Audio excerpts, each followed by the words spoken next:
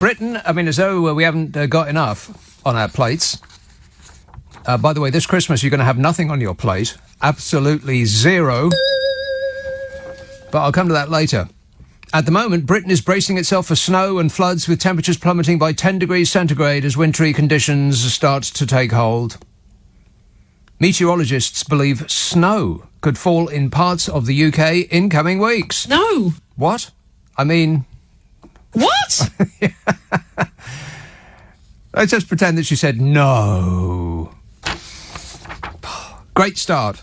But before the snow, the wind and the rain is on the way, and a cold front is going to strike, bringing floods and stormy weather and heavy downpours, all expected. Met Office spokesmodel Dan said during the course of Saturday, persistent and at times heavy rain is likely to move northeast across the UK. Winds will be strengthening in the south late on Saturday afternoon and evening, and gusting to 70 miles an hour along the coasts. On Sunday, windy for much of the day with coastal gales. In Yorkshire, the Met Office predicts temperatures will fall by as much as 10 degrees centigrade, with snow expected to fall during the course of this month. Snow? Oh, no. It can't be happening. Why is it happening to me? Meteorological expert Dave said it's going to be bitterly cold and very frosty. That's bad news for people with gas and electric because your bills are going to go through the roof, said Dave. Yeah, thanks, Dave. We know that. A suspected tornado swept through villages in coastal England this week, damaging more than 20 homes. Windows smashed, roofs blown off, walls wrecked by the freak weather event which struck in Humberston, Lincolnshire, and across the Humber estuary at Thorngumbald in East Yorkshire. And I only mention that because it means I can say the name Thorngumbald, which, by the way, you probably know it. It's right next to Ibargum, just down the road from Duzzy Eckers like. And if you tell that to the young folk today... Right, here's the forecast for Saturday. Heavy rain moving quickly north-eastwards across England and Wales. Heavy showers in Scotland and Northern Ireland. Windy coastal gales. Sunday to Tuesday, rain clearing and winds easing. Then, sunny spells and showers, heavy and frequent, with hail, thunder, lightning. Very, very frightening. Do you want to hear the long-range forecast? No. OK, this is for the entire month. First half of October 1st. Next couple of weeks, showers or longer spells of rain will affect many areas, heavy at times. Strong winds, particularly along the coasts. God, it's over, isn't it? This is it. Summer has slipped through our fingers. It's October. How did that happen? Temperatures likely to be below average in the next couple of weeks. And then the end of the month, second week into... no, wait, that's next week. Then the second week of October, drier and more settled, except for you-know-where, which will still be damp, I expect. I could check while you wait.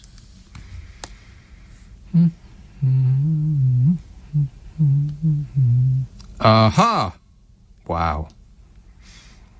This is Glasgow. You ready? Raining tonight and raining tomorrow and raining on Sunday and raining on Monday.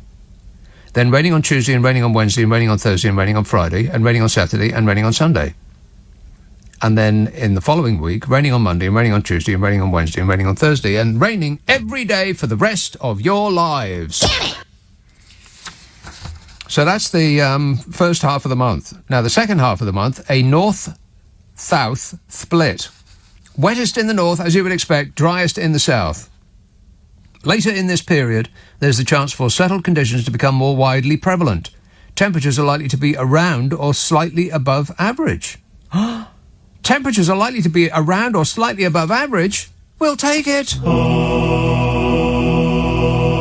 Right, well, I passed, how many petrol stations to get here? I passed one that was open and had a line from approximately here to the moon and back. There was one station that was half open, by which I mean they only had diesel, no petrol, and all of the others were closed. But apart from that, everything is going tremendously well. Chaos has descended across the UK's 8,380 petrol stations throughout the past week after an estimated 60% ran dry of fuel over the weekend. So the government leapt into action to do nothing at all, but stand open-mouthed, gaping at yet another thing they didn't see coming and have no idea how to fix. How do you rate your performance so far, Bodge? He'll get back to us. What a shower, eh? Ugly scenes unfolded, including knife fights on forecourts. For what? Courts, as panic buying gripped the nation. And this is despite the government saying, Do not panic! Do not panic! We are trained professionals! Yeah, and the only thing that we heard from that was, panic! London and Bristol were among the worst hit areas as UK roads were gridlocked for the 7th day in a row. Treasury Minister Simon Clarke said that 150 drivers from the Army are on standby to help if needed. Great. Things are going so well, we're going to have to get the Army to shoot it. On Tuesday, well-known transport expert Grant Shapps urged drivers to resume their usual routines for filling up vehicles and to stop panic buying. The thing is, it's not like toilet rolls, where you can buy 1,000 rolls and keep them in the garage. You can only fill your tank up to the brim, and then you have to stop. So people aren't really buying more than they need, because you can only put so much in a tank. I mean, it's not like people are buying extra cars to fill them up. I mean, there were apparently people filling dustbins and water bottles with petrol, but these people are beyond reaching, being as they are morons. I mean, unless people are filling up, driving 100 yards, and then rejoining the queue to put a thimbleful back in, this isn't panic buying, it's a logical reaction to a lack of availability. If you're running low and you pass 10 stations all closed and a mile-long queue to the only one that's open, then what you're supposed to do if you need your car, you can't run on empty, so you're going to have to join a queue. I mean, the government seem to have been spending their time trying to come up with who to blame for this that is not themselves. Well, it's the government's fault that the tanker drivers left after this regime's peculiar type of Brexit that no one voted for. It's the government's fault that the DVLA has a backlog of tests to pass drivers. It's the government's fault that they've just stood by and allowed the country to grind to a halt. What the government has done is to tell local councils around the country not to use the phrases panic or panic buying in reference to the fuel crisis in the hope that that will reduce queues outside petrol stations. If you don't say its name, it will just magically disappear. What did he think that the job was going to entail? All of those years when when Bodger was dreaming of ascending to the top position, what did he think it was going to be? That he was just going to lay prone on a chaise as busty maidens fed him grapes? I expect that's the sort of thing he had in mind. Not all this difficulty. How's it going so far, Bodge? Yeah. Wait a minute. Badly, I'll assume. Graham texts, so long as I have a plate full of Brussels sprouts and gravy, I'll be happy. Brussels? Boo! Freedom sprouts, you mean? Military tanker drivers are to start... by the way, this information was top secret until 18 minutes ago. Latest with the news. If I had told you about this 19 minutes ago, then I'd probably be looking at special measures from Priti Patel. Embargoed news. Very, very important.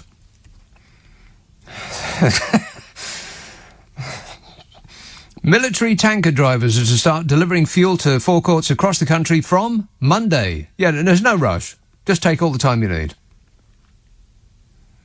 Almost 200 military personnel are undertaking training at haulier sites. Additional measures are will be announced to help ensure the stability of the UK supply chain in the run-up to Christmas. Oh, yeah. How are you going to do that? The government is working with industry to make HGV sector more attractive and to improve conditions. Well, shouldn't you have done that before now? I mean, you've had 11 years in power. What's keeping you? The detail is eye-opening. almost 200 military tanker personnel, 100 of which are drivers, will be deployed from Monday. So there's 200 of them, only 100 of them are drivers. Is that encouraging? No. Are the ones that aren't drivers going to be driving? Or are they just going to be sitting in the cab choosing the radio stations they play? By the way, there was a radio station that just had a birthday in the building, and they had some cake, and it was the colour of something that you don't find in nature. It was like bright purple. And only when it had been delivered to me was I told that it was dairy and gluten-free. Dairy and gluten-free cake. Disgusting. What's left? I mean, how can you have a cake that's dairy and... You might as well say dairy-free milk. It's not milk, that stuff.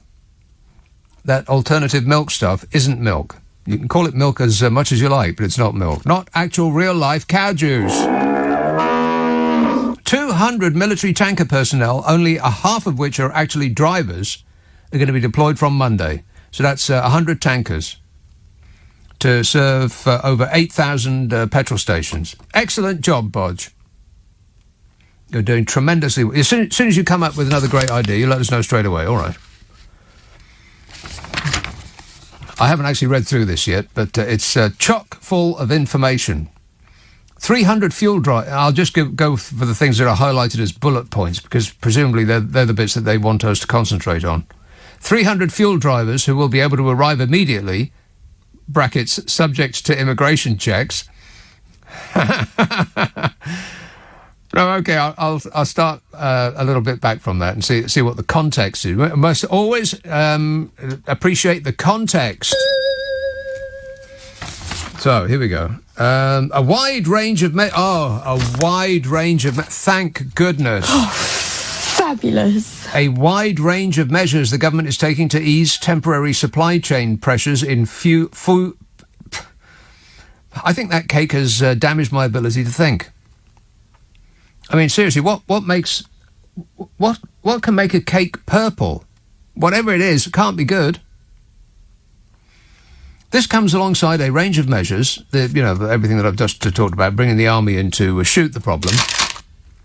If in doubt, just start blasting away.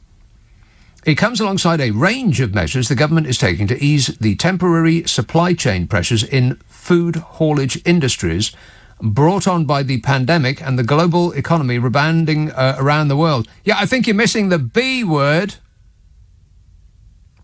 This is from James... you know James Fowler, don't you? No! Yes, that's him. Cabinet Press Office. James Fowler from the Cabinet Press Office. Blaming everything but the thing that is the most important part, Brexit. He said, in these exceptional circumstances, the Home Office is allowing a number of fuel... What's wrong with me? Fuel haulage drivers to work in the UK immediately, as in right now. Hauliers will find licensed drivers to recruit and will submit applications to the Department for Business, Energy and Industrial Strategy, which will endorse applicants with the necessary licence and a contract to work as a fuel driver. OK, there's a big problem here. You've got to actually get people who want to come here.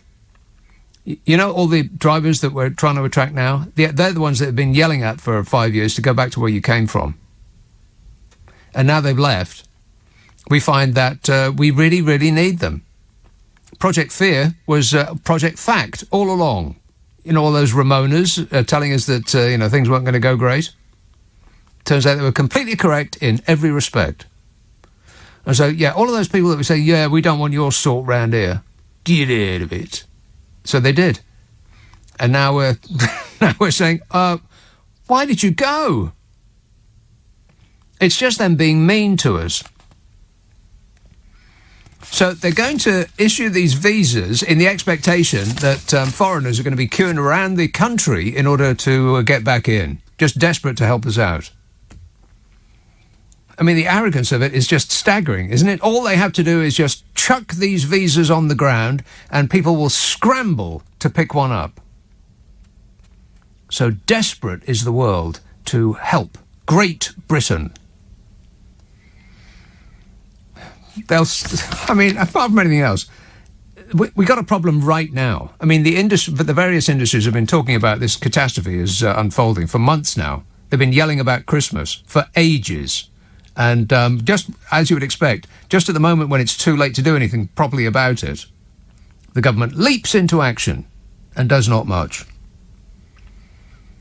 300 fuel tanker drivers may come to the UK. A bespoke scheme allowing up to 300 fuel tanker drivers to the UK on a temporary basis. Yes, uproot yourselves for a brief period to come and help out the people that have been screaming at you to go back to where you came from for 5 years. And then, at the end of that period, at a moment of our choosing, we'll tell you to get out again. Please form an orderly queue. This forms, I'm reading again, this forms part of the temporary immigration arrangements announced last week to help provide short-term relief for the food and fuel industries and ensure the stability of the UK supply chain in the run-up to Christmas. These time-limited measures will facilitate the recruitment of the following cohorts over the coming days and weeks, and I sincerely hope that you are in this list of cohorts. 300 fuel drivers who will be able to arrive immediately, subject to immigration checks and endorsements from BEIS, Business, Energy and Industrial Strategy, who presumably are all working from home, and, they'll get to it later. They'll put it at the bottom of the queue.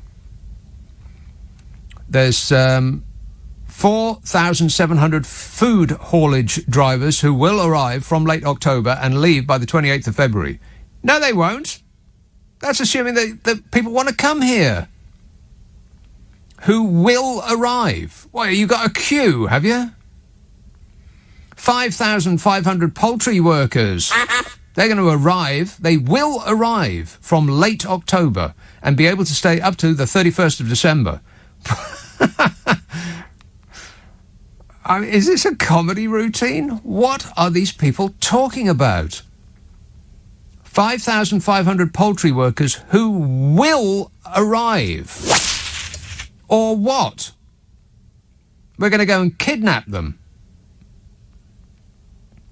It says the introduction of these temporary time-limited visa measures does not detract from our commitment to upskill and increase the wages of our domestic labour. Blah, blah, blah. I'll quote Greta.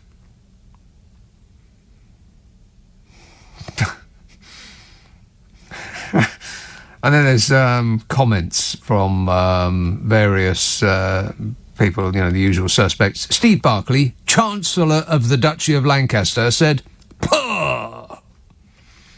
He said the government has taken decisive action. The government has taken decisive action. OK, I need read no further. I wonder what Defence Secretary Ben Wallace says. He said across the weekend, over 200 military personnel will have been mobilised as part of Operation Escalin. Escalin? Operation Mescaline might have been a better description. Is this real life or am I hallucinating? Yowza. He says, while the situation is stabilising, our armed forces are there to fill in any critical vacancies. A situation is not stabilising if you have to call out the army to fix it. Business Secretary Kwesi Kwarteng said, thanks to the immense efforts of industry over the past week, we are seeing continued signs that the situation at the pumps is slowly improving. Continued signs that the situation is slowly improving. Not to my eyes. I mean, not if you're actually in need of petrol. But, apart from that. The shops are open. You can get crisps and cola. He says it's important to stress there is no national shortage of fuel in the UK. It doesn't make... No, never mind. There's no worldwide shortage of fuel either. But if you can't actually get it, it doesn't make any difference whether there's an actual shortage. There's a shortage in your car.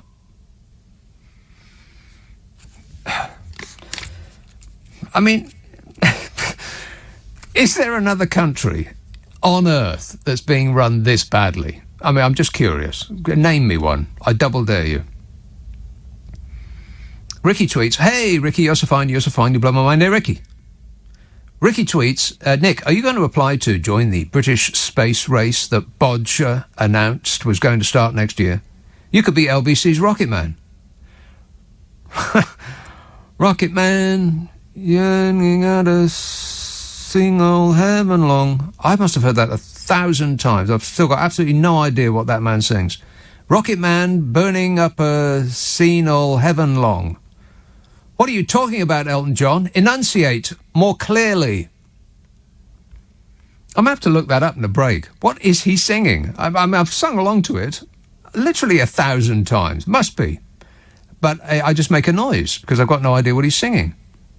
It's weird, isn't it, that almost no British rocker sings in a British accent. I mean, you could name them on the finger. You could count them on the fingers of one hand. They all do American, don't they? All of them. It seems bizarre that it's virtually impossible to sing in a British accent. They just none of them do it. Mick Jagger, American. Elton John, very American.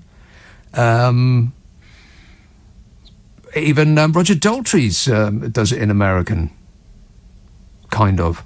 Depending, David Bowie did, depending on the song he was singing. Yeah, can you put number one down? Because my screen is. It's down now. No, it's not. Yes, it is. No, it's not. It is on my screen. Well, it's not on my screen, so no. Is it? Well, my screen. I've just refreshed it. Oh no. Hello, ruler. No, not down. See. Well, it's in rulers in 2 now. Oh, it's on 2. Hello, ruler. Hello, am I on 2 or 1? You're on 2, ruler, and you sound fantastic on 2. Thank you. How's 2 working out for you? Yeah, I've always liked the numbers. Okay. All right. So what happened the other day was I was driving home about 9 o'clock in the evening, and it was just before that downpour, it was pelting with rain. Yeah. And I thought, I saw a tanker in one of the petrol stations, so I thought, well, I'm going to wait here. As soon as he finishes, I'll be first in line. Oh, smart thinking. Yeah. By the time I was like waiting around, then I looked behind me, all these cars behind me. There was a whole trail of them. I'm talking about so long. The queue was so long. I didn't realise anyone noticed I was there. And then the tanker actually left, and the man came out and on the loudspeaker. He said, "No, you're not having any petrol till tomorrow." What? All these people, there were a couple of people got out of their cars. They were fuming. Yeah. It was like, we've wasted all this petrol waiting around. So I just drove off, and as I was going around and seeing this whole queue, I was laughing to myself. I thought, my God, I caused all this. So, and he wouldn't give anyone any petrol until the next morning. But why is that? Do they have to let the sediment settle or something? I don't know. Maybe he just thought, I'll have something to do tomorrow. Right. Rather than work all night, I can go home and have a good sleep and then come back. I don't know. It is a 24-hour one, so I don't, he really should have opened. But, and then the next day when I did queue up for, some petrol, they only let us have £20. Right. Everyone, which makes sense. Everyone. Does it? Well, it does, because, why should one tank that takes £60? But the thing is, if you give people £20 worth, then they're pretty much just going to leave the station and then go and rejoin the queue. I mean, if not immediately, then maybe the next day or so when they've just got through 20 gallons of petrol. Yeah, well. If you let people fill up, then there's only so much petrol you can put in a car. Yeah. They can't fill it overly. I mean, like I said before, there are morons who are filling buckets and stuff. I mean, how dangerous? The one that was put in a carrier bag, how dangerous? There's morons everywhere. We're surrounded by them, Ruler. Yeah, I know. Yeah. So, you were saying about us, what's happening with the coming out of the EU and not having drivers. Yeah. A lot of Brexiteers were saying, once we do it, the rest of Europe are going to see us. They're going to, copy us. I doubt they'll want to copy this, what's going on in England. I doubt it very much. No. We're providing comedy entertainment for the rest of the world, and I'm sure they appreciate it. Thank you. Yeah, you're welcome. All right, thanks a lot, Ruler. 0345 6060 973. So I looked up those lyrics, by the way. This is the first time I actually know what that man is singing. Oh no, no, no, I'm a rocket man, and then I always used to sing Herman Long. It's got nothing to do with that. Rocket man burning out his fuse up here alone. Is that a euphemism? Disgusting. Clean it up, Elton, no one wants to hear that. Burning out his fuse up here alone. Well, you don't enunciate clearly. Nobody can understand a word you're saying, Elton John.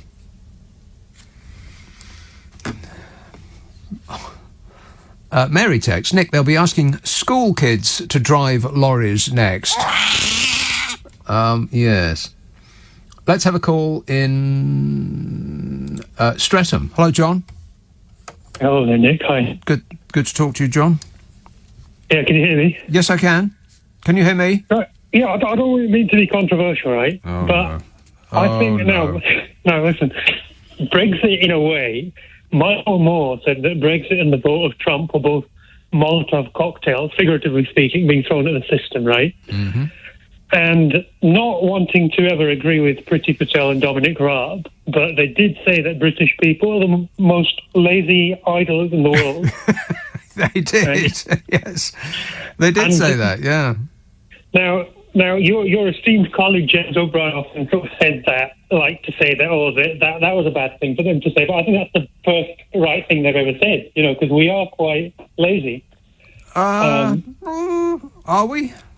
Well, I mean, how many of us are fruit picking now that all the Romanians and Bulgarians have left?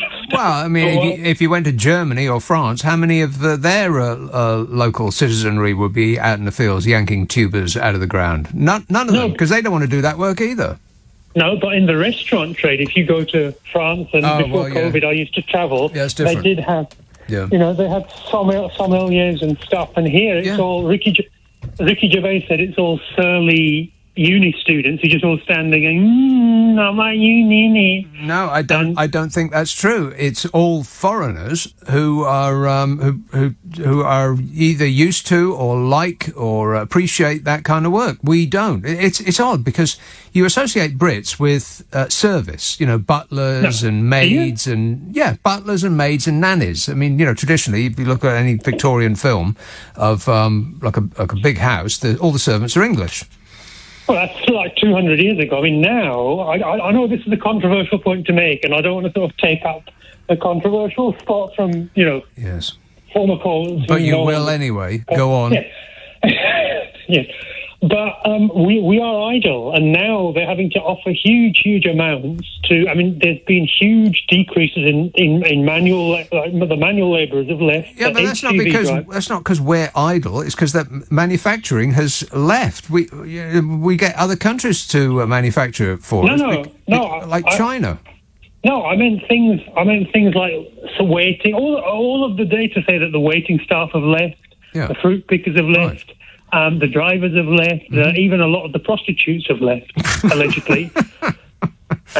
Hands-on work, yes. No, we've all just got this churn of everybody. I was back in my hometown, which is, I won't say where it is, but all of the kids, they're all dealing drugs, and they're all at uni. They're at uni. None of them want to... Wait a minute, back up. They're dealing drugs and they're at university? Well, these are multi-skilled people. Want to score some pot? They're all at uni now. I was at a fried chicken shop in Streatham at the start of this week, and there was an overweight English girl who was calling up about her universal credits. I'm not having a go over that, great. But she tried to strike up a conversation with me like, the government ain't giving me my money, and I ignored her. But if you would have given her a mop there and told her to do one of the jobs that the Romanians or Bulgarians used to do, she would have gone, I'm going to go uni. We are idle. It's the data showing you. That's how the country is grinding to a halt. I don't agree. What data is showing that we are idle? Well, the fact that you've got all these waiter vacancies, cleaner vacancies. I tried to get some cleaners for my mother, right? And I was almost throwing money. There's no English cleaners. There's no English grafters to do these things, like, all the things that the Poles used to do.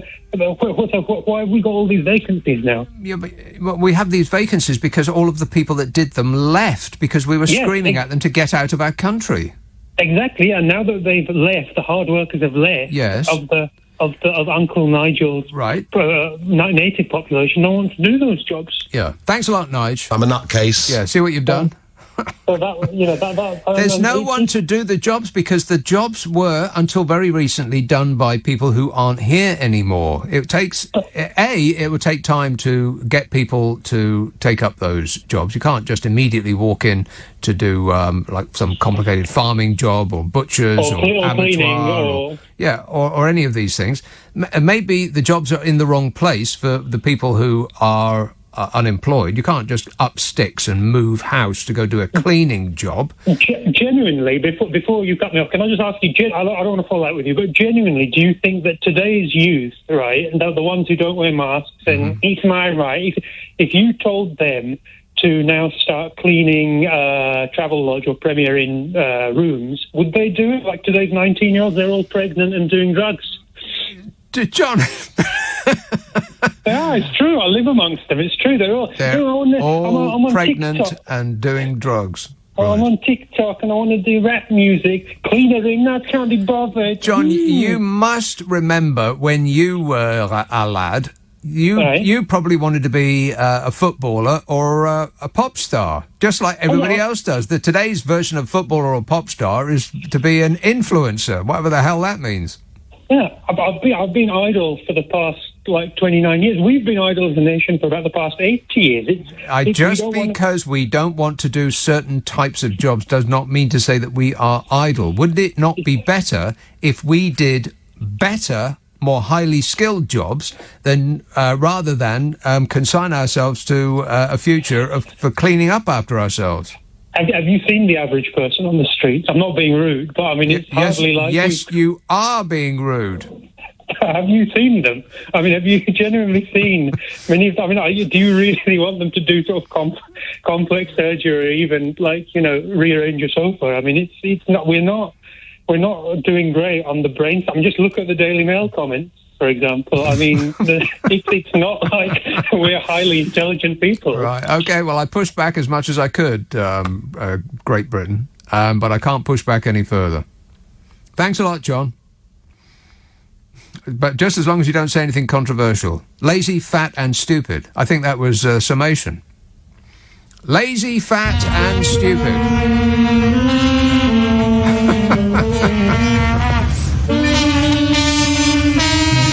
But at least having no food this Christmas is going to mean we'll knock a couple of pounds off. Peter texts, Nick, did you know the song Why Does It Always Rain on Me was written by an artist called Travis from Glasgow? Yeah, I did know that. And Travis isn't a bloke, but never mind. Close, Peter. Very, very close. Sadly, no cigar. Charles texts, evening Nick, by sheer luck, I just stopped off at the co-op to get some bits, and I got 62 quid's worth of diesel without queuing. Wow. But did you get any bits? Christian emails, according to meteorologists, forecasts more than 3 days into the future are unreliable. There is hope for Scotland. Nope. There is no hope for Scotland. Abandon all hope. Scottish people in Glasgow, or anybody else who happens to be living in Glasgow. If it is not raining at the moment, then you are probably indoors. Look outside. That's where it is. Walsall. Hello, Mick. Hi, Nick. How are you? Good, thanks. Who am I? He was a cheeky son, wasn't he? I've worked all my life. I'm English. What did you do? So, I've done a number of things. You know, I once worked 5 nights a week in a transport cafe for a tenner a week. Luxury. Shows how old I am. So, but yeah, I mean, I made the girl laugh anyway, because I said the Coast Guard are stopping the dinghies to see if there's any tanker drivers amongst them. She laughed at that, did she? Yeah, she found it funny. I said it's a joke. Don't worry. But I've had no trouble I have seen, the only trouble I've had is getting around queues. Very, very hard. Their roads aren't made for one entire lane to be taken up with people queuing. I've had to I took a friend to the hospital to New Cross, and I had to find a way around a great big long queue. Yeah. But myself, I've had no problem. I left my car parked all week long. I didn't want to use it for anything at all, so I just stayed in and conserved fuel. Yeah, but I mean that guy's got to realise this country's changed. I mean, at one time you could walk out of one job into another job the next day. There's that many factories everywhere. It's not like that no more. Most of them are, basically places that you go stacking parcels and whatever. But I'm retired now, so I'm out of it. And I used to have an HGV1 licence. Aha. Well, why have you not rushed to this country's rescue? Because I've done my bit. Oh, you've done your bit, right? They can get. I mean, I wouldn't do it today. I don't think there's too much traffic on the road. So, but it's not an easy job. Yeah, no, I don't. I don't believe that it is. No. Because you're always in queues, and not petrol queues, just traffic jams. Yeah. I mean, there's that much traffic on the road. I mean, when I was a kid, I think there's only one person out straight out of the car. Yeah, but if you look at old pictures of the centres of town, like I got a book of London through the ages, like a picture book, and I'm flipping through it, and the traffic in London at sort of about 1910, something like that, it's absolutely incredible. I mean, it's so busy, you wouldn't believe it. And if we had to suffer that level of traffic now, well, people would be they'd be blowing their tops off. Not their tops, their lids. They'd be flipping their lids, is pretty much exactly what I wanted to say. They'd be lid flipping. So I think this idea that traffic has always just got worse and worse and worse is not necessarily true, because it used to actually be much worse than it is now. Plus, with the added danger of horse products all over the place. Disgusting. Terrible. Huge mounds of it. Imagine that. Anyway, thanks a lot, Mick. Thanks for your efforts. Oh, that's right. You didn't make any. Peter says, did you know... Oh, I read that. Charles says, read that. Christian says, read that. God, I'm way ahead of schedule. All three. I'll try another one. Richard says, if farmers can't recruit enough people to pick Brussels sprouts, there won't be any of these venomous vegetables in the shops for Christmas, and nobody will be forced to eat the blooming things.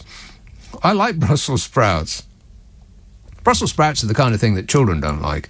Are you a child, Richard? It's like, but I don't like it. Well, have you tried it? No. You'll sit there until you've eaten it. Milan in Italy. Jonathan. Hello, Nick. Jonathan. Good evening, Nick. Yes, sir. Hello, good evening. Oh, my God. Can we get past the hello and the good evenings? Okay, yes, certainly, of course we can. Now, it's a bit, first question, it's a bit autumnal now. Are you on Fahrenheit or centigrade at the moment? I'm dipping in and out between the two. I'm on the cusp of going centigrade. Okay, fair enough. Yeah, it's 22 here tomorrow. So well, thank you, but we very don't much still in the centigrade. We don't wish to know that. Once it goes below 50 degrees Fahrenheit, then I think I'm about ready to go centigrade. Sounds reasonable. It does. No, I phoned to say it doesn't seem to have been reported much in the press in the UK. But as of midnight last night, Priti Patel introduced her ban on EU citizens entering the UK on a EU identity card. They need to have a passport. That's right. Got to have a passport now. Says Priti Patel. Yeah, and that's like 200 million EU citizens that won't be able to come and prop up the UK tourism industry. Well, and yes, very specifically, it's people won't be able to drive their lorries into this country unless they have their papers. I know, it just seems insane. bizarre. Yes, like a ridiculous way to run a country. I know, it is weird. If you were told that the current regime is actively trying to hobble this country, then you would be probably not mistaken for thinking, yeah, that sounds about right. Yeah, I know that was a very convoluted way of putting it, but lots of people who go on cheap airline websites looking for a weekend away, and as soon as they click on London, and some pop-up arrives saying you need a passport to go to London, then lots of Italians are going to be saying, well, I haven't got a passport because I don't need one. I've never needed one. I travel within the EU. And we'll just go to Paris or Prague or Madrid or somewhere else and spend their money. Well, yeah, exactly right. We'll go somewhere where I don't have to go and fork out 100 quid for a book to please Priti Patel.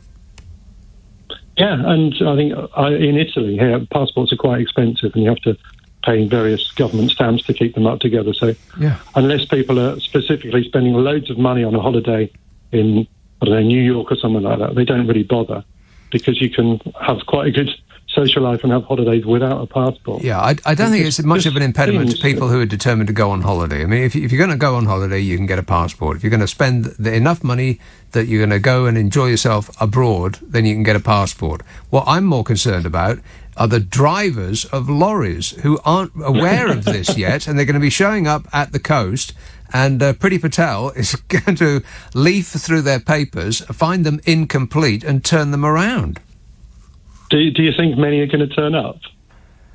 Well, I mean, there's hoping to work in the UK. Well, no, I'm not talking about that. I'm talking about people who are already coming here, because thousands and thousands of lorries come in and out as it is. We're already going backwards and forwards. Yeah, correct. Sure. Yeah, but they are unaware of these new preposterous changes that we've visited upon ourselves. You know that bonfire of red tape that they promise us? It's not a bonfire. It's a pile right enough, but they didn't set fire to it. They just keep adding to it. It doesn't seem to have been reported very much. No. I don't know if it's going to cause massive problems like today at the airports. But Well, leave it. I have detailed files. Leave it with me, Jonathan. Excellent. I appreciate it. Thanks a lot, mate. 0345 6060 973. Rihanna texts, when will this petrol crisis end? Yesterday, I spent 2.5 hours at a petrol station in southwest London. First it was toilet rolls.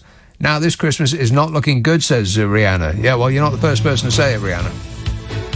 Lots of people have been saying that this Christmas is not looking good. What I'm concerned about is the day after Christmas. I mean, people are going to be concentrating all of their efforts on saving Christmas, especially Bodger, who is dreaming of newspaper headlines, Boris saves Christmas. I would imagine that the full might of the government is invested in making that happen. And that's the only thing he would be concerned about, I would imagine. What I'm concerned about is if, once all of those efforts fall away, what's going to happen on Boxing Day? How about the day after Boxing Day? What's January the 5th going to look like here? Some expert engineers are doing some work in the building, and they said, don't worry about a thing. At most, some of your lights may dim, but absolutely no question of it affecting the phones. Well, the lights are still on, but we haven't got any phones. But apart from that, everything is going tremendously well. Nothing to see here. Please move along. Paul tweets, did you hear about Dominic Raab suggesting that we could let prisoners help assist the fuel crises by driving tankers? What could possibly go wrong? Seems like desperation to me. Yeah, angular, tetchy humanoid Dominic Raab just keeps coming up with these ideas. How does he do it? Well, OK, you want to talk about Christmas? It's a bit early, but people have already given up on it. Britons are warned that a nightmare Christmas is looming. A shortage of butchers means that farmers believe that they'll have to throw pigs in a skip because they can't be slaughtered and carved.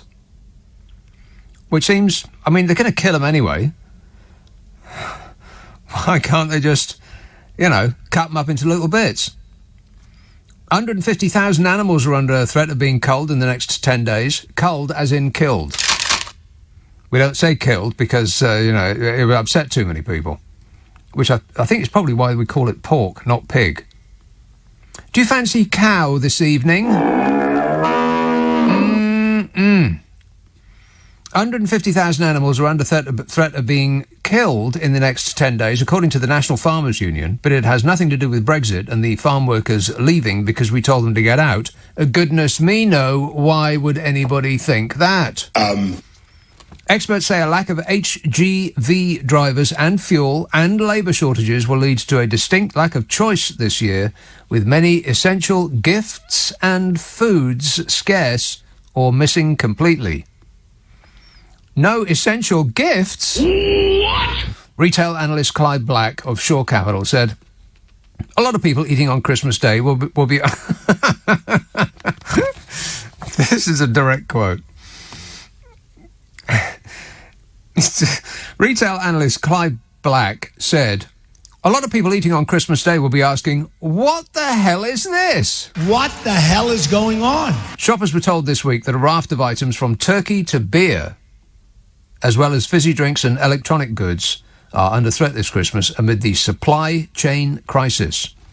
British families may also struggle to find toys and sofas. The shame.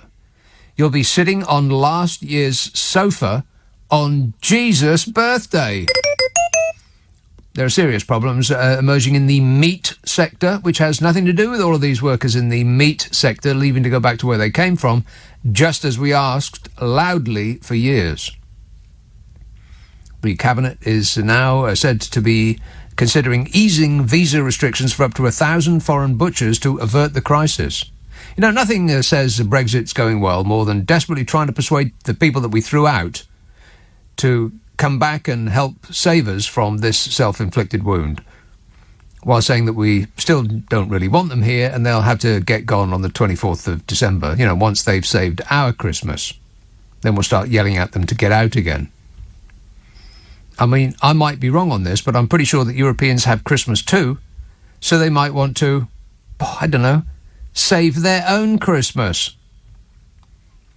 It's a bit rich, isn't it, that this government is trying to get foreign workers to plug the gap left by foreign workers that they insisted on throwing out. They want a temporary halt to their headline policy of Brexit to fix the problem caused by Brexit while blaming it on something else. It's almost as though they have no idea what they're doing and just lurch from one catastrophe to the next like a drunken ice skater. Yeah. Wait a minute. So the solution is to persuade the people that we throw out to come back and save us. Tempting? No. Not really. I can't imagine it. But it's worse than that. Shall I tell you about it? Are you sitting comfortably? Or as Priti Patel would say, pay attention!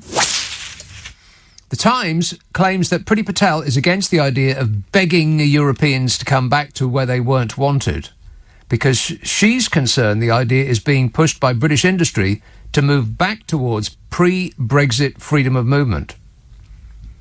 Maybe she spent too much time on board ship doing all that important dinghy spotting. The reason that business want to get the foreign labour back is that they can't cope without them. Crops are rotting in the fields, animals will have to be killed and thrown away in huge numbers because they can't get them into abattoirs because the butchers have gone. I mean, this government seems to be incapable of thinking through any problem. They arrive at any problem with a fixed idea based on belief rather than knowledge, and they're unable to react to any new circumstance. It's like they arrive at a door and they can't get in because they got the wrong key. And rather than going and getting the right key, they just keep trying and trying with the wrong key because if they believe hard enough, it will magically work. Or at most, they'll do an, oh, all right then, here you go, effort and wash their hands of it. Like 5,000 driver visas, when the problem is 100,000 too few drivers, or visas for 1,000 EU butchers when we need 15,000. These aren't going to solve the problem, but it gets you a headline, and that seems to be their thing.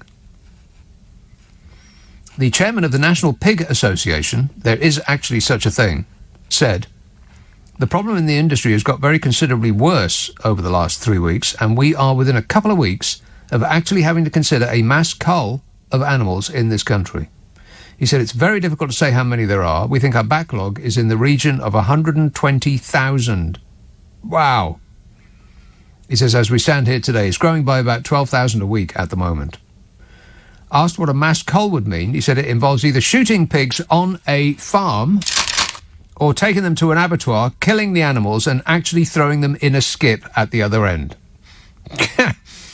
Can you believe it? So you'll be able to tell your little ones on Christmas morning that their toys are in China and their dinner is in the skip. Retail analyst Clive Black also warned that turkeys could be replaced by nut roasts. And many people will ask, what the hell is this, when they look at their plate on Christmas Day? Well, side note, just for perspective, some people in the world will not have a plate on Christmas Day, or the day after, or the day after that. But we are concentrating solely on ourselves here, because that's what Jesus would want. Retail analyst Clive Black said, I expect Christmas will be a nightmare for consumers. There'll be food on supermarket shelves, but there will be a distinct lack of choice. He said shortages of labour have meant businesses have not laid down the same number of turkeys or planted the same number of crops, and the HGV driver shortage is compounding the problem. He said Christmas dinner won't be traditional. He said we may be eating other meats and nut roasts. He said, equally, if the carbon dioxide problem does not settle, expect beer and carbonated soft drinks to be in short supply and a lot more expensive. No beer? He said Christmas is going to be much pricier generally, and predicted that shipping issues could bring shortages of toys, bikes, sofas and electronic goods. But that's okay. Who needs toys, bikes, sofas and electronic goods at Christmas? Mr. Black also bemoaned what he described as a mismanagement of the economy. Well, that can't be true. I didn't think this government was managing the economy at all. Kate Martin, chairman of the Traditional Farm Fresh Turkey Association, which is their actual name, not something I just made up. She warned that Britain has a shortage, or is looking at a shortage of Christmas turkeys amid a farm labour shortage, which has nothing to do with us insisting that all those EU farm labourers go back to where they came from. She said supermarket supplies are likely to be hit by a shortage of skilled European employees after Brexit. But that's what Brexiters voted for. I mean, I've been told 1,000 times that they knew what they were voting for, and more expensive, less available food must have been at the top of their wish list. It's a dream come true. Tesco has already warned that a shortage of delivery drivers, which is causing empty shelves, could lead to panic buying in the lead up to Christmas. Us? Panic buying? That would never happen. People are freaking out already. 2 months away. No, wait, 2 months. October, November, 3 months. God, it's 3 months away and people are freaking out about Christmas already.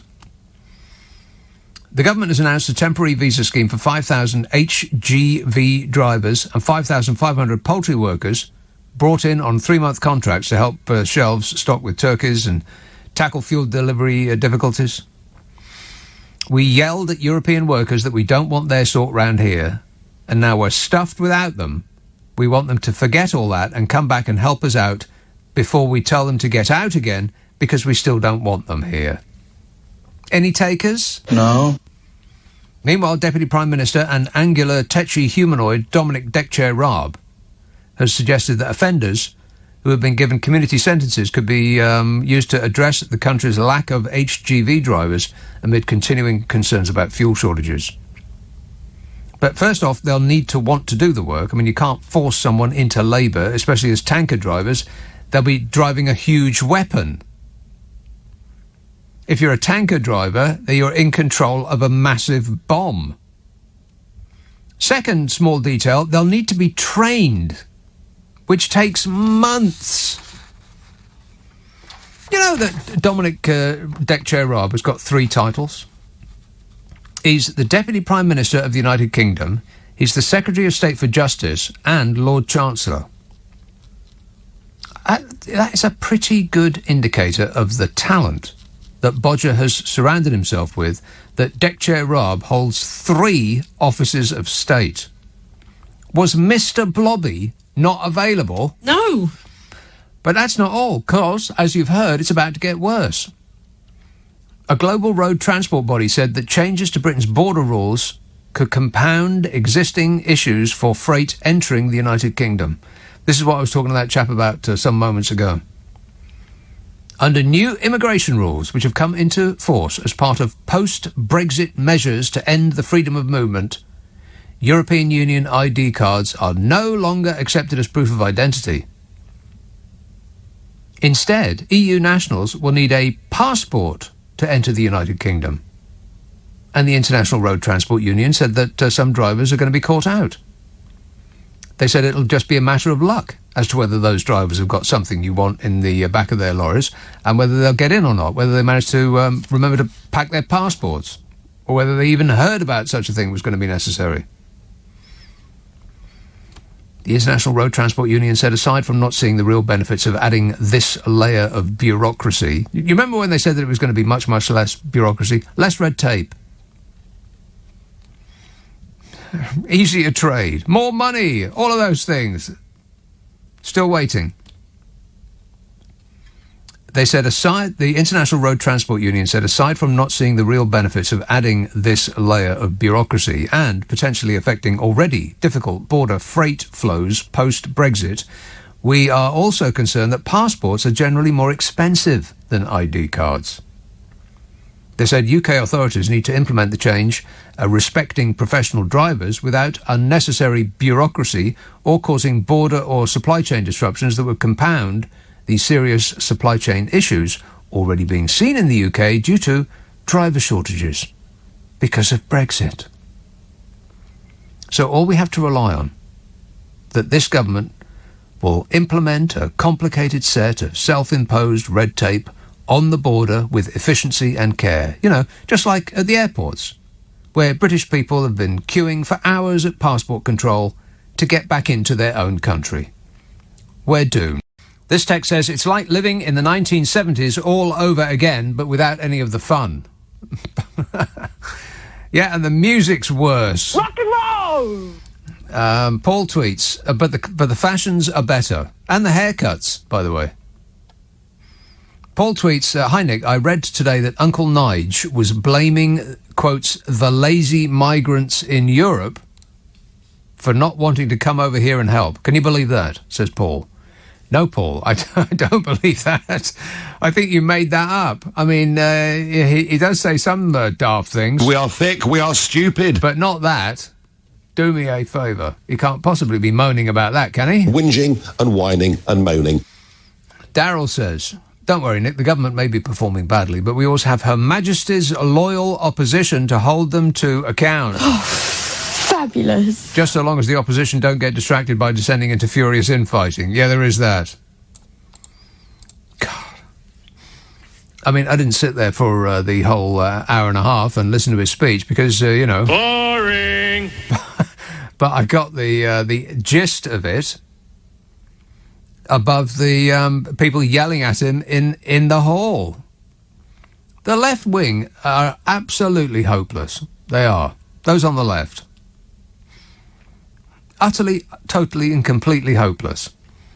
They'll wrestle each other to the ground while the right wing step nimbly over them to power. Hopeless. I mean, what can you say? If it wasn't so serious, it'd be comical. Brentwood, hello, David. Yeah, hi, Nick. I didn't ring in about Brexit, having listened to you the last 20 minutes, but I did want to mention that there is a worldwide shortage of drivers. I mean, yes. It's not just Brexit. No, that's right. But we are suffering much more than anybody else. Well, I mean, there's maybe, 400,000 in Europe. In all of Europe, 400,000 short. We are over 100,000 in little old Britain, which means that our shortage is double what they're suffering in Europe. Yeah, but I think, it's a long-term issue. We haven't been training up drivers and, anyway, I didn't want to bash on about that, but I did want to say that, I mean, the whole idea that, that Christmas is going to be cancelled because we can't get pigs in blankets. I mean, I saw some woman, a pig farmer, saying she was going to give up because she had to kill all her pigs, and I thought that was the object of the exercise. Exactly right. But the problem with killing the pigs is that you've got to cut them up once they're killed, and that is like a very specific and specialised task. Yes. Yes, So, I suppose and the it people that do that, they've left along with the drivers. Well, yes, but I did support Brexit, and there was always going to be adjustment. Nobody pretended. Adjustment. Do me a favour. After what period of time do we cease to be adjusting? Yeah, I mean that was why people voted for Brexit, because they were being, undercutting salaries. I mean, nobody... Well, isn't it interesting, though? If that's actually the case, then why haven't all of those jobs been immediately taken up?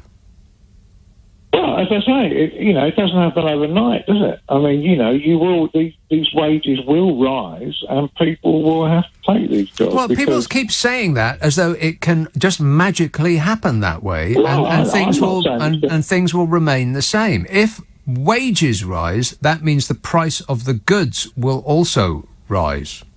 Not necessarily. Of course they will. No. Of course they will. A lot of employers, people who run farms, which are mostly run by city conglomerates, they can, they just have to cut back on their profits.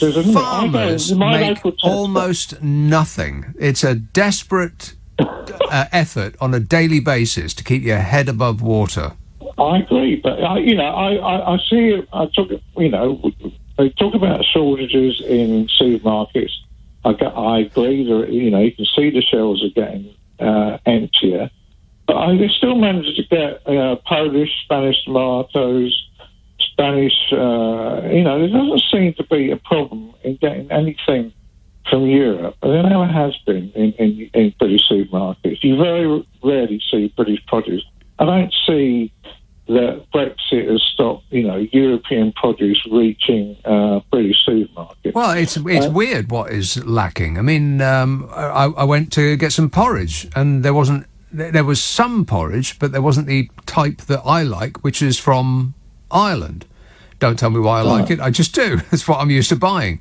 And yes, there was none there. I went to the spirits section, and they didn't have any Mexican tequila. So the shortages don't seem to make any sense as far as trading with Europe is concerned. But we don't just trade with Europe. We get stuff from here, there, and everywhere, baby. Well, exactly. And I just think that the whole Brexit pandemic thing has been combined. The people who want to blame Brexit will blame Brexit. And I think it's a combination of both. But, I mean, going back to Christmas, I just think, the idea that we're not going to get Christmas is just, it's a way with the fairies, isn't it? I mean... But why do you... Christmas... Wait a minute. Christmas will come at the specified time, but if you don't have a tree, which is what they've been saying, if you don't have a turkey, they've been saying that too, if you don't have your pork nibbles... and you got no toys that the kids wanted, then what? You don't seriously believe that. I know you don't, because you're too intelligent. If I had told you a month ago, David, that people would be queuing and fighting with knives on petrol forecourts, then you wouldn't have believed me, would you? Well, no, because the British people have changed. They're not the British people that I know. I mean, I'm old. I'm long enough in the tooth to know that... Are you kidding me? Our entire history is one of extreme aggression. That's what we do for a living. Well, I'm old enough to remember the 70s, when rubbish was piled in, and people talk about as if, it was worse now than it was then. I mean, I remember going to Leicester Square and the whole place was a rubbish dump. Yeah. I mean, it was just piled high. And exactly. Yeah. Nobody has a clue what it was like who didn't experience it. I mean, they've no idea. And inflation and everything else. I mean, this is a cakewalk compared to the 70s. Well, just wait. I mean, inflation has only just started to tick up. And once the wages start to go through the roof, then the inflation will increase accordingly, because someone's got to pay for it. Yeah, we need inflation. We need some inflation on wages. People say, wage inflation is bad. Well, I'm sorry, it's not for the people who, haven't had a decent wage rise, is it? Anyway, I just think Christmas, people don't, I eat turkey, but it wouldn't bother me if I didn't eat turkey this year. I'd have something else. I mean, it's just ludicrous. Like what? Fish? Well, but yeah, people eat all sorts of things at Christmas. Salmon, beef, pork, you name it. Yeah, but you know as well as I do that people start planning this kind of thing for about a month ahead of time, and they want their pudding, and they want their gravy, and they want their sprouts, and their parsnips, and their turkey, and their roasties, and all of the rest of it.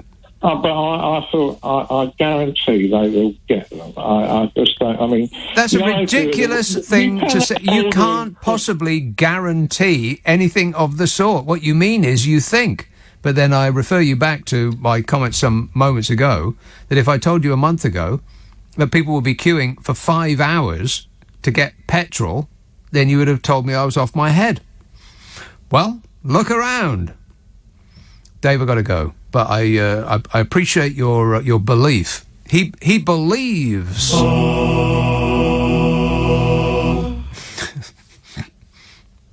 He's clicking the heels of his glittery shoes together as we speak. Andy texts, "Hi Nick, it's Rocket Man running out of fuel up here alone."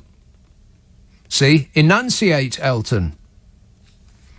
This text says, "I've just ordered 20 litres of unleaded on Amazon with free delivery. Thanks, Mr. Bezos. Nice rocket, by the way." They don't sell unleaded on Amazon.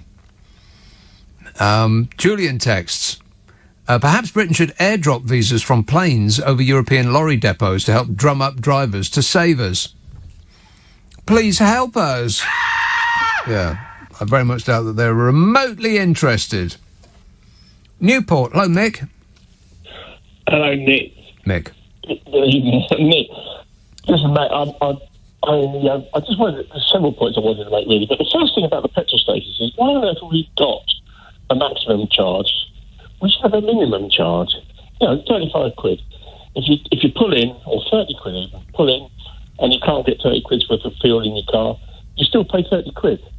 People will start thinking twice about whether they need to pull into a queue or not. Well, that's an interesting idea.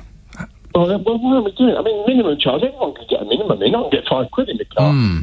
You know? Yeah, I wonder how many people are just buying a tiny, tiny amount just in order to keep themselves topped up. Yes. Yeah. Listen, I love your show. I don't share your politics mostly, certainly not on Brexit, but you're so entertaining. I tell you what, you should be the opposition. You should. Well, I'll start first thing on Monday. How does that sound? I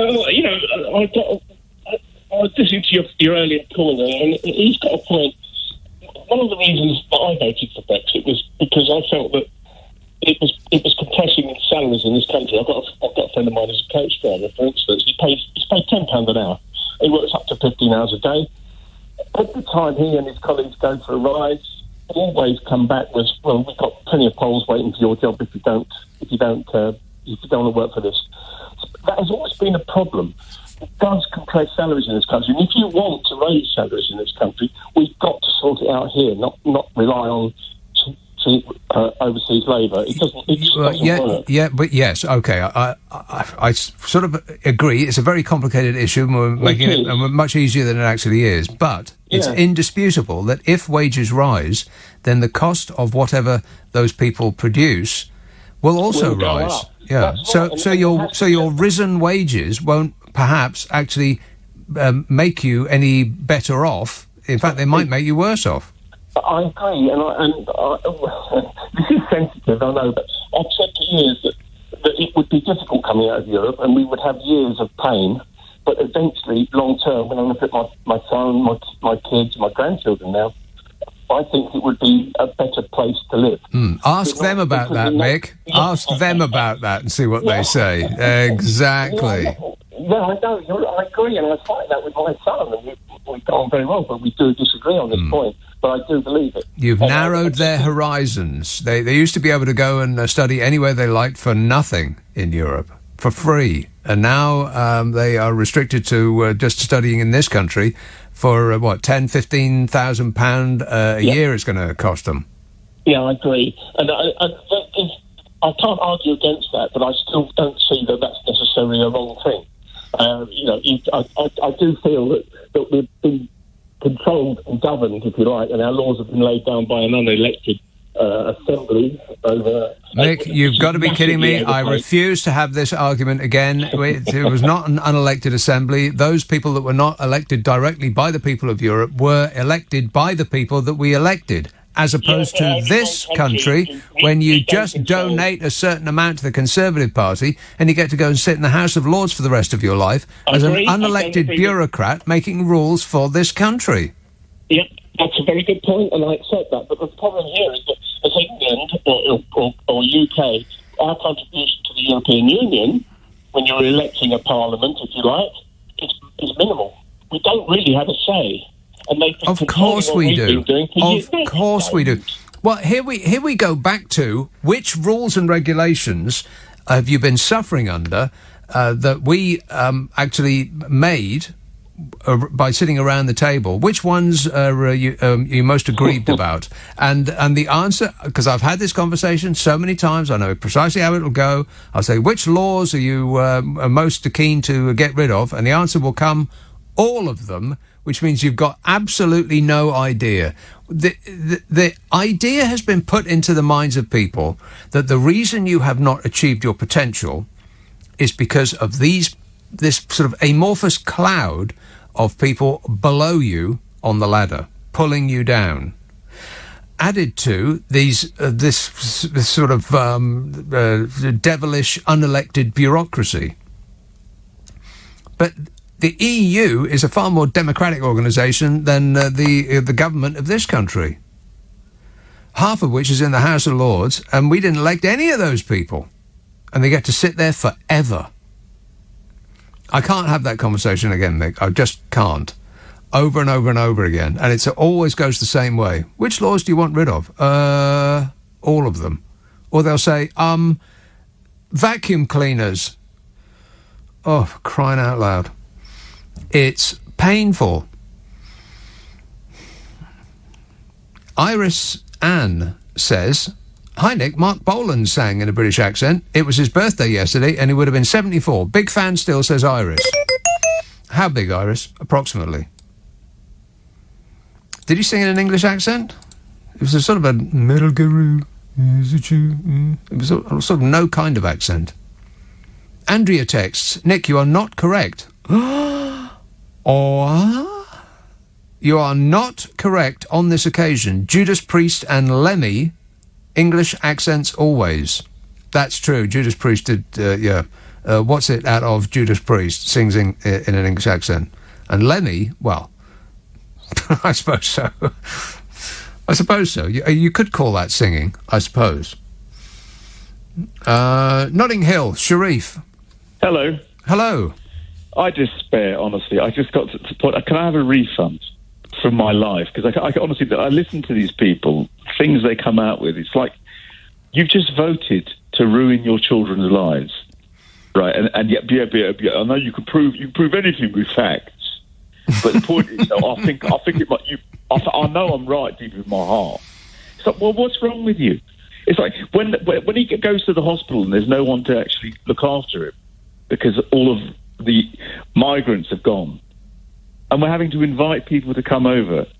And let's face it as well, we're just going to have to go cold turkey, right? Because the point is that what is this turkey save Christmas malarkey? I couldn't give a tinker's cuss about Christmas. Wow. Oh, I hope that Jesus isn't listening to this, because it's his birthday you're talking about. He's going to burn me alive. But do you know what it is? It's like, to me, I'll sit with my family and I'll have a meal and I'll do whatever it is. But it's just like the idea that somehow if I don't have exactly what I want, as you say, there are people who are worse off in the globe. Yes. But we're so self-entitled. Of course. I mean, I hate for this to sound selfish, but it's me. That's exactly what it is. And you're like your other fellow there. I think his name was John.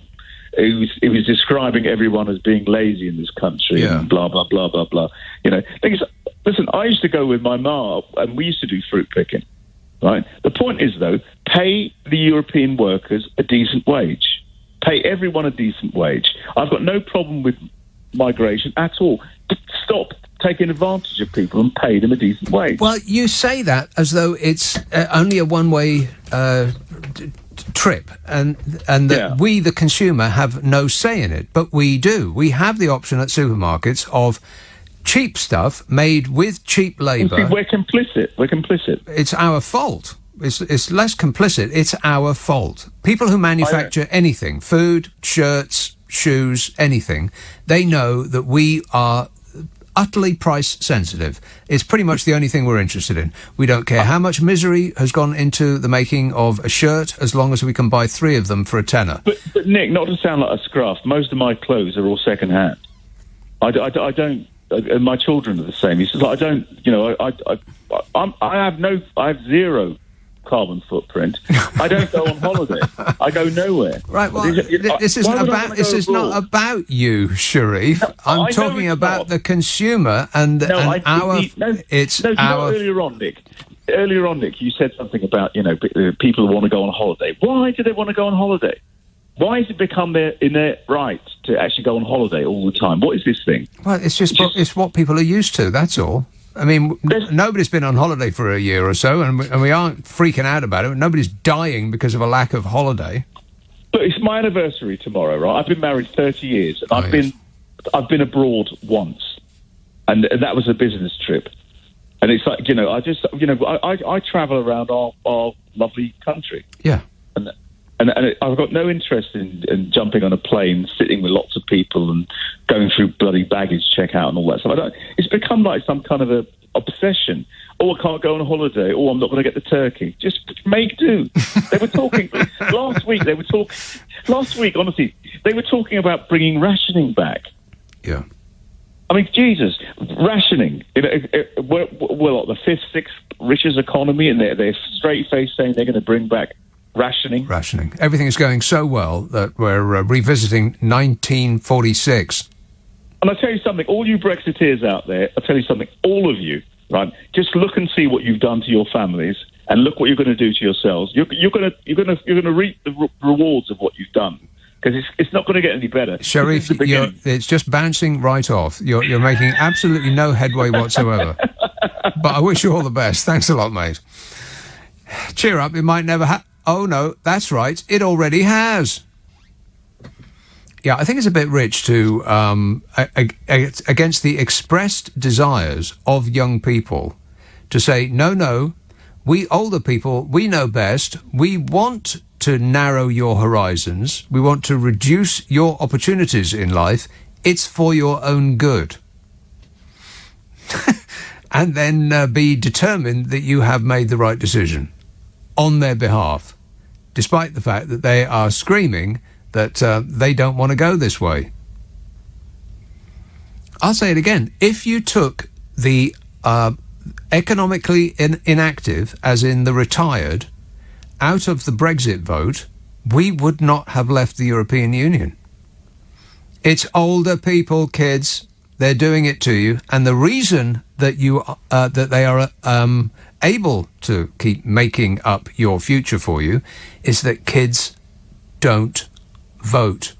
And by kids, I mean those who are able to, under the age of, let's say, 50. Under the age of 50, people vote with their voting intention. People who are absolutely determined to go out and vote, I think, is maybe 47%, something like that. And the younger they are, the less likely they are to go and vote. Above the age of 50, it's getting on for like 70-some%. So it could be about double. That's the reason that you never get what you want, kids. It's because you can't be bothered to vote. For all sorts of reasons. Chief among which, I imagine, is, it's so boring. Or, they're all the same. Just pick one. Baz texts, hi Nick, the fuel shortage has created record sales of limp garage forecourt flowers due to the length of time that men are spending away looking for a drop of fuel and then having to beg for forgiveness when they finally arrive home 3 days later. I think that was probably somewhat sexist, but never mind. Sean, I think we got away with it. Sean texts, there is absolutely no reason why they can't open and sell petrol after a delivery. It used to be my job, says Sean. I've heard that so many times, that a tanker has come in and, delivered and filled up all the tanks, but then the people in the garage don't open the pumps for people to squirt fresh, delicious fuel up their cars. So why not? And I imagined that the reason was because it, mixes up the sediment, all that sludge in the bottom of the tank. Disgusting. And it's, they don't want to put that in a car, so they let it all settle down a bit. But I don't know. And Jay emails, Morrissey sings, brackets, whines with a British English accent. Yes, he most certainly does. Morossi. Camden. Hello, Elizabeth. Oh, Nick, good show. Thanks. Hi. Hi.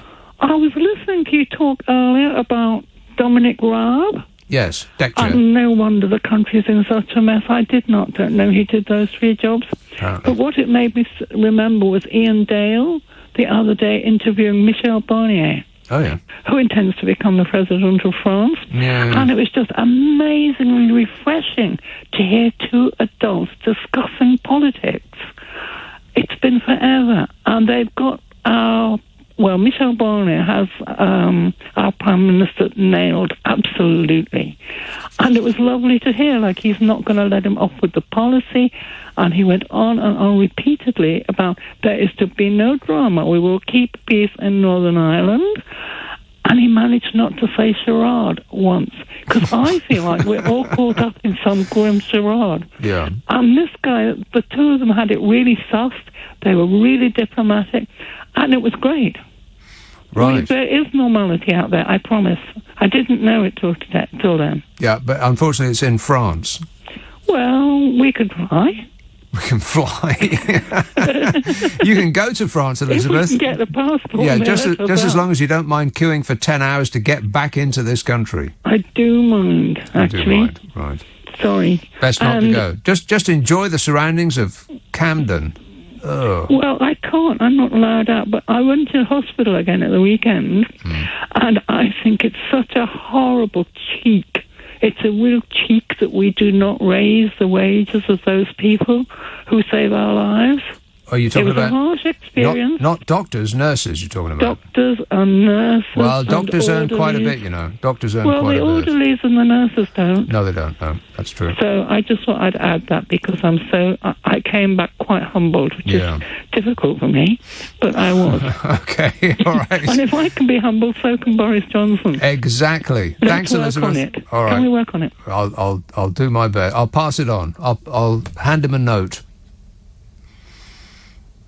Frank emails, went for a drink this evening and met a lovely Polish lady who was telling me that her English boyfriend was going to apply for a Polish passport once they got married, as he wants to be a European again. She was laughing a lot at the irony of it. I did ask her if she could drive a lorry, says Frank. You know, it's your patriotic duty every time you meet somebody in the street or wherever else they may be. Just ask them if they can drive a lorry.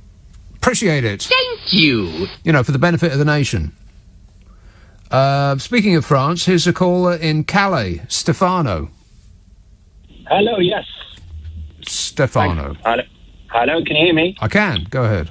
Yeah, sorry. Thank you for taking my call. Yeah, I'm originally from Bulgaria, and I used to live in the UK. So I'm a lorry driver. Yep. And we've been watching closely what's been happening in the UK on all that shortage of drivers and what is it as well, nurses and butchers, apparently. And I can tell you now that we are all excited about the news about this short-term visa. Are you? And we all, if you let me finish, I'll explain. Mm-hmm. So it's about 200 of my friends. We've all camped out here. We are all waiting in Calais, and we can't wait for the visas. We're just waiting for Priti Patel to let us in, so we can get back and, you know, deliver some fuel. And also, I've spread the word about, I heard you need some butchers. Yeah. Yeah, I'll spread the word as well in my village as well. So a couple of butchers that I know closely promised me they will come as well. Right. Because to be fair, we don't want here in the EU, we don't want to ruin your Christmas. Right. Apparently, because your Christmas is more important. Right. Are you out of material? Yeah, I think so. Okay. A decent-ish effort, I suppose. Yeah, he's just hanging out in Calais with 200 of his mates, just waiting for Priti Patel to allow a dinghy through. 0345 6060 973. This text says, the hospitality industry is not respected in this country, and the awful wages reflect that. That man calling us lazy is mad. We don't want to be exploited in this country. Thank God for trade unions that have not allowed workers to work for a pittance, while others get rich by the hard labour of others. Madman also reading too many Daily Mail articles. Yeah. You know, I can't remember exactly the name, it doesn't really matter, but some Americans did a study of this, people come over here and they take our jobs, all of those like tropes, and one person will say, well, the reason that wages are so low is because people come over here and they're competing for, and that's the reason why. It's like people will do this work for a lot less than we will, and that's why our wages are so low. What they found was that it's almost an invisible effect on almost all professions. In fact, by which I mean there is no effect on lowering wages. What tends to happen is that people from from here, for instance, will do better jobs, while those jobs that they didn't want to do get done by people who come here because those wages are attractive to them, they being significantly more than they would earn in their own country. So we have used it doesn't sound very good, but we've used them as stepping stones. While they do the grunt work, we can then do better work. So, in effect, they're not pulling down wages, they're actually opening up the opportunity for us to do better, highly paid work. I mean, whether we take that opportunity or not is up to us, I suppose. But we shouldn't be surprised that people in this country don't want to bend over double in a field for 12 hours pulling turnips out the ground. Because who does? Unless you're so desperate, or the money that is being offered is significantly more than you could earn in your own country doing any kind of work. And what people don't think, it's the invisible part of this equation that people just completely ignore. It's not people coming here that is necessarily the problem. It's the work that we used to do here that is now done abroad. That's surely a bigger issue. But nobody thinks about that because it's out of sight. You're not surrounded by people doing that work of sewing your shirts together and making machinery and plastic toys and all the rest of it, because we don't do that here. We get other countries to do it because the labour is cheaper, so that the eventual price of the product is something that we're comfortable with. But the outcome is the same. Those jobs that we used to do are now no longer done by us, but it's because it's done somewhere else. We just pretend that the problem does not exist. Unless the whole issue is we just don't like foreigners. I don't want to talk about it, but Bodger Johnson's got some nerve in saying that, dreadful that people aren't getting justice. When, under the Conservative administration, they lost 21,000 police, 25,000 police support staff, half of all the police stations, half of the magistrates' courts, and they've slashed legal aid. Do you think that might have something to do with it? Think about it, Bodge. I'm going to send you a mirror in the post. Jason texts, that caller I was speaking to some a while ago is who is calling all the kids lazy, yet he is too lazy to do his own cleaning. Clearly he thinks he is too good to clean, so why shouldn't the kids not want to do something more aspirational? He really didn't realise the irony of what he was saying, says Jason, with about 10 exclamation marks, like he's shouting at me. Mike emails, the badger's just eaten the meat pie I left out for the fox. I blame Brexit, says Mike. Well, have you heard that Christmas is off? Yeah, I know we're about 3 months out, but already it's cancelled. Sorry about that. It's off. Not happening this year. I mean, talk about panicking. This is ridiculous. I'll get into this in a minute, because it's like Christmas delivery. One major name has put out its Christmas delivery slots for food and such like. And how do you think that went? I'll get into that in a minute. Let's have a call in St Ives. Hello, Brenda. Hello, Nick. Brenda. Nick. Brenda. I cannot believe I've just heard that on the news a warning's been put out that there will be no pigs in blankets. No pigs in blankets. Warning, warning. And Yes. Nick, you won't be able to have your cuddly teddy bear. And Nick, you won't be able to have a pumpkin at Halloween. No. I mean, what a disaster. It's worse than that, though, Brenda, because what the newsreader failed to mention was that we might not have any fireworks on Guy Fawkes night. Hooray! Huh? Hooray! Not a fan of fireworks, then? No, I am, yeah. Right. And you won't be able to have a Christmas tree either. Oh, that's right, yeah.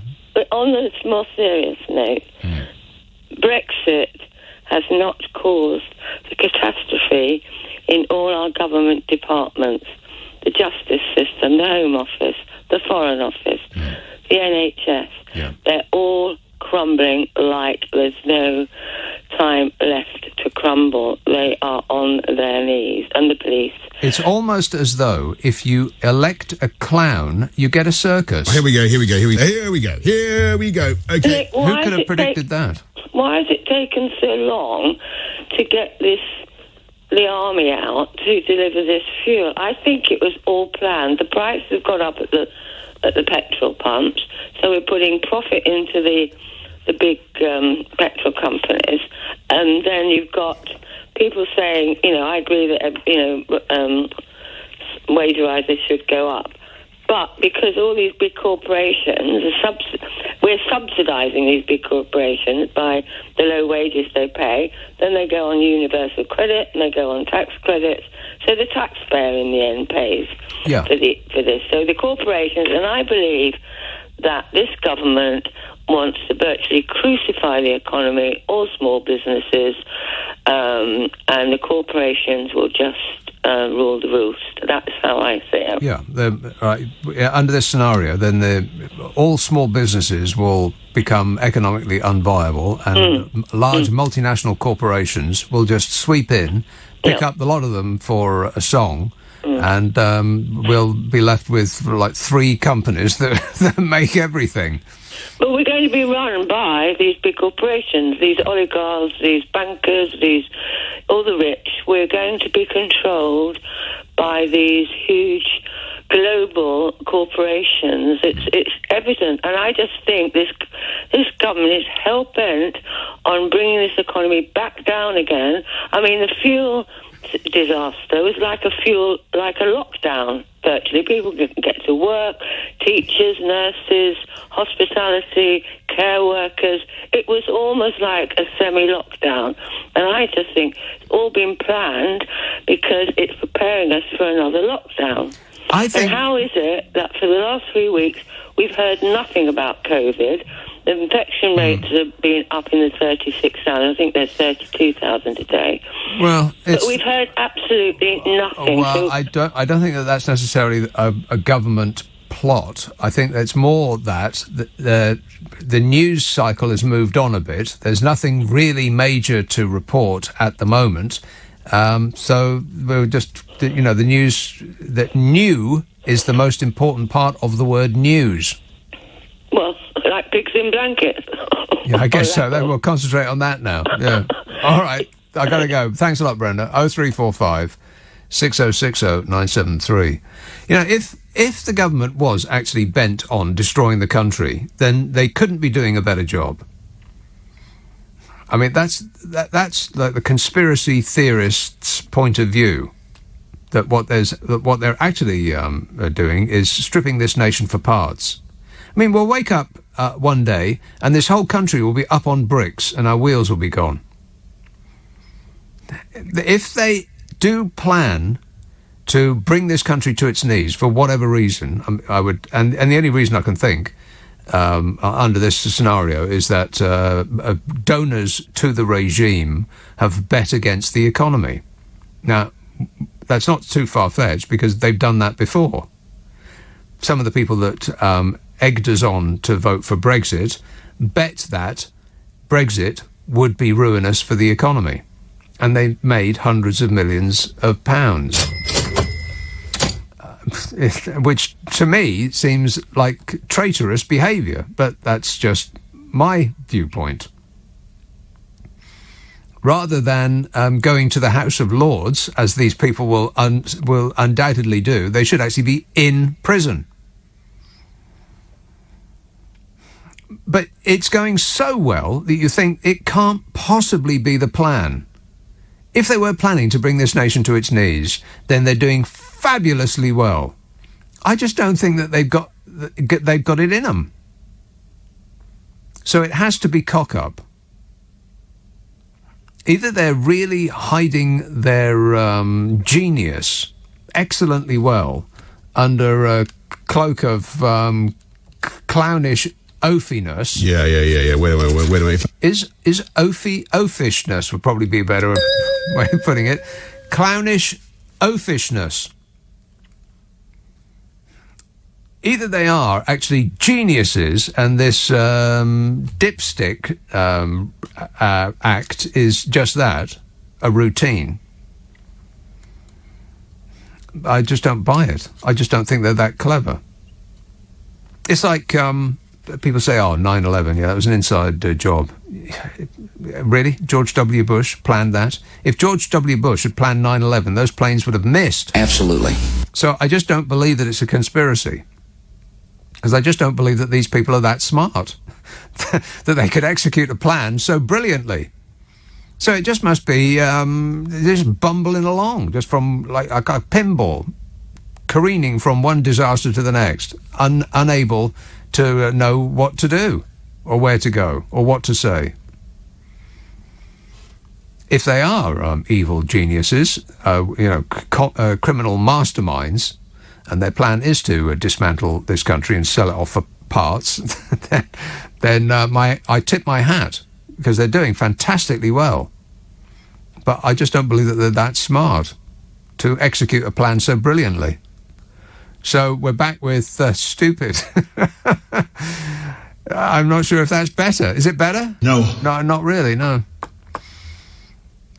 Len texts, Kelly Jones from Stereophonics, clear diction, maybe a little American. I know the name, but I couldn't tell you any of the songs that they do. Sounds like one of those modern-day Glastonbury bands. Boring! Yeah, not interested. Jack texts, if the booze runs out, there'll be riots. Imagine living in Brexit Britain without the aid of alcohol. Booze? Yeah, I can't. Boy, that's when it'll really hit home. Like you arrive at Christmas and, we managed to secure the last turkey in the shop and, we got some stuffing and we'll make our gravy from scratch. And I've got some roasties, but we've got no booze. Can you imagine? Dave texts, Boris is sorting climate change by returning Britain to the Stone Age.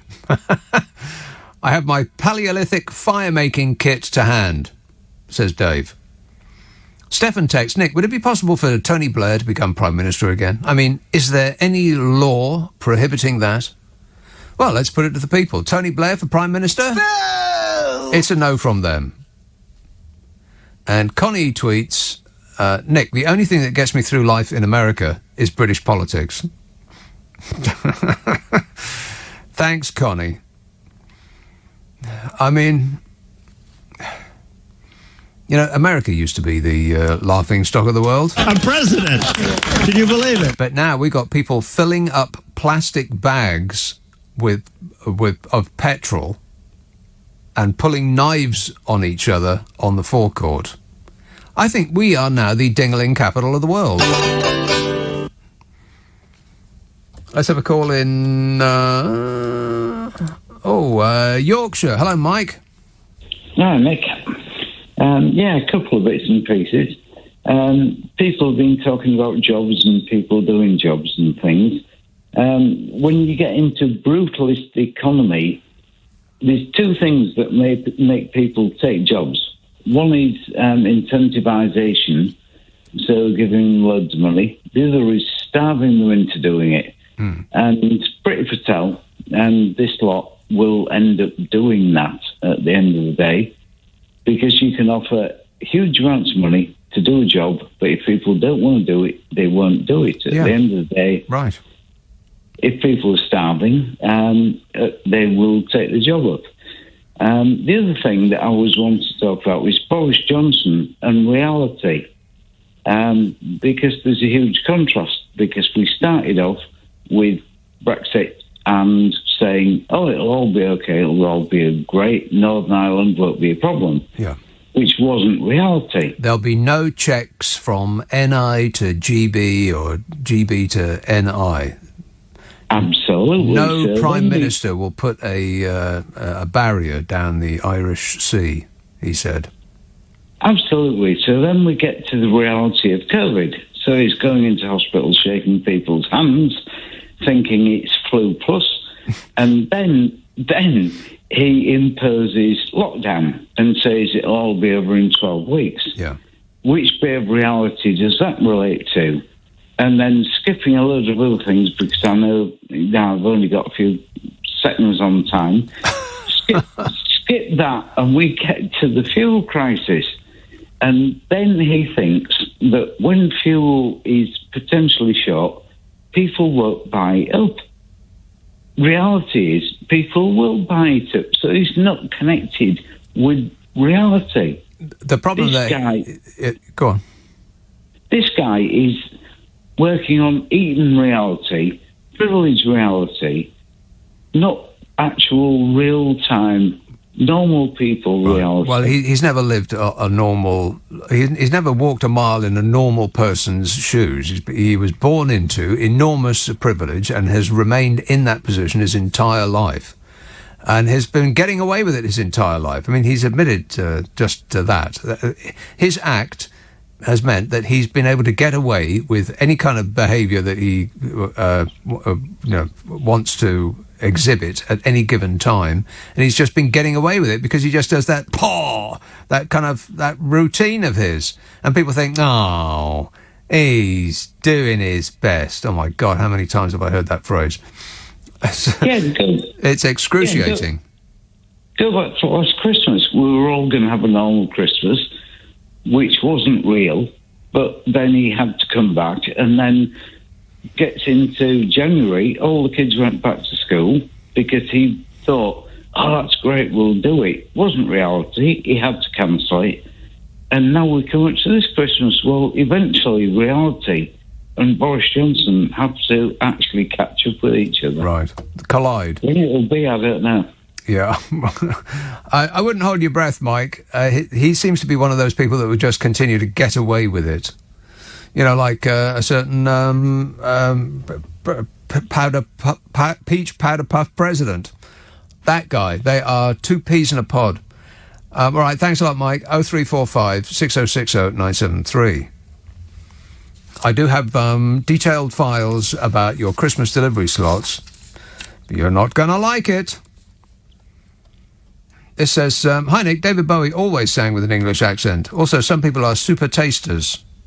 So Brussels and broccoli, etc. tastes much more bitter, thus some people are not keen. Did you hear about Nigel Farage having his van dented when failing to fill up at the pumps after visiting several fuel stations? That's karma, says that anonymous poster. Yeah, I did. I did, yeah. And I take no pleasure in that.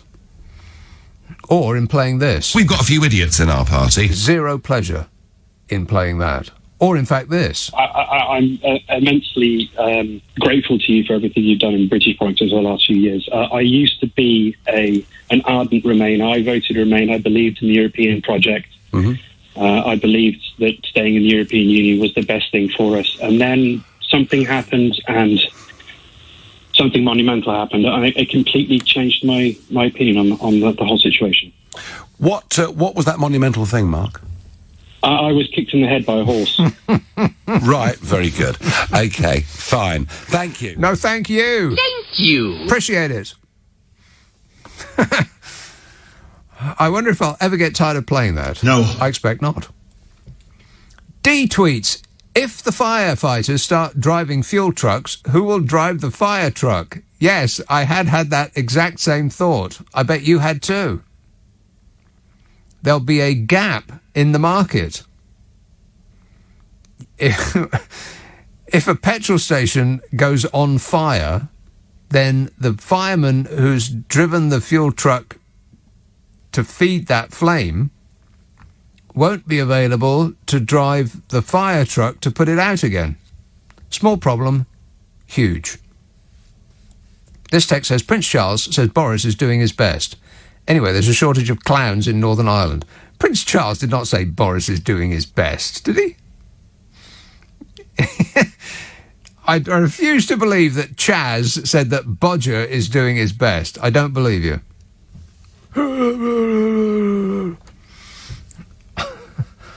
Let's have Surrey. Guildford, in fact. Hello, Peter. Hello, Nick. How are you? Good, thanks. Yeah, I was wondering, you know all those working class voters that decided to vote for Bodger the Clown? Mm-hmm. Now they've seen, you know, where they wanted to stop the kids getting the equivalent of school meals during COVID, and it took a footballer, Marcus Rashford, to fight for them. And now they've seen the national insurance increase, and now the cuts to universal credit. I was wondering, do you think that at the next election they will give him an even bigger majority? Yes, Boris? I think they probably will, yeah. They'll double down. Especially at a time when we seem to have a Labour Party that seems to have an open goal ready for them, and Sakir the Radical has decided to attack the left of his own party rather than address the problems that the country faces. It just seems mad to me. Well, it seems like the left are fighting the right wing of the left-wing party, and the right wing of the left-wing party is fighting the left wing of the left-wing party. That's right, and they yeah. just can't get along. It's not even as bad as it being an open goal. The Conservatives have been awarded a penalty by the opposition, who then fight the goalie to the ground while Bodger just dribbles the ball in. Yeah, that's true. But it just seems we've got a terrible government. I mean, when you look at him, Nick, you know, he looks like a clown. He's got no idea what he's doing, and the rest of them haven't. It seems that his act, his paper-thin act, is actually all that there is. There doesn't seem to be anything else. My worry is, with an opposition that's really offering nothing but war against its own side, my worry is that the Tories will do what they always do. They will change the leader to so-called Dishy Rishi or someone like that, and the public will say, oh, look, there's a new government. Yeah. And they'll vote for him again and again and again and again, you know? The new government will say that vote for us to fix all of the problems that have been caused by us over the last 11 years. When you look at it, Nick, all these crises that we've got, we've had the COVID and Brexit and so on. But when you think, say, of the police and things like that, and the nurses and all that sort of thing, shortage of this and shortage of that, these things were set in train years ago when they were cutting the police force. They were cutting the amount of nurses there were. And what we're getting now, we're reaping the so-called rewards of the cuts that they carried out years ago. Here's a short list of Tory cuts since they came to power about 11 years ago.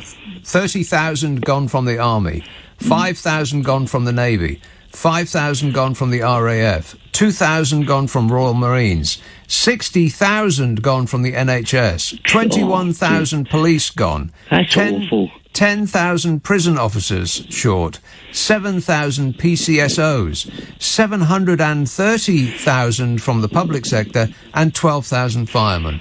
But apart from that... it just seems to me there are some people in the working classes, even in the working classes, that, you know, will be pleased. They love punishment. It's a masochistic streak. That their neighbour down the road on universal credit is going to get their benefit cut. They jump with delight for that, you know. And what gets me about these people that carry out the cuts, They are your money men. Now, if the left of the Labour, which I'm left-wing, if the left of the Labour Party said, well, we're going to tax them a bit more, the wealthy, they'd kick and scream and act like a spoilt child. Yet it's so easy for them to take £20 off of somebody who is desperate. Because they can't understand what desperate actually means. They've never met desperate. They've never been in the same postcode as desperate. £20 to your average Tory MP is the price of a bottle of wine that they'd pick up in Waitrose. It just means nothing to them. They can't contemplate the situation in which it would be a serious loss of income. It's because they've never been there.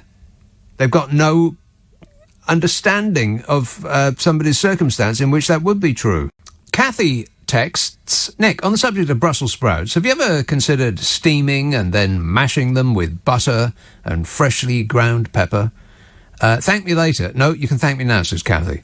I most certainly will do nothing of the sort, Kathy, but you did have me at butter. I like Brussels sprouts, or as we must call them now, freedom sprouts. Let's have a call in Windsor. Hello, Michelle.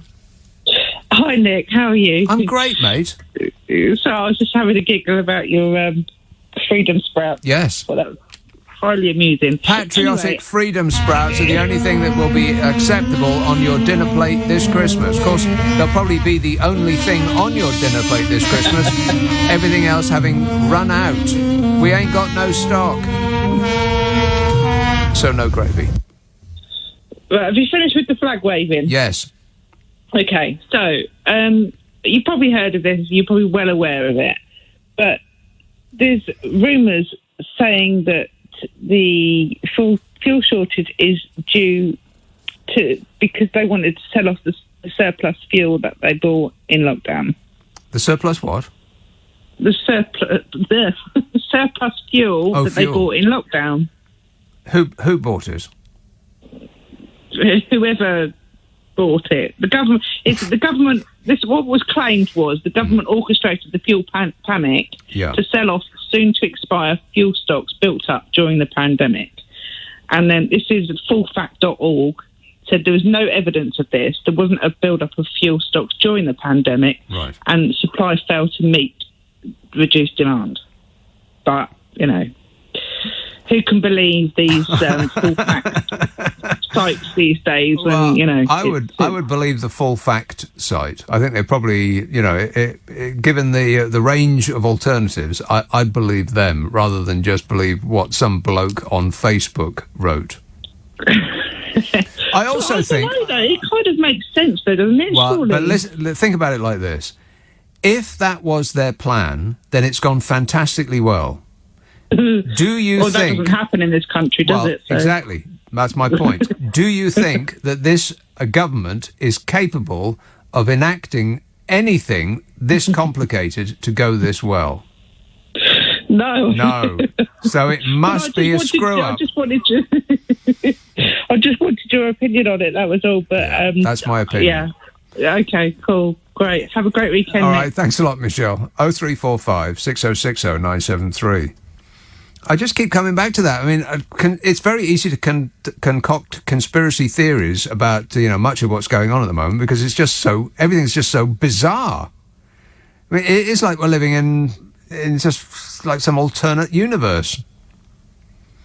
And so it's really easy to, come up with some more logical explanation as to why everything is so blooming weird at the moment. And partly people will say, oh, well, it's because, the government have this secret plan to undermine the country and whatever and so on.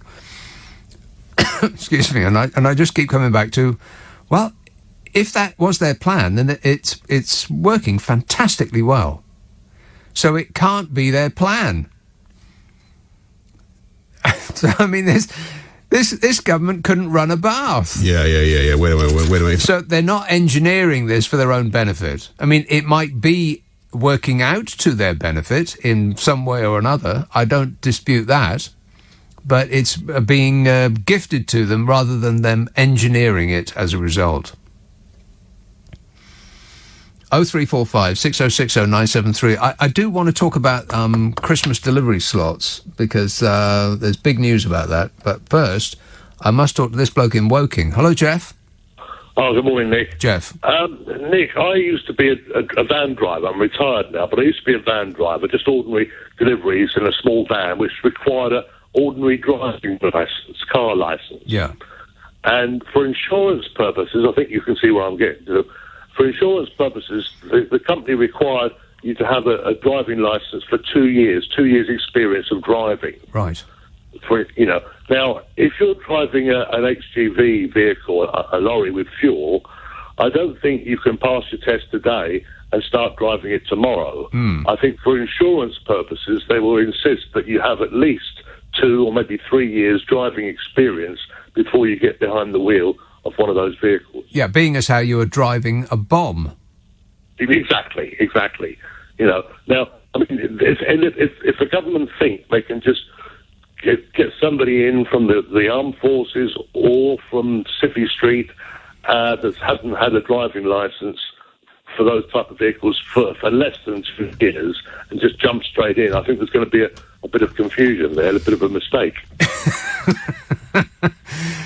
Yeah, what could possibly go wrong? Yes. In other words, Nick, if you wanted to drive one of these big lorries, you know, and you went out and took your test tomorrow and paid all the fees and all the certificates and all the rest of it, and then the extra one for carrying the toxic fumes and everything, you couldn't do it straight away. You'd have to wait 2 or 3 years and get the experience before you could drive one of those vehicles. I wonder if those tankers ever run out of fuel, or can they fill themselves up from what they're carrying? No, they have to go and queue with it like everybody else. Do they? Nick, a great show as always. Thanks a lot, Jeff. Cheers, mate. 0345 6060 973. Well, that seems to be a fault in the system, doesn't it? I mean, they should be able to refuel themselves while they're moving. Why do they even have to stop? All they need is a pipe going from the tanker part to their own engine tank. I mean, why can't they figure that out?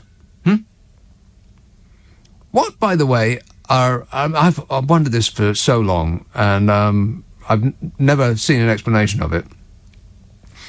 You know those tankers, at the back of them, they've got, like, dotted line, as though to say, cut here. Do you know what I mean?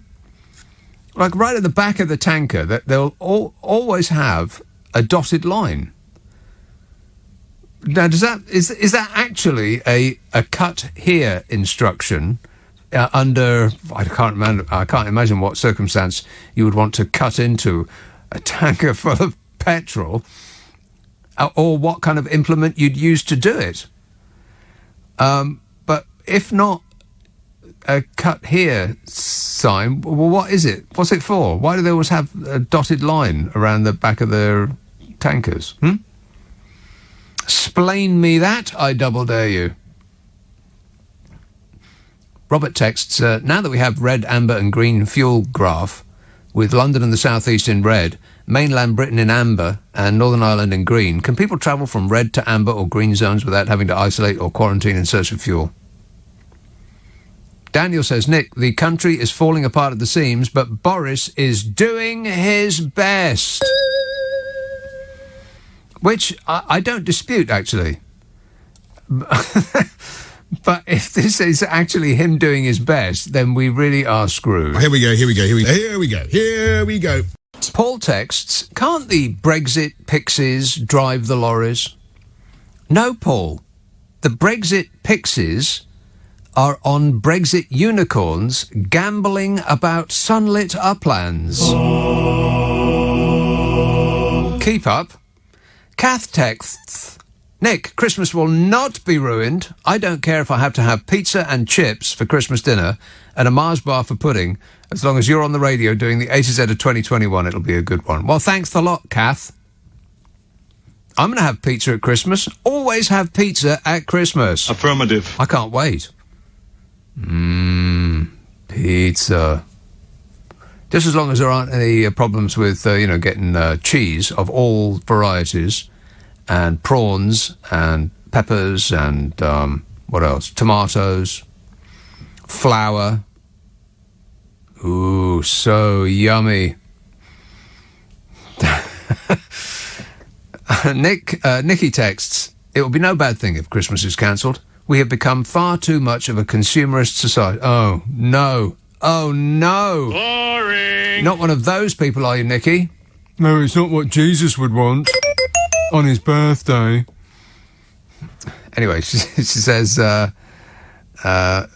she or he, sexist, says we've become far too much of a consumerist society, and that pays into the whole global warming thing. You yourself have said many times, people will spend money they haven't got on stuff they don't need. Go back to the old days and just put a few satsumas in a pillowcase. Yeah, try that with the kids these days and see what you get. Satsumas? Fruit? The only fruit they want is an apple. Not that kind of apple. Anyway, you don't put satsumas in a pillowcase. They would get lost in there. You put them in a stocking, surely, with, chocolate money. So yummy. And difficult to extricate from its little foil case. This says, I'm driving home after finishing watching James Bond. My tiny, slow car suddenly feels like an Aston Martin. Yeah, but 'tisn't. Isn't that weird? You go see something like a James Bond or a Mission Impossible, something like that, and you come out thinking that you are that person. I mean, not obviously, not like genuinely, obviously. I mean, you don't go in in possession of your faculties and come out deranged. I mean, I don't come out thinking I am James Bond, but a little bit of it washes off onto you, doesn't it? It's weird, that. You come out thinking, if anybody attacks me now, I could take them out with one light chop of the side of my hand. Easy. John emails, actually, cold tea is great. My wife makes loads. Would you like the recipe? What are you talking about? Cold tea? When was I discussing cold tea? Chris texts, I just bought 432 litres of diesel, no queues, no waiting. Well, how'd you do that then? You can't just tell us that, Chris. How did you do it? What are the circumstances surrounding that purchase? I need to know. Jesus, Hillingdon. Yes, hello, Nick. Yes, sir. Good night. What? Your rants about Brexit catastrophe are epic, and I want to contribute a little bit from me because I'm the amazing thinker. So I thought about so-called, let's call it, because the name perhaps should be different, but second wave of back migration from Britain to European Union, because many thousands of European citizens who work here in those key areas like care homes, butchers, builders, and so on, and even drivers perhaps, are still here, and they applied for this EU settlement scheme. But if European Union citizens, the Polish, the Lithuanians, the Romanians, will see what a mess Britain actually is, and it's not worth staying in Britain, further 10% or 20% might consider migrating back to European Union countries because there is also demand for workforce drivers, butchers in Netherlands, Germany, whatever, France. Yeah. They will get similar money, but without those shortages. They will be able to enjoy Christmas and so on. That's right. They'll be able to go home. They'll be able to do multiple jobs all over Europe. Cabotage, that's what it's called. Yes. And that might be, the problem might be compounded by the second wave of return to Europe by European citizens, because they have, let's say, dual citizenship. Yeah. Some of them applied for British citizenship. Right. Some just have leave to stay. And as this country starts falling apart, they'll think, well, Poland doesn't sound so bad, actually. Yeah, exactly.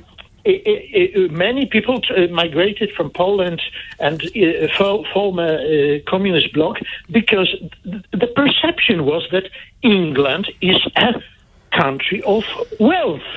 Well, when they did, when the first, ruled. Not remotely interested in anything I'm saying, but when the first wave, if you want to put it like that, happened, that's because Poland and places in and around there were, economically on shaky ground. But the economy there has improved markedly recently, and so it's much more of an attractive prospect to live in Poland and less so to come here. Actually, I listened to some comments by the political commentator in Poland, and he said that Poland has never had this good ever in history of Polish nation, because there were no wars, no threat of war. Now there are some problems on the eastern border, but a long time without war and prosperous growth of economy. Also, money that was brought by the workers from the Western countries, Western European countries, among them Britain. But now Poland, Poland is now as much prosperous and developed as Portugal. So there is really no desperation for the Eastern or Central European countries to stay in Britain. Stay here, yes, particularly as we've been yelling at them to go back to where they come from. Yeah, so there is that. There is this sort of air of being unwelcome. I think you're absolutely right. And what was I going to say? I had a very important point that's just completely escaped my mind. It's the devaluation of the pound in comparison to the European euro is also a massive factor, because people used to come here from less well-off countries to send money home because the pound used to be worth much more.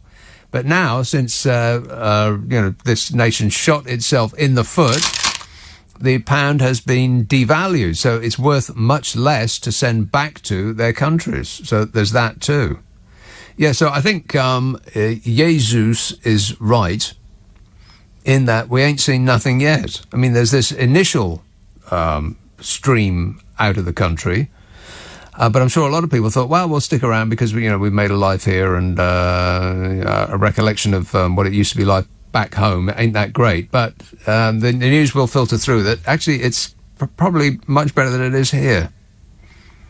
At least you won't get yelled at by people in the street saying that you should go back to where you came from. At least you won't get that. Thanks, Jesus. Appreciate it. You know, I haven't got time to do this Christmas delivery slots thing, but we do have about 3 months, so I'll do it tonight. I hope that you have your Christmas delivery slot booked already. You don't? Tony texts, Nick, I'm a trucker and I had my letter this week thanking me for doing a great job. Signed by the Baroness of Norbiton. Really tapping into the UK workforce, says Tony. The Baroness of Norbiton. Olivia says, the turkey I bought last year to feed 8 is still in my freezer, and it's dated December 2022. The same with the ham. You can't keep meat that long, can you? She says, tomorrow I'm going to panic buy a packet of chipolatas. I won't. Shall I tell them how she spelt chipolatas? No. Oh, all right then. She says, tomorrow I'm going to panic buy a packet of chipolatas. It's actually phonetically accurate. Chipolatas. That's how she spelt it. And a packet of streaky bacon to make my own pigs in blankets. I'll stick them in the freezer, says Olivia, And if this Christmas is cancelled, I'll be okay for the following year. I am amazed that you can keep a turkey and a ham in the freezer for a year. Are you sure about that? I thought it was like 3 months tops. But what do I know? I'm like smug. You're better informed than I am. I don't know anything. Mick tweets, be grateful some English singers sing in an American way. Could you imagine Ozzy Osbourne singing in his natural accent? Yes. Could you imagine that, Oz? No. No. Dell texts, I'm a London cabbie. I started my shift at 6 p.m. yesterday evening, had just under half a tank of diesel in the cab, so I carried on working. I drove past all the petrol stations as my taxi fares went on, and the pumps were all dry. Eventually, I had a fare to Chiswick, where I saw the tanker leaving the petrol station at Chiswick Roundabout. This was 2 a.m. Absolutely crazy. I was literally running on fumes, says Dell. You know, I bet those cab drivers who are early adopters of electric vehicles are feeling so smug.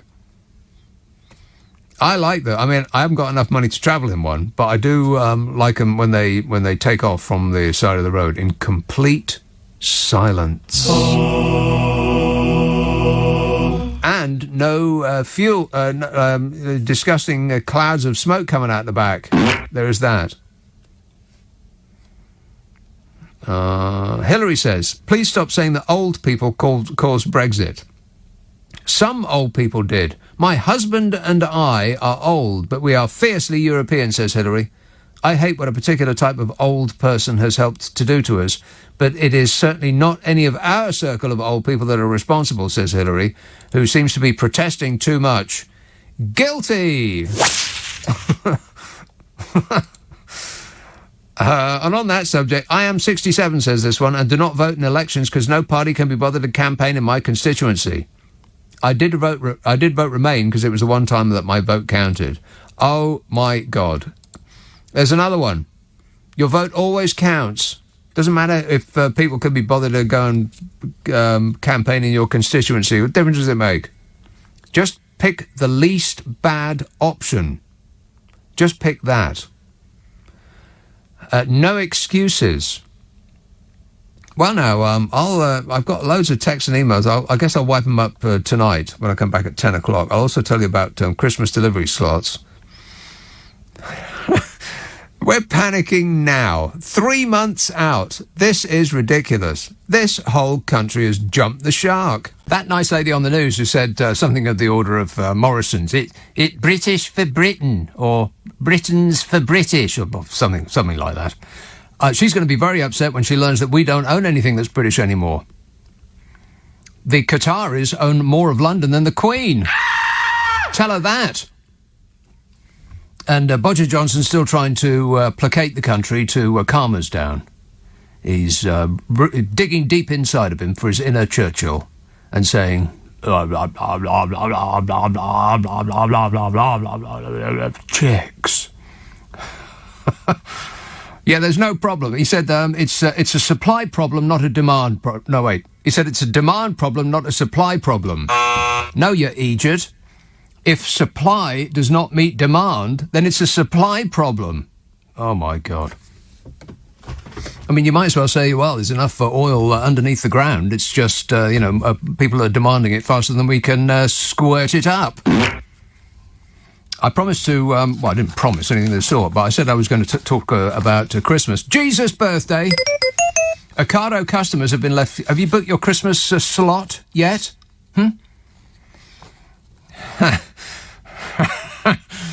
Oh, my God, this country is going to be in a mental state of permanent panic. I wonder why. Yeah. Wait a minute. Ocado customers have been left furious, says the Mail, after Christmas delivery slots were all booked up just hours after they went online. And I think you'll find, journalistic-wise, that word fury was far too late on in that sentence. I'll fix it for you. Fury as Christmas is cancelled. There, you're welcome. Thank you. Angry shoppers have been taken to social media to slam the grocery delivery firm, which normally gives priority to customers who pay a monthly fee for its festive delivery dates. One person compared the ordeal to trying to buy tickets to Glastonbury. Groovy. The Anytime Smart Pass customers told how they received an email advising them to rebook their Christmas slot from tomorrow. That's what the email said. I'm not telling them to book it today. Not today, tomorrow. Yesterday, tomorrow, which is today. Is that clear? No. However, no time was specified on that email, and when people woke up to book their deliveries, most dates over the festive period were not available. For your convenience. Ocado blamed high demand in a response to the complaints. Yeah, who'd have thunk it? High demand at Christmas. That's never happened before.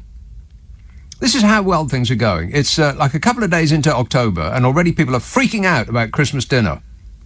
You know, because we have complete confidence in the dear leader. It took Bodger and his insane clown posse 2 years to take a reasonably well-ordered place and turn it into the laughingstock of the world.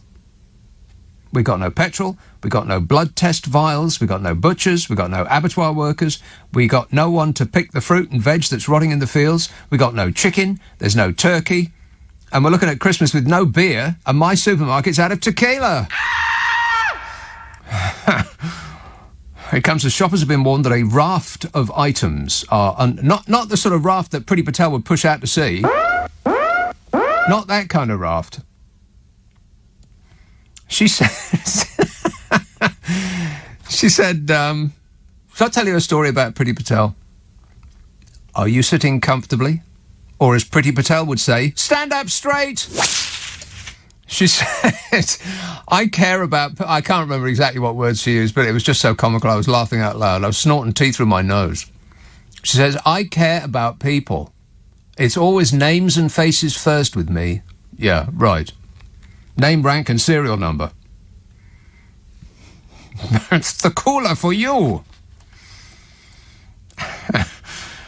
Anyway, shoppers have been warned that a raft of items are under threat this Christmas, from turkey to beer and electronic goods to bicycles amid the supply chain crisis, exacerbated by Brexit.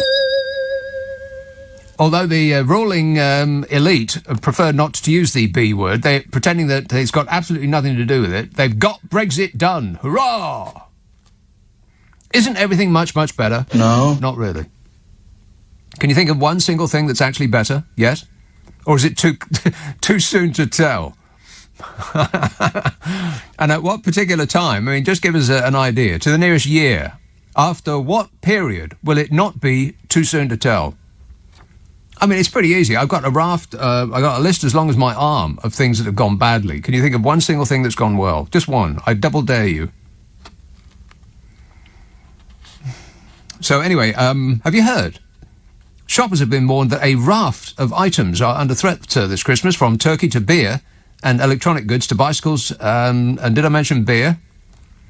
Beer! Booze! This is among the supply chain crisis exacerbated by Brexit. That should be the Tory party conference slogan. Exacerbated by Brexit. Because whatever the rest of the world is suffering, we're doing worse because of this particular government's urge to hobble us whenever they can. And they can. British families may struggle to find toys, sofas and fizzy drinks, and prices could rise thanks to the continuing labour shortages and shipping problems. Sofas? What is this obsession with getting a new sofa for Christmas? How do you wear out your old sofa so quick, by the way? What are you doing on that sofa? Disgusting. Earlier this week, experts warned over the shortage of goods this Christmas.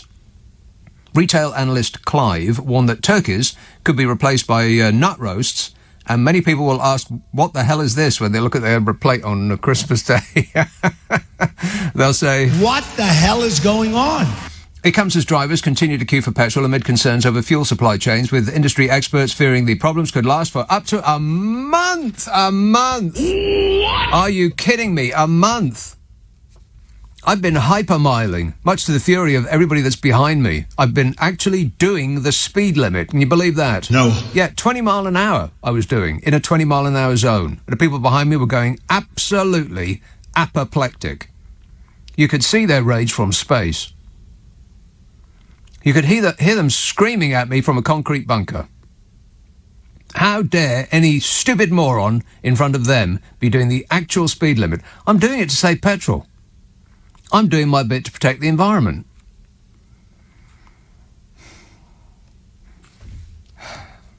I'm running on fumes. Last night, and I take two routes. I go in a different route and I go out another route. Don't ask me why, I just do. And so in total, over the two routes, last night going out and this evening coming in, I passed maybe a dozen petrol stations. Guess how many were open? Go on. Guess. I double dare you. 0. Not one single one had any petrol or diesel. Not a single one. All of them were closed. But the Prime Minister tells us that there's nothing to worry about, so problem solved. Oh. There's an effing crisis, have you heard? That is EFFING. Affirmative. That means a crisis of energy, fuel and food.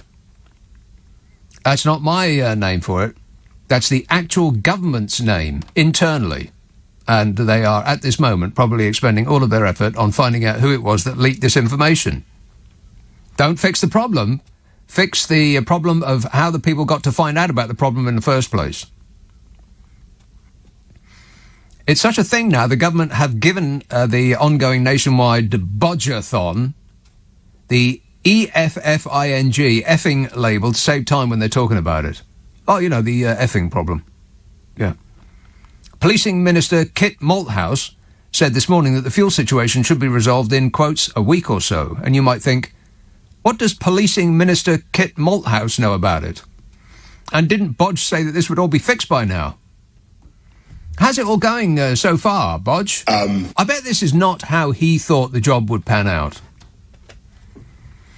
I've been thinking about what he, in his fevered imagination, under that tousle-headed mop, imagined that the job of being the dear leader would be. I expect that he thought that he'd be in a silk dressing gown stretched out on some cushions while some, like a mega-boobed harem of slaves fed him Turkish delight and rubbed perfumed oil on his nodes. Disgusting. I bet that's pretty much how he thought it would go.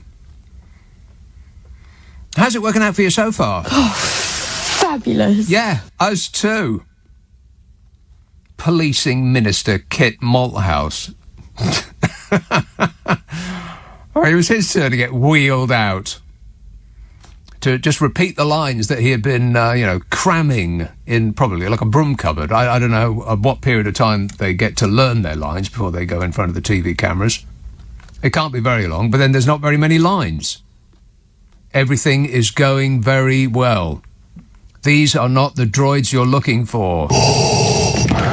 You're not a Jedi Master, Kit Malthouse.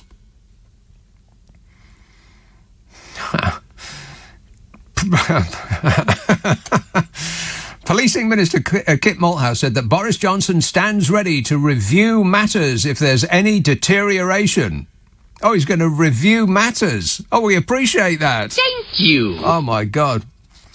No hurry.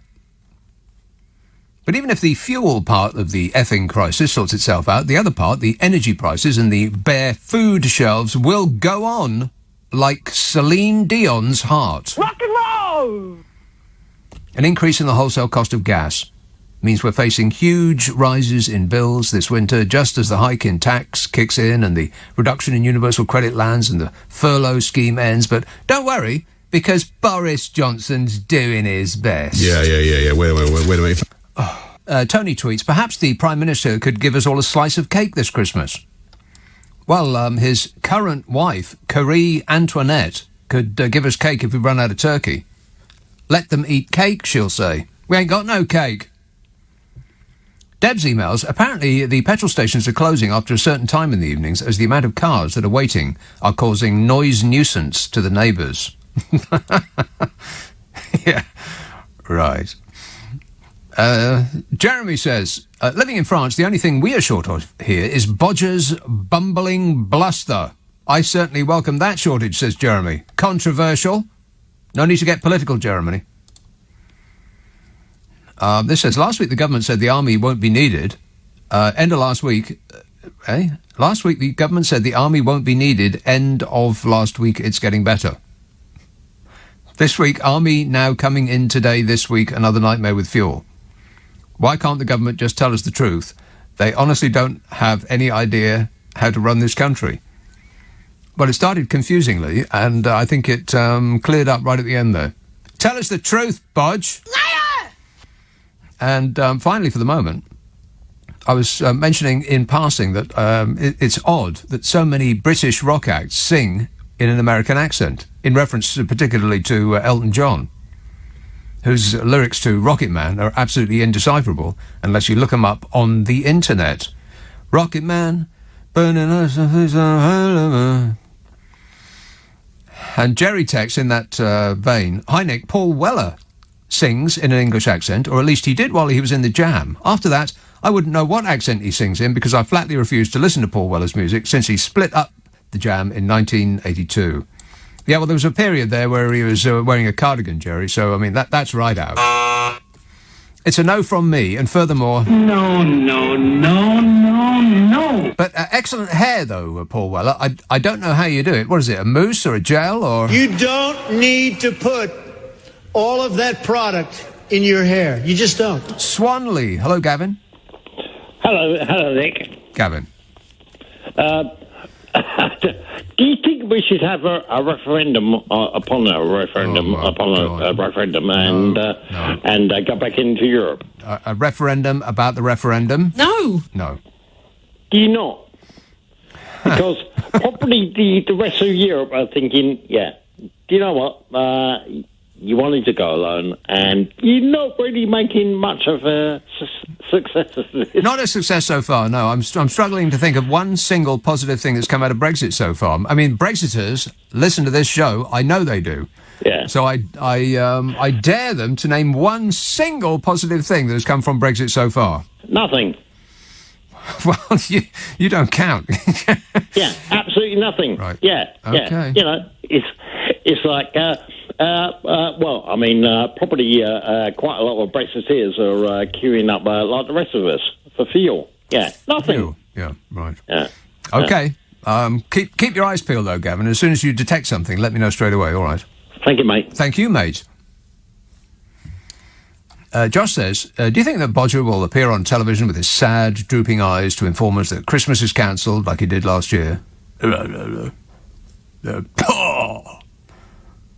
He'll say, with a heavy heart. Have you heard where we're going to get our Christmas turkeys? I mean, it couldn't be funnier. Because we won't have British Christmas now we're out of the European Union and we don't have to suffer all that European food. We can have British food on British plates, on British tables, at British Christmas. Except that we can't, because there isn't any. Never mind, we'll just, I don't know, eat the cardboard packaging that the presents come in. You know, those presents that won't be there because we haven't got any of those on the shelves either. I'll come to that in a while. Martin says, have you heard that the HGV driver shortage is going to lead to a shortage of Christmas trees? I'm going out to panic buy 20 of them right now. No Christmas trees. Oh, my God. How can you celebrate Jesus' birthday without a Christmas tree? I mean, the two go hand in hand, obviously, because, you know, they're connected very much because I've got no idea. I think that's a German thing as well, isn't it? I think the Christmas tree thing is a German thing. Cambridge, Argon. Nick, hey. Hey. How are you? Great, mate. Fantastic. Yeah, I think we're going to have to grow our own food for Christmas. Yeah, it's a little bit too late now. Unfortunately, if you plant it now, we'll not be ready by December. That's true, but maybe it'll have to be half ready. You know, it might be the best that we have to do. Yeah, we're doing our best. Yeah, but at least there'll be less meat, more vegetarian, so that'll be better for the environment. Well, it'll be less food. That's true, yeah. Yes. Yeah, but like you say, Chris Thunberg will thank us for it. Yeah. That's right. Yeah, well, we all need to lose a couple of 3 pounds. Yeah. I mean, just think about a salad once in a while, for crying out loud. Yeah, exactly. But I can't have that for a lunch. I mean, a salad for a lunch is just awful. Well, when would you have a salad? With my lunch. Oh, with your lunch. Exactly. Right, a side dish. A side dish, yes. Right. Well, what's the main course then for lunch? Well, it depends. A lasagna, maybe, but not like. Possibly, yeah, but a veggie lasagna. Well, what do you have for dinner? Like a whole cow? No, like a whole chicken. A whole chicken? What, all of it? You just pop it in your mouth like a lollipop and suck the meat right off it? Well, no, you could cut it up into big bits. Oh, that makes 4 more pieces, sense. Yeah, that makes more sense. Yeah. Exactly. A whole chicken? Yeah, a whole chicken would be... it'd be a bit difficult to eat all in one go. Right. Yeah. Well, like small mouthfuls, and you'll be able to get through it in like 4 minutes. That's true, but I don't know about you, Nick. You might be able to do it. Well, that's a very personal question, Argan. It has absolutely nothing to do with you. But thanks for the call. 0345 6060 973. Does anybody know what that call's about? No. Not a clue. Jim emails. So we're facing a shortage of pumpkins for Halloween. That too. Oh my God, it's not only Christmas that's cancelled, winter is cancelled. I mean, there's a few things that we look forward to in winter to get us through the darkening of the days and the rain and the wind and just the general miseryness of it. And by the time it comes around to the 2nd of January, then all we have to look forward to is the brightening skies and, springing. The sap rising, all of that. And those 3 things are Halloween, fireworks night, and Christmas. And we won't have any pumpkins, apparently. There's a shortage of fireworks, and Christmas is off. But apart from that, how's things going? Oh, fabulous. Anyway, the rest of it is from the start. So we're facing a shortage of pumpkins for Halloween, food grown, picked by foreign labour, doing back-breaking work for little money, so people can hollow them out and put a candle in them and then throw them away. Well, that is true. Yeah. Roberta texts, the government are trying to get our fire service and paramedics to drive lorries instead of fire engines and ambulances. Now I'm scared, says Roberta. Yes, be afraid. Be very afraid. I mean, what kind of an idiotic thing is that? To send letters out to people who drive ambulances saying, have you ever thought about driving a lorry?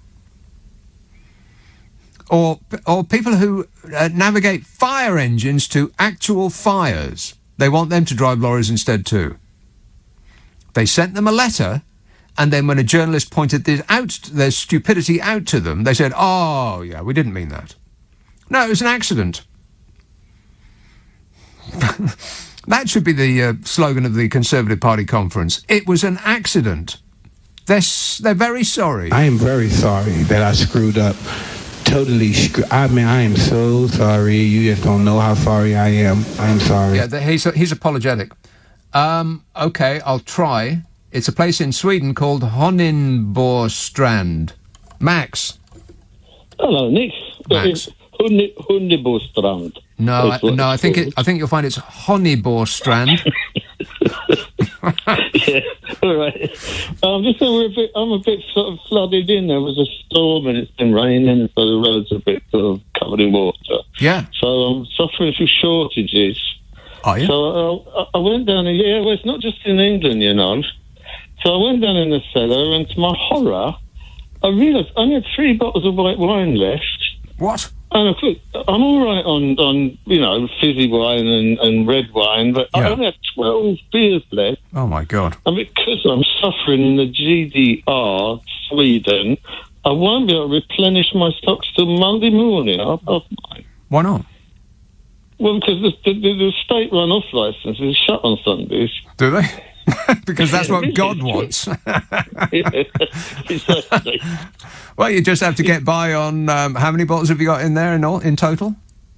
Oh, probably about 36. Can you get by on 36 bottles of wine from now till Monday? It's a struggle. It will be a struggle. It's a close-run thing. Booze, very important. Like if you try a little bit of sleep between now and then that booze will go longer. It'll last much longer.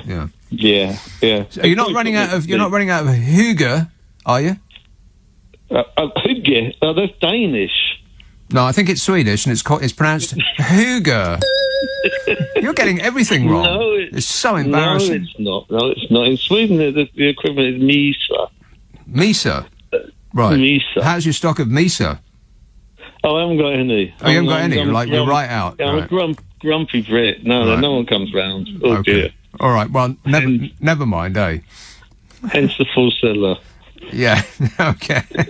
All right, thanks a lot, Max. He has absolutely no idea how to pronounce the place he lives in. Isn't that shocking? I mean, Boris Johnson, the absolute nerve on that man for saying that he's absolutely, he's disgraced about the condition of, about the state of law and order in this country. It's a disgrace. How did it get to the position that we find ourselves?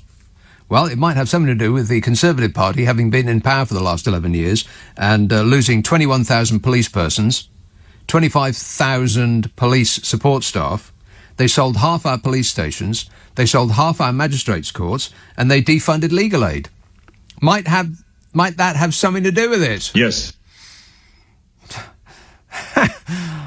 Yes, we're the part. Vote for us to solve all of the problems that were caused by us.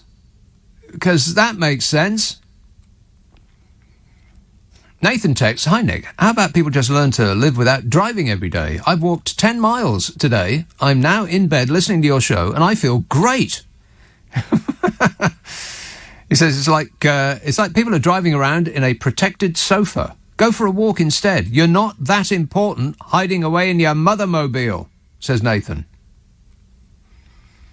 And Jim says, "Nick, if our Christmas dinner is going to consist of a nut roast, turnips and freedom sprouts, what will we pour over them? How about laughing stock?" Listener with material. Oh, no. Let's have Ashford, Milan. Hi, Nick. How are you? Good, thanks. So you're probably going to have loads of material in the next week when it comes to Boris Johnson's speech and pledges at the Tory Party conference. You can almost be guaranteed that it will all just be bluster, big claims, meaningless phrases. Mm-hmm. And do you know what's really scary is that the majority of the public will fall for it. They'll go, "Oh yeah, fantastic." Not the majority, just the people that are already nailed on. Those 43%, they have not changed their mind one iota. And regardless of what happened, Boris Johnson could come round and set fire to their dog and they'd still vote for him. Yeah, exactly. And I go, "Oh well, he's fantastic." Yes. I mean, right now we don't have fuel at some petrol stations in order for us to go to the supermarket, which has empty shelves. But there's no point anyway, because there's no point turning on the gas because the gas prices have rocketed. And this is the state of the country at the moment, and it's shocking that some people are not holding the government to account, and they're just thinking, "Oh well, it's what it is." People are denying that the problem is caused by Brexit, and until you can admit that the problem, or at least a massive amount of the problem, is caused by Brexit, then you can't fix it. It's that simple. Exactly. I mean, what's really frustrating is elements of the media, instead of actually getting the road haulage associations, their view, the experts who know what's happening on the ground, they'll think, I know, we'll get Andrew Bridgen or Ian Duncan-Smith to provide their view, who absolutely have no idea what's going on. Everything is going tremendously well. And according to the Road Haulage Association, for those who are leaving the industry, they asked what was the primary reason, and 60% said Brexit. Yeah. But they're experts. They know what's happening on the ground. But they only said Brexit because the European Union is being mean to us. Bullies. They're bullies as well. And even the gas energy prices, it's not exclusive to do with Brexit, but Brexit has made it worse. But I thought, hold on a minute, wasn't Brexit supposed to be sold on there'll be no downsides at all? And the downsides, there are more downsides. It goes in triple figures. But everyone's frightened to discuss facts and details. No one's into that anymore. It's all about feelings, baby, which I think you were going to say. But I wonder what Melania Trump thinks. You're trying to play me like a marionette. What do you think, Melania? I don't care. She still doesn't care. She's actually not that bothered. All right, thanks a lot, Milan. 0345 6060 973. Terry says, parboil your sprouts, free or imprisoned alike. Oh, I see. Freedom sprouts. We can't call them Brussels sprouts anymore. Nothing Brussels-y on your table.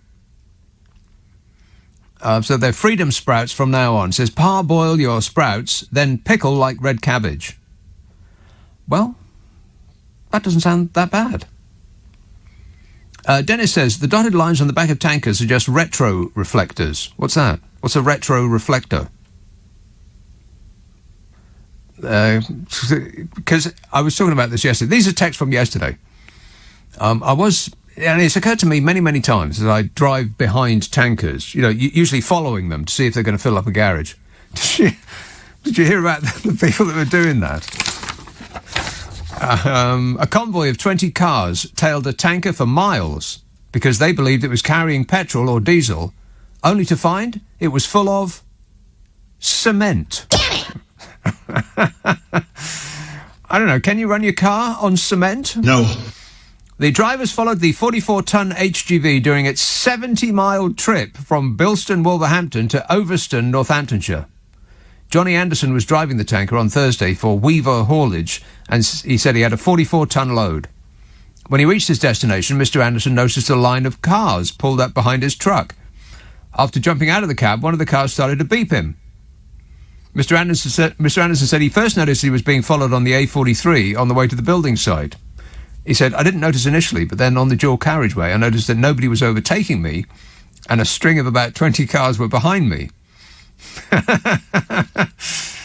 When I eventually turned left into a road that would take me to the site entrance, all these cars turned left with me.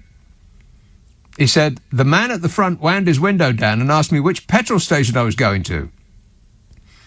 He said, when I said that I wasn't, he asked me, why not?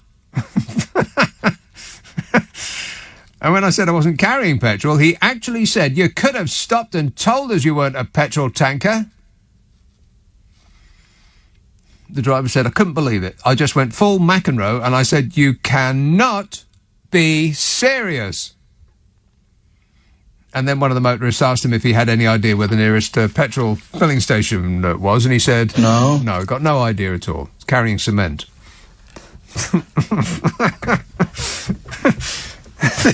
This country's jumped the shark.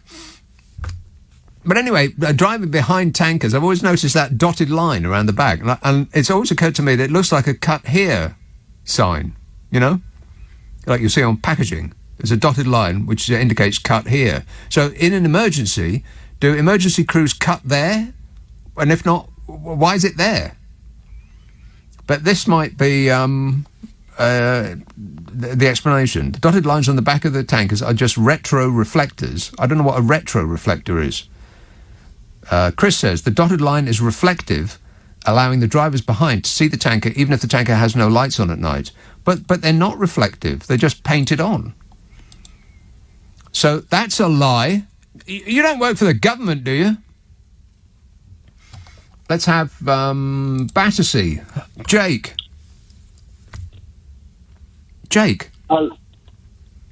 Yes. Hi, Nick. How are you? Good, thanks. Good. I haven't listened to you for a long time, and I heard you in Milan. I used to listen to you before 2016. Oh yeah. but then you went all anti-Brexit, and I'm afraid I'm a great Brexiter. You're a great Brexiter? I'm very, very fond of it, and you're... Which bit are you most fond of? I'm very, very fond of having cut away from the EU, being able to... But that's just the idea of Brexit. Which bit of what's come to pass since then are you most fond of? I must say, I'm not a huge fan of the vaccine rollout, but that has nothing to do with Brexit, though. That is often used as an example of how Brexit But it's nothing to do with Brexit, the vaccine rollout. So what is it, since we've left the European Union... widely forging a relationship with Australia and America. Building those submarines. Hang on. Whoa. Are you saying that we didn't used to trade much with America? We used to trade a great deal. We have always traded a great deal, and we will continue to trade. Right. So there's no difference there. Free trade agreements are noise. They're of no benefit to anyone, really. A free trade agreement is of no benefit to anyone. Is that your position?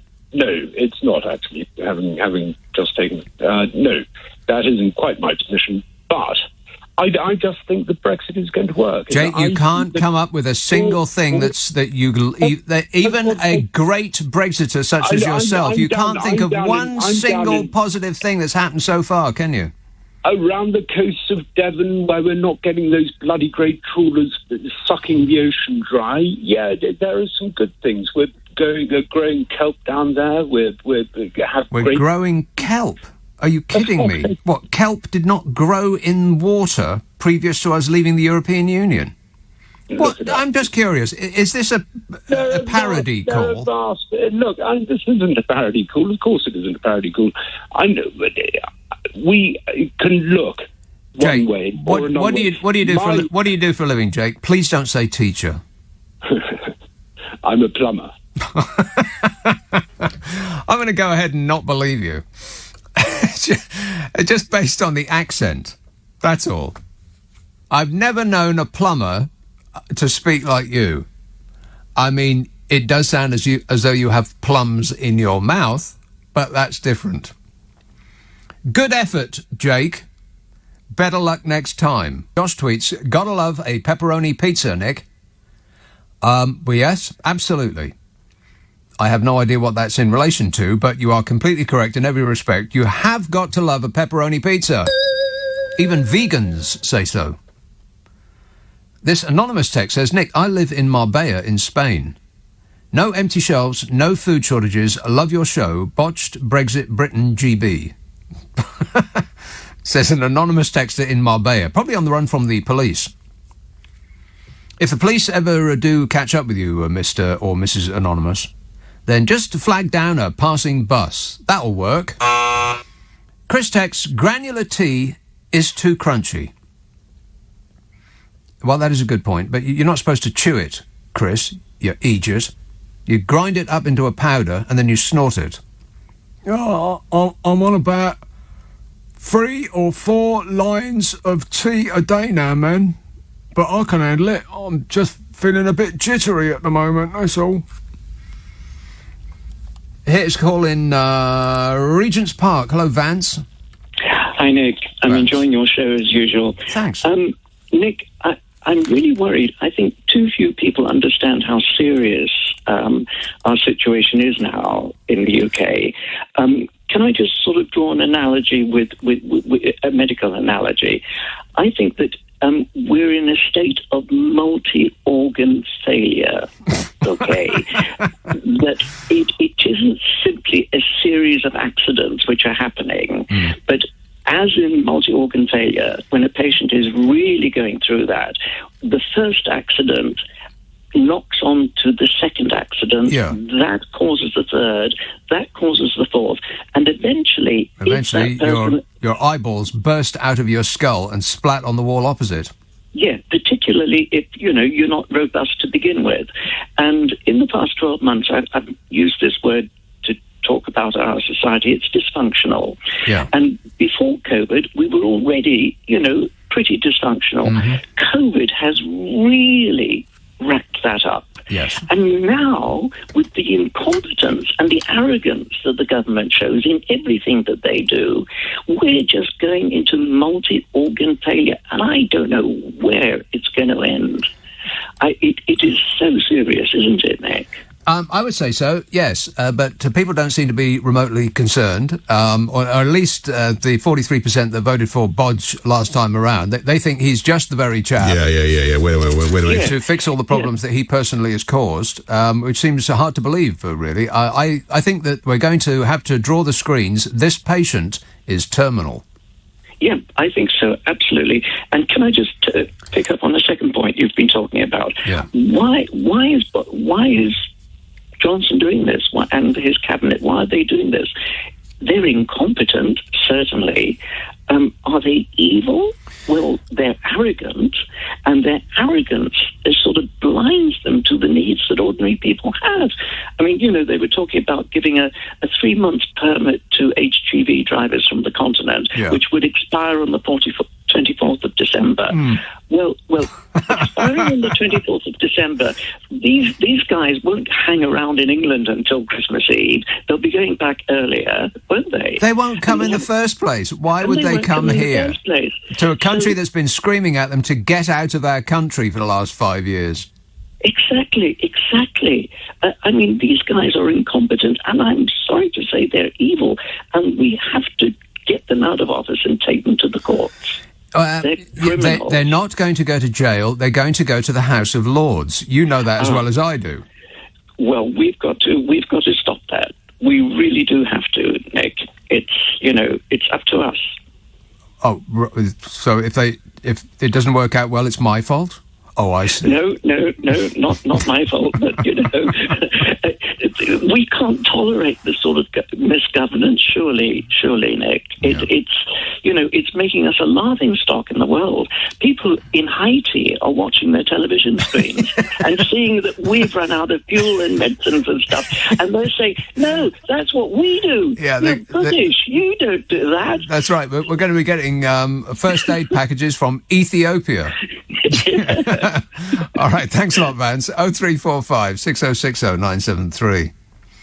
Roberta texts, this is the last one from last night. Hi, Nick. Loads of crispy roast potatoes and gravy will be all we need for Christmas. And wine, obviously. Booze. Obviously. Don't even need to say it, Roberta. Crispy roast potatoes and gravy. Mmm, so yummy. I've said this before. What is it about the covering in fat and the cooking at high temperature of potatoes that makes them just like drugs? I mean, people's eyes, I bet your eyes are going a bit spangly now just thinking about it. Roast potatoes. Say it with me. Roast potatoes. Ooh. It must have some sort of chemical effect on the potato that creates some kind of spangle in your brain. Groovy. I'm sure of it. I know I've said this before, but there is nothing else on somebody else's plate, in a restaurant, for instance, that you would lean over and help yourself to, is there? Even if you know them really, really well. You wouldn't lean over and help yourself to some of their mashed potato, for instance. You wouldn't lean over and help yourself to some of their fish or their string beans or anything like that. But chips, it's open season on chips. It's because chips have got drugs in them. It's a medical fact. Somebody should look into that. And Priti Patel will ban them. York. Hello, Jan. Hello, Nick. How are you tonight? I'm great, mate. Good. Now, this seems a bit frivolous with all this bad news around, but I just wondered, did you hear Keir Starmer's joke about Boris Johnson's father the other day? Yeah. In his speech? Yes. What do you think of it? Well, when you say hear, I didn't actually hear him say it. I read it first, and then I heard him say it second. He's not the best teller of jokes. I'll have to say that. Neither did he write it. I expect, because he doesn't seem the type. But it was a pretty good joke, I thought. It was, yeah. And of course, I thought of you and Cameron in his shed, and perhaps we could shove Johnson in with him. Yes, exactly. They could both be in there. We don't need them at the moment. I think this is nonsense. But if we do, we'll know where to find them. They'll be in the shed where they keep the tools. Exactly. Good thinking, Jan. I thought it was very good. Yeah. Can I just make another point? Of course. Last night you mentioned Rocket Man, said you'd been looking up the words. Yeah. Well, earlier this year, I rang you and told you what the words were. So obviously that must have gone in one ear and out the other. The other, yeah. I don't listen to this show, Jan. No, you can't do. I can't stand the host and all those blooming sound effects. They really get on my wick. But yeah, I was quite disappointed last night when you said you'd looked the words up, Yeah, it goes, Rocket Man, burning out his fuse up here alone. Burning out his fuse up here alone, which is, of course, a euphemism. Disgusting. Awful. Singing that out loud, where children are present. I wonder what it means, really. Don't think about it, Jan. Don't think about it for another single second, all right? All right. Okay. I won't. Thanks a lot. Cheers, my dear. Okay. Ta-da. Jane texts, we tried 7 petrol stations in Keighley, West Yorkshire, and all were closed. Yeah, well, like I said, I came last night going back, and this night coming in. I must have passed a dozen stations. Not one single one of them was open. All of them shut. Every single one of them closed. Meanwhile, Bodger is telling us that the situation is normal, nothing to be concerned about. Please move along. We can't move along, Bodge. We ain't got no petrol in our cars. This says, Nick, I'm from London. I'm in London, rather, from Newcastle, for the marathon tomorrow. Why? Were you running it or watching? Says, I now understand why all the news talk about is shortages. It's like a third world... it's like a third world country down here. It's definitely a London problem. Can't wait to return to civilization on Monday. Says that anonymous texter. Coming down here, picking fights. No! Jenny emails. Bodger Johnson's going to borrow his conference speech from Greta Thunberg. Blah, blah, levelling up, blah, blah, levelling up. Yeah, I wonder what rabbit he's going to pull out of the hat. What Greek fairy tale is he going to delight us with next? I bet he does a bit of Latin, too. Boring! Something he's crammed just before going on stage. He'll have it written down so he doesn't forget it. Poor! Michael says, Nick, we won't be sure of barbecues this Christmas as most of my stock turned up in late August. Eh? We won't be short of barbecues this Christmas as most of my stock turned up in late August. I presume you are a seller of barbecues? I don't really know. Too little information there, Michael. Kay tweets, turkeys are going to be flown in from Europe, so start wearing a hat when you go out. That's right. I'll talk about that as well. Yeah, Christmas dinner, you know where that's coming from? It couldn't be more ironic. Yes, point of order, there is no such thing as gravity. It's magnets. That's the reason why we don't fly off into space. Magnets. Write that down. Stephen emails, Hi Nick, remember Jacob Rees-Mogg said we will feel the benefits of Brexit in 70 years, so only 69 years to go. I can't wait. I mean, it was about an hour ago that I put out a call for all Brexiters. Name one single thing that we are benefiting from having left the European Union. I'll make it really easy for you. Just name one. One single thing. And so far I've got absolutely zip in response.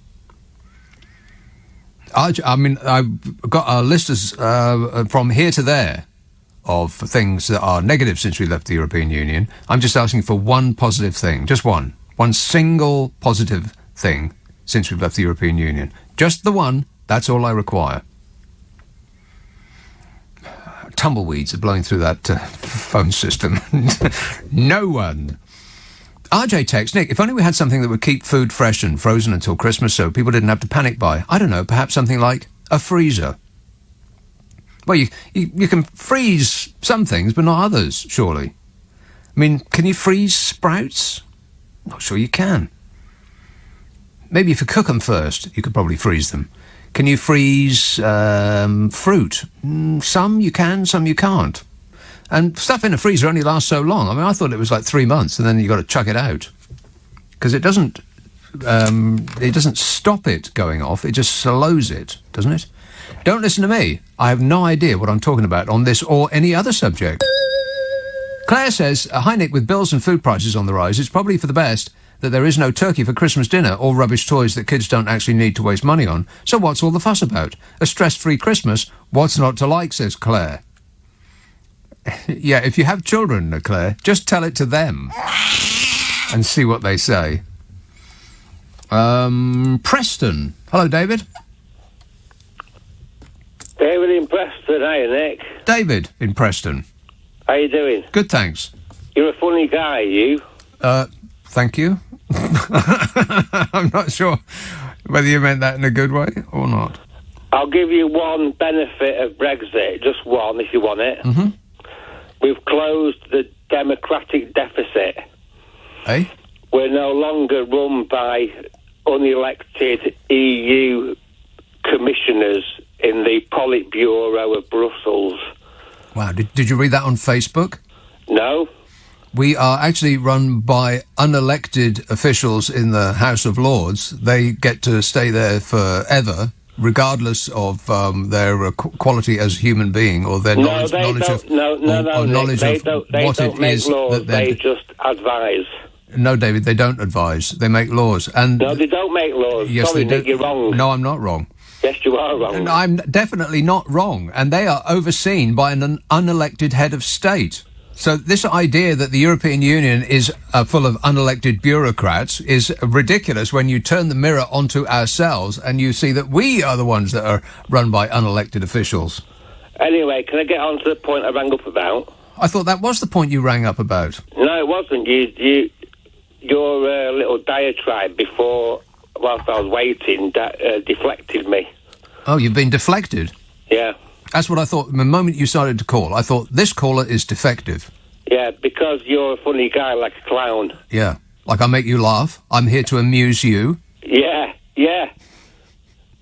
You're a clown, Nick. Yeah, you said that. Yeah. How does it feel to be a clown on national radio? Feels great. It feels like an excellent way to make a living. Very good. Well, I'm glad for you. Are you out of material? You keep on being a clown. Yeah, and you keep on doing whatever you think you're doing, David. What do you think? How, is this going as well as you thought it might? It's far better than I thought it would. Better? Wow, it must have been a little nightmare vision that you had before you came on. If this is better than you thought it would go, well, I wish you all the best, David. Have a happy life. Claire says... Oh, no, I've done that one. That's the message from Claire, who hates her children. Wants them to have a miserable Christmas. Sue emails, did you go out today? Certainly not. It was absolutely pouring down. She says, it was so wet here in Swanage, torrential rain running down the road like a river and very windy. Also, Christmas seems to be very early this year. Christmas cards and advent calendars already in the shops. The only thing to like about Christmas is the A to Z quiz. It's not a quiz, Sue. It's a game. Not a quiz. It's not even a game. But that will be later. I mean, that's rather arrogant of me to say so. I haven't seen the Christmas schedules yet, but if required, I will be there, front and centre, ready to do the A to Z. Yeah, we don't have rain anymore. It doesn't sort of rain anymore. We get deluges and floods. Have you noticed? I mean, is that me? But everything seems to be extreme now. It's absolutely nothing to do with climate change, though, which is, it does not exist. Affirmative. There is no such thing as climate change. I read it on the internet. But, I'm sure it didn't flood like this. I mean, it just buckets down, and then you're driving through floodwater almost straight away. Why is that? I'm sure it didn't used to be like that. Is it because people keep throwing wet wipes down toilets? Is it the fatberg thing? I'm not talking about this fatberg. Yeah. Wait a minute. That would be just offensive. No, fatbergs in drains. Maybe that's got something to do with it. Like constant flooding. It doesn't sort of drizzle anymore. I mean, I remember this country just drizzled all the time. You're forever going through drizzle. Or mizzle, which was worse. Because you can't defend yourself against mizzle. I mean, you put up an umbrella and you're still going to get soaked anyway. Because it's just wet air you're going through. A drizzle, you could sort of... it's like Eskimos who've got 38 words for snow. We've got 136 different words for rain. Apart from these days when it just buckets down, like torrential. It's bizarre. What is going on? Get Greta Thunberg on the phone and she'll explain it to us. Adrian emails, panicking at Christmas is nothing new to me. I always start to panic as the season approaches because I know I won't be able to go anywhere without hearing the same dire Christmas music. Fairy Tale in New York makes me want to sleep until it's over. Well, I'm with you there, Adrian. Although Slade coming around again does give me cheer. Especially because I know that it was recorded in summer in the baking hot heat in New York. Which does make you think about it in a slightly different way. But what a tune. Tulse Hill. Hello, Dee. Hello, Nick. How are you? I'm great, Dee. We haven't spoken in ages. How long? At least 2 years. Where have you been? COVID. You've been to COVID? How was that? No. Oh, yes. No, I lie. I spoke to you once after I had COVID. That was in last year. Yeah. Yeah. Anyway, that's not what I called about. Okay. I just want to let you know that I'm going to get a new car. Ah, a new car? Now, yes, but the thing is, now, don't tell the dealers whatever you do. I'm really, really hoping that the car will have petrol in it. Because my car... Right. Yeah. My car doesn't have much anymore. Right. You could buy a new car and insist on a full tank of petrol and then sell it back to the dealer for, I don't know, it would probably cost you £1,000 just to sell them the same car back about a week later when you've gone through that petrol, and then buy another one. And buy another. That's it. That's a brilliant...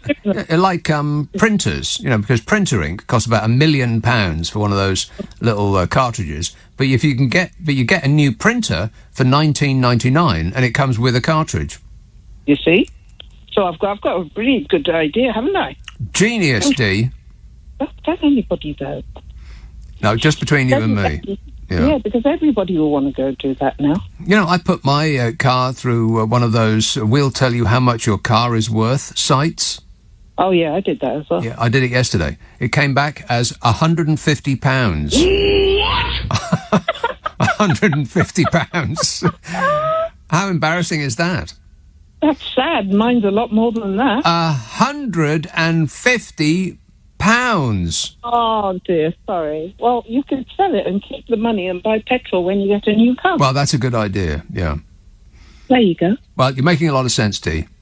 I am. I always make sense when I speak to you. Well, then you should speak to me more often. I shouldn't I? I'll look forward to that. Thanks a lot, Dee. Yep. 0345 6060 973. On this week's Question Time, says Sue, the panel were asked, in the light of Daniel Craig's departure as 007, which politician would be a great James Bond and who would be an ideal villain? 2 on the panel chose Priti Patel to be the villain. Yeah. Because, she likes people. I think she mostly likes them crisp on the outside and pink in the middle. Juicy. There is no politician who would be a great James Bond. I mean, I can't think of a single politician who'd be a great James Bond. I can think of who might be a Q, though. You're better informed than I am. I don't know anything. Margaret emails, what do you think of Bojo's mantra of coal, cars, cash, trees in his speech at the Youth for Climate conference? Will he get a prize if he remembers them in order? And it was 30 or 35 questions. The first questions are very easy. The last questions are much more difficult. Like a memory question, it's like you'll go person, woman, man, camera, TV. So they say, could you repeat that? So I said, yeah. So it's woman, man, camera, TV. Okay, that's very good. If you get it in order, you get extra points. Okay, now he's asking you other questions, and then 10 minutes, 15, 20 minutes later, they say, remember the first question? Not the first, but the 10th question? Give us that again. Can you do that again? And you go, woman, man, person, camera, TV. If you get it in order, you get extra points. They said nobody gets it in order. It's actually not that easy, but for me it was easy. For him it was very, very easy. If you get it in order, You get extra points. Extra points for getting it in order. Let's have Clitheroe. Hello, Steve. Good evening, Nick. How are you? Good, thanks. Good. I was just listening to your story about Slade, and I'd never heard that one before. I didn't realise that Merry Christmas, Everybody was recorded in the height of summer. In New York. Yeah, I heard that from Noddy Holder's own mouth. Did you? Lovely bloke. So it reminded me of something I heard about a song as well. And you know, one of the biggest hits of the 70s was the duet with Elton John and Kiki D, Don't Go Breaking My Heart. Yeah. And they'd never met. When that was number one in the charts, they'd never even met each other. Because Kiki D did her vocals over here, and he was in America at the time. And it was just a producer said, I know somebody who'll be great on this. So by the time it got to the top of the charts and doing Top of the Pops and everything, obviously they'd met by then. But whilst the song was being played on all the radio stations, the two people had never met. Well, now, wait a minute. So, hang on a sec. So Kiki D did it first, and then her producer said, I know somebody who would be great on this. Let's give him a leg up. Elton John. No, the other way around. Oh, yeah, that makes more sense, yeah. Yeah, so it was Kiki's big break, but yeah, she'd apparently, this is what I've heard. And the other one as well, I can't hear this song without hearing it, and forever I'd heard the song You're So Vain by Carly Simon. Yeah. Yeah, and on the backing vocals, do you know who the backing vocalist is on that? James Taylor. No, it's not. But if I tell you, it'll ruin the song forever because that's all you'll hear. Well, now hang on. Hear it. So obviously, it's not anybody cool like who's the guy that did The Pretender? The Pretender. The guy with the sort of long straight hair. I think you speak about him a lot. I think he's one of your big heroes. No, he ain't. No, he isn't. Not the guy you just was talking about. I mean, the guy who's actually the backing vocalist on You're So Vain. Well, it's not David Bowie. It can't be Joe Walsh because he's not really a vocalist. I mean, he's got a particular type of singing. But you're in the right ballpark. Right. Somebody from the Eagles? No, bigger than that. Bigger than the Eagles? You've got to be kidding me.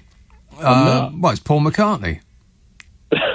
Is it? No, it's not. No, can I tell you and put you out of your misery? Well, now, hang on. Who's bigger than the Eagles? The Eagles have probably, if I had to guess, it would be the third biggest selling album of all time.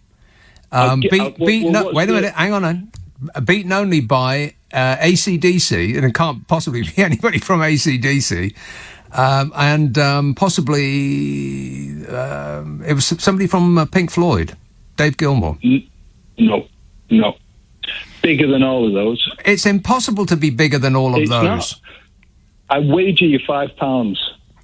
Well, then the only band that I haven't mentioned yet in that league is the Rolling Stones. Mick. And you go bingo.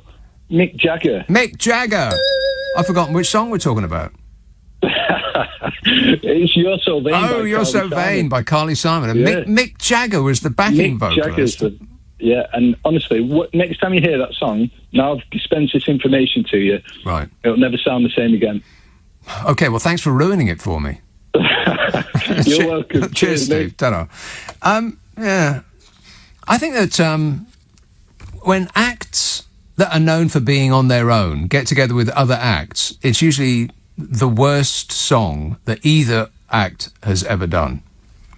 I present to you as evidence Ebony and Ivory by Paul McCartney and Stevie Wonder. Two of the greatest talents in the history of modern music. The Beatles ran the 60s on both sides of the Atlantic, and Stevie Wonder, I'd say with David Bowie, was the leading light of modern music in the 1970s. As a solo act, I mean, you could say that the Stones were, huge as a band, and Pink Floyd did a little bit of business. But Stevie Wonder, it was just one perfect album after the next. It was like 4 in a row. Amazing. And then he gets together with Paul McCartney, and they come up with Ebony and Ivory. Oh, no. Which is one of the worst songs ever made. As you want more? David Bowie and Mick Jagger, Dancing in the Streets. Abysmal. In fact, David Bowie and Queen, Under Pressure. Diabolical record. David Bowie and Bing Crosby. Oh, my God.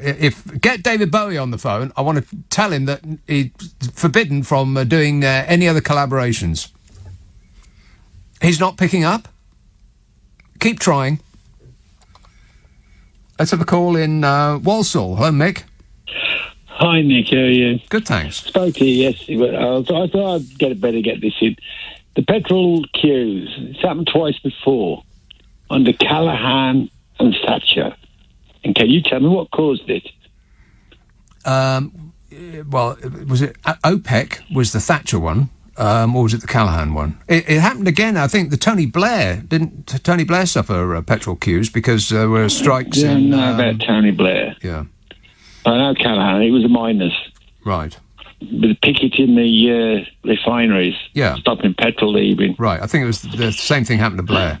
So that's happened before, and we was in the EU both times. Well, if you say Blair as well, 3 times. You can't blame everything on Brexit, I don't think. Well, no, you can't blame everything on Brexit. The difference in weather. No, you don't get as much snow as you used to get. You don't get enough... You don't get as much snow as you used to get. When I was a kid, you used to get cows singing, obviously. You don't see them anymore, do you? Well, where were you living as a kid? In Walsall Wood. Right. But every time we went, I can remember going calcing and there was always snow on the ground. Well... But I was a child. I don't know. I mean, when do you remember your summers? I bet you remember summers as being just one endless row of sunny, warm days, and that probably wasn't true either. No, I can remember the rain in April. Yeah. We used to get a lot of rain in April. I think the seasons are moving around. I think that they're just getting more extreme. I mean, this is not new news, but it just seems that it just doesn't rain anymore. There's a deluge. The worst rain is that stuff that goes straight through your clothes. Yeah, a mizzle. That's a mizzle. It just goes straight through you. It's just, don't matter what you're wearing. Like walking through... I don't know what it's like walking through. It's not... Because... The raindrops are so fine that you can't protect yourself from them, so you just get covered. Yeah. But I've only just thought about that. You don't see carol singers anymore, do you? That's strange, that is. I used to do that all the time when I was a child. Well... it's a way of making the money to buy your mum a present. Yeah, right. I mean, you don't see hitchhikers either. I mean, there's a lot of things that used to be a thing that aren't a thing anymore. You don't see people going around with... penny for the guy anymore. No, you don't. I used to take my brother around with a mask on. Yeah. In a wheelbarrow, and then they'd give me a penny, and then you'd jump up and say boo to him and stuff like that. Right. And that's when we all had a sense of humour. I think if I did it now, I'd probably get arrested. Arrested, yeah. In which case, you could probably flag down a passing bus, because they'll rescue you. All right, thanks a lot, Mick. 0345 6060 973. Yeah, when was the last time you saw a hitchhiker? It was decades. How come? Why not? And penny for the guy. Of course, if kids today were on street corners asking for a penny for the guy, if you did actually have the nerve to give them 1 penny, they'd probably get shot. Andrew says, if these shortages continue, we'll end up eating our boots like Charlie Chaplin in The Gold Rush. Yeah, those boots were made of licorice. Because this is a factual show, isn't it? No. Yeah, I believe that is actually true. Those boots were made of licorice. Jez tweets, or at least the shoelaces were. Did he actually eat the whole shoe, or was it just the shoelaces? I can't remember. I have to rewatch it. I always preferred Laurel and Hardy. I never really found Charlie Chaplin that funny. I mean, as a physical comedian, very, adept. And he could skate really, really well. Skate and play fight at the same time. Great talent. But for me, it was always Laurel and Hardy. Yes? No. It's a yes from me. Margaret emails. Oh, no, I've said that. Paul texts. Singers using English accents. Kate Bush, Ray Davis, Liam Gallagher. Mad for it. Yeah, I suppose so.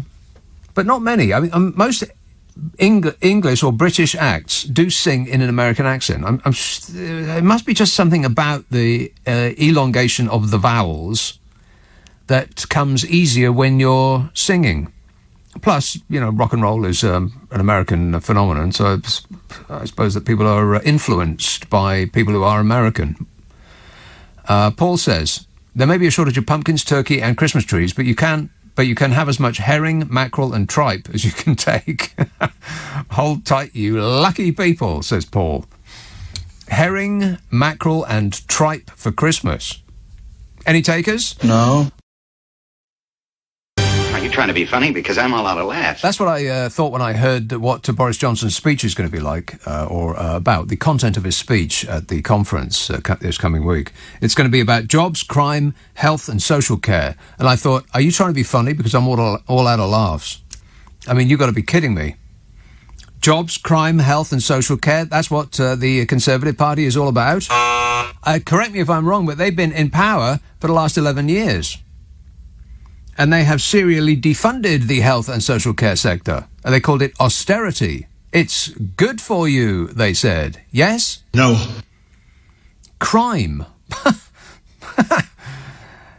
Under their leadership, we've lost 21,000... I mean, I know I've said this on this show already, but off the top of my head, it's 21,000 police persons, 25,000 police support staff. They sold half the police stations. They sold half the magistrates' courts and they defunded legal aid. And now they've got the nerve to say that they're the party of law and order? Are you serious? And as for jobs, well, Tory cuts include, but are not limited to, 30,000 from the Army, 5,000 from the Navy, 5,000 from the RAF, 2,000 from the Royal Marines, 60,000 from the NHS, 21,000 police, like I said, 10,000 prison officers, 7,000 PCSOs, 730,000 from the public sector, and 12,000 firemen. Those jobs lost under the Conservative Party over the last 11 years. And they're the party of jobs. I mean, really, is he trying to be amusing, or are you just gaslighting us, Bodge? Yes, I think it's gaslighting. If only you could light your house from the light of their gas, then we'd be getting somewhere.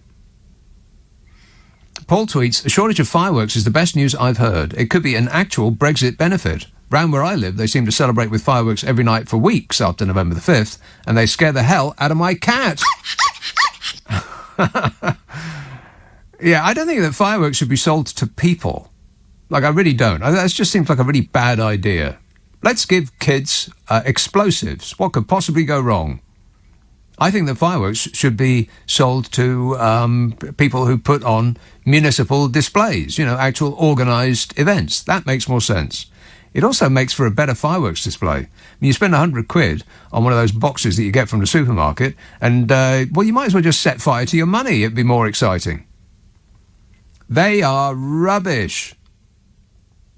Spend £10, go to a superb, organised fireworks display, and you'll be going, ooh, and ah, for 20 minutes. Better. Surbiton, hello, Diana.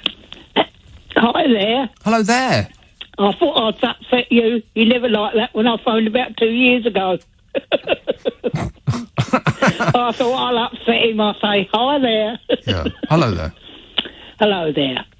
Now, there's one thing we've got with Brexit. OK. Vaccinations.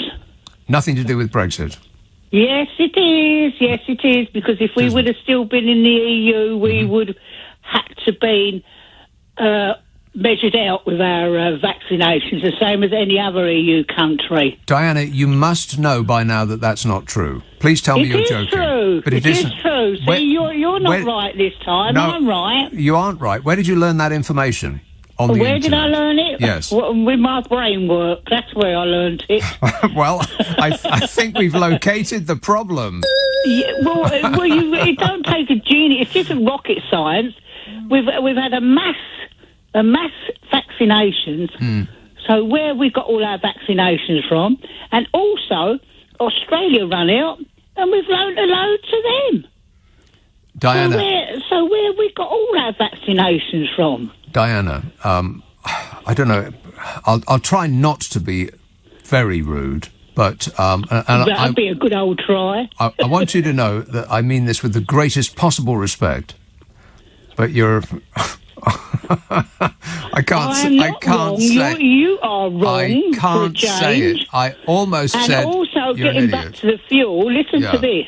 A chap who owns a garage up in Birmingham said, I've just had a tanker load come in. Yeah. He said, it's run out in a few hours. He said, do you know how long it generally takes to get rid of that tanker load? He said, A week. 5 days. Like I said. He said it lasts 5 days. Yeah. It is all to do with panic bloody buying. It's all it's to do with. Diana, it's not panic buying when you are running out of fuel.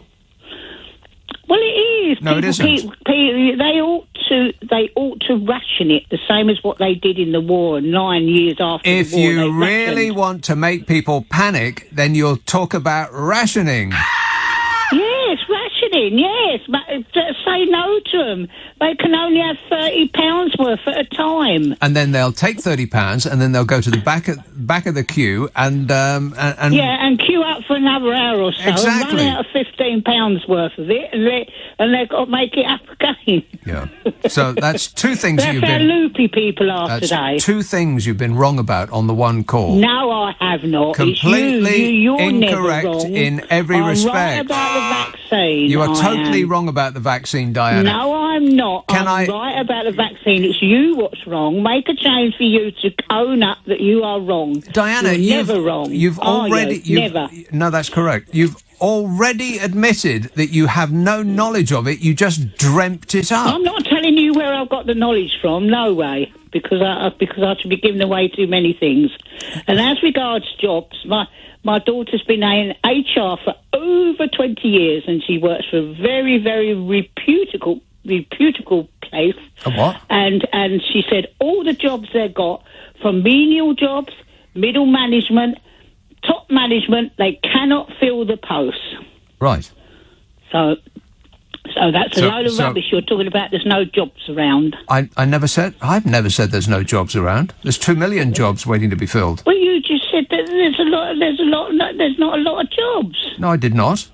Yes, you did earlier on about. Oh my God, that's 3 things you've got wrong in the one call, Diana. No. Do you want to go for a fistful? When you said about Johnson's speech, he's saying about more jobs, and you said, there's less jobs. No, I said that they're not the party of creating jobs, they're the party of disappearing jobs. Well, we all know that. All under Conservative government, all they do is cut. That's all they know. Finally, you got something right.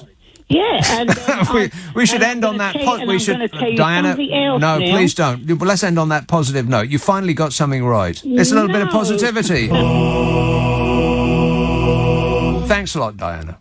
Please, don't just think up the answer to questions. Look it up. Do you have the internet where you live? I believe that the internet has actually reached Surbiton. Oh, the stuff you'll find on the internet, Diana. Disgusting. If only you'll look. The vaccination programme has zero to do with Brexit. Not one single thing. Nothing at all. Richard texts, good evening, Nick. Please can I have a refund on 2021? No. No. No refunds. Raj tweets, 10 miles walk in the pouring rain. Yeah, that was in reference to some highly suspicious text I had some a while ago. Somebody professing to have walked 10 miles today. Very much doubt it. I'm not saying that you're spreading misinformation, but... Liar! Alistair tweets, what's the difference between paraffin and petrol? Is it... and I don't know if this is a joke. If this is a joke, then I don't like it. What's the difference between paraffin and petrol? Right. It is a joke, which I'm not going to be saying on the air. But don't do jokes. 0345 6060 973. Right, talking of panic buying in the on the forecourts, like that last very, very confused and incorrect lady that I was just speaking to was saying. After days of attempts by government ministers to ease panic buying at forecourts across the country, it's been going so well that they've actually had to bring in the military to shoot it. Don't panic, they said, and we said... So now troops are finalising their training to deliver to fuel-starved forecourts. Training that's lasted, hours. What could possibly go wrong? RAF airmen arrived for a day of intensive instruction at a BP oil refinery in Hertfordshire. They belong to a reconnaissance party, according to defence sources. They're doing a reconnoitre. Well, I reckon they oiter. Get it? No. No jokes. More are expected at the site in the next few days as the government ramps up Operation Escalin, the code name for the plan to drastically reduce pressure on fuel supplies. How about they rename it Operation Mescaline and put hallucinogens in the water supply, and then we won't care about the fuel supplies anymore. Want to score some pot? The thing about that plan to drastically reduce the pressure, well, the problem is that it's only 200 of them. 200 drivers are going to be delivering on Monday. It seems to be the way of this regime. Do as little as possible, as late as possible, and then spend the time you've saved looking around for someone to blame. Yeah. Wait a minute. 200 drivers to restock 8,000 petrol stations. It's the same with the driver visas. 5,000 they're giving out to solve a shortage of 100,000. I mean, if you really wanted to sink a country, you'd go about it exactly like this. And all the while they're gaslighting us, telling us that what we can see with our own eyes is not actually happening. The government actually dismissed reports that forecourts are running out of fuel faster than they can be delivered. They said, no, that's not happening. They also disputed claims from retailers that more than half of the 8,380 filling stations that are suffering severe shortages, they said they weren't suffering shortages, while at the same time ordering the military to help fix the problem that they say doesn't exist. I mean, at this rate, the entire country is going to require psychological counselling. Help! We're in an abusive relationship. Seriously, Bodger, are you seeing another country on the side?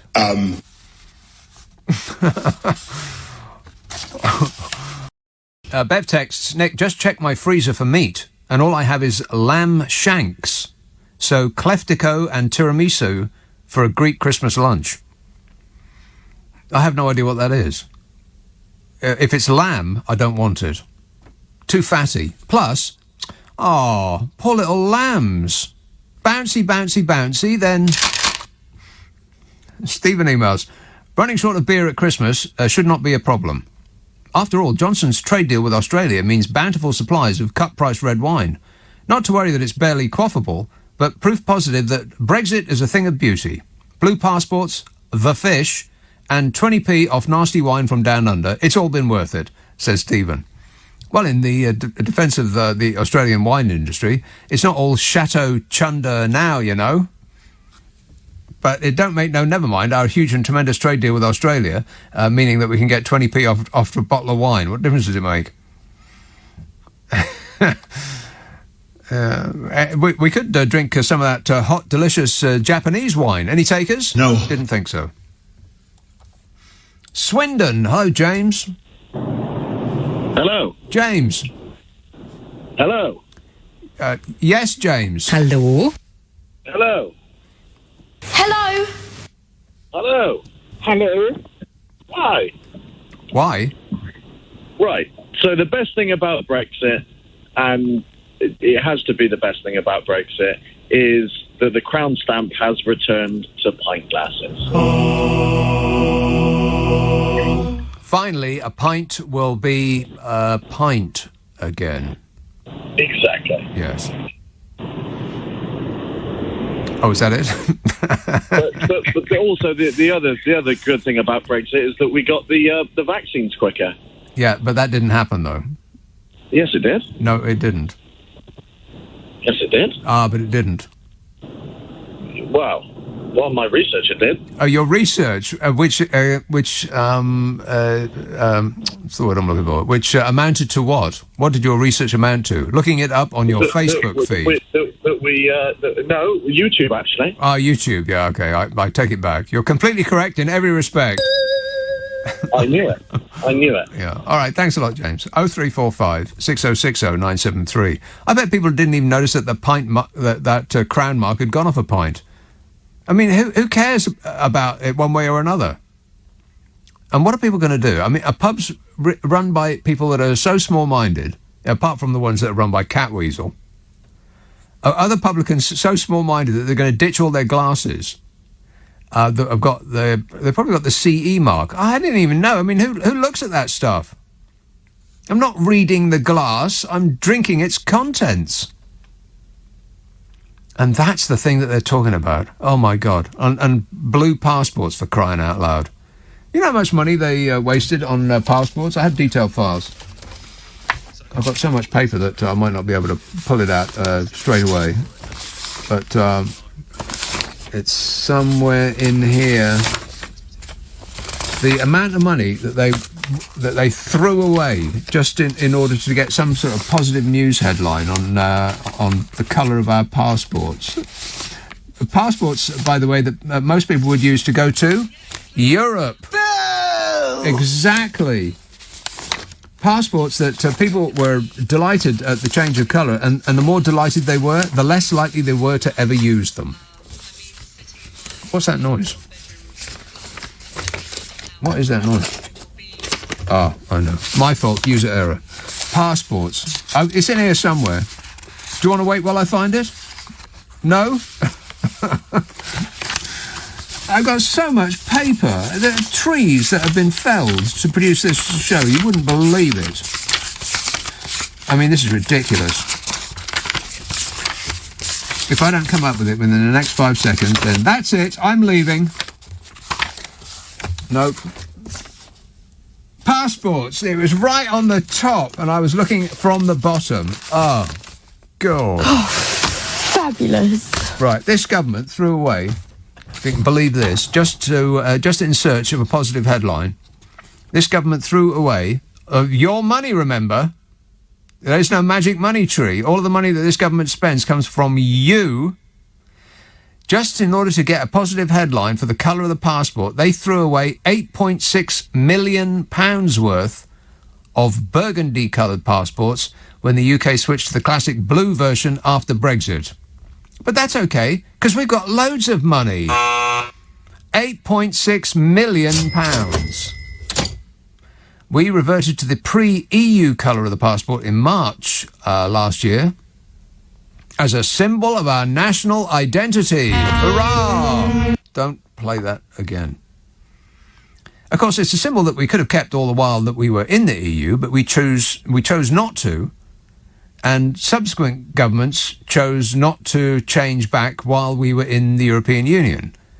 Only when we left did it become some sort of national identity thing and something that Bodge could throw to the flag-waving ninnies as some sort of Brexit bonus.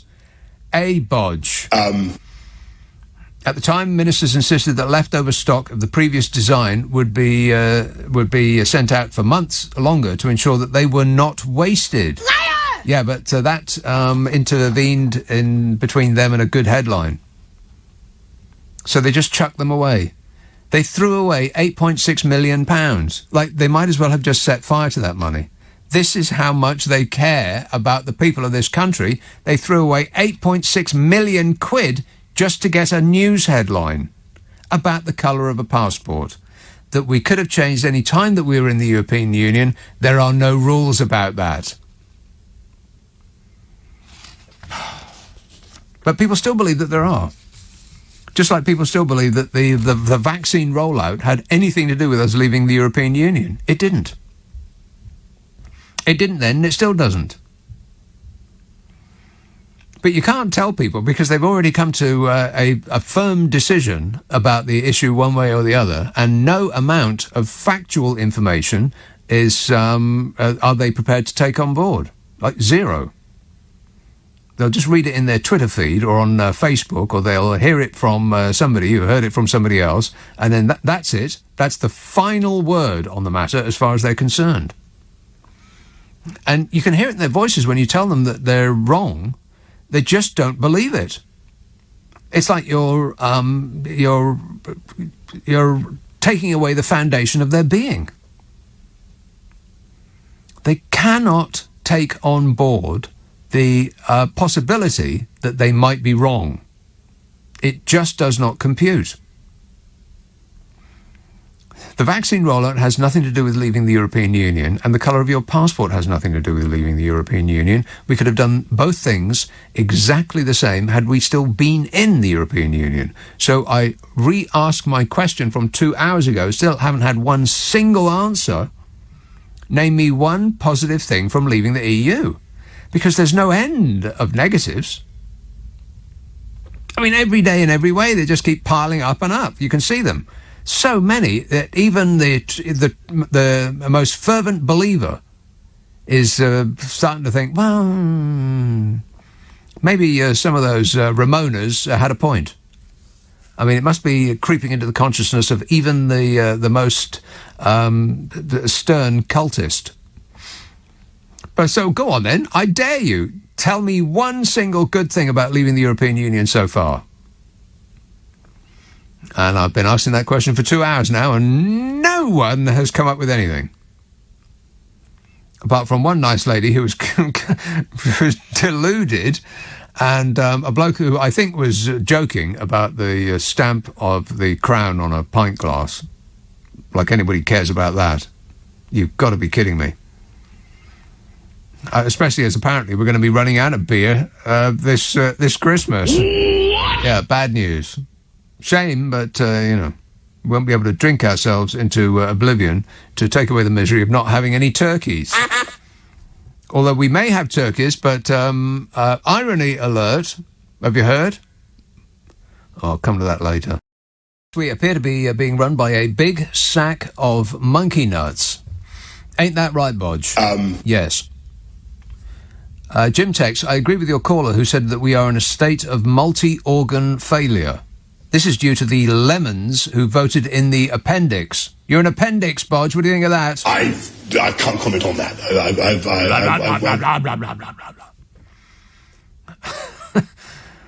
Bill Tex, I'm starting to look at our cat getting fatter in a different light, what with Christmas coming. No, Bill. Is a bad Bill. Cats are for stroking, not eating. And Trevor emails, Christmas cancelled due to a shortage of reindeer. Yeah, and if Santa is coming in a small craft, then Priti Patel will be pushing him back out to sea and letting him drown. Sorry about that, kids. Christmas is off.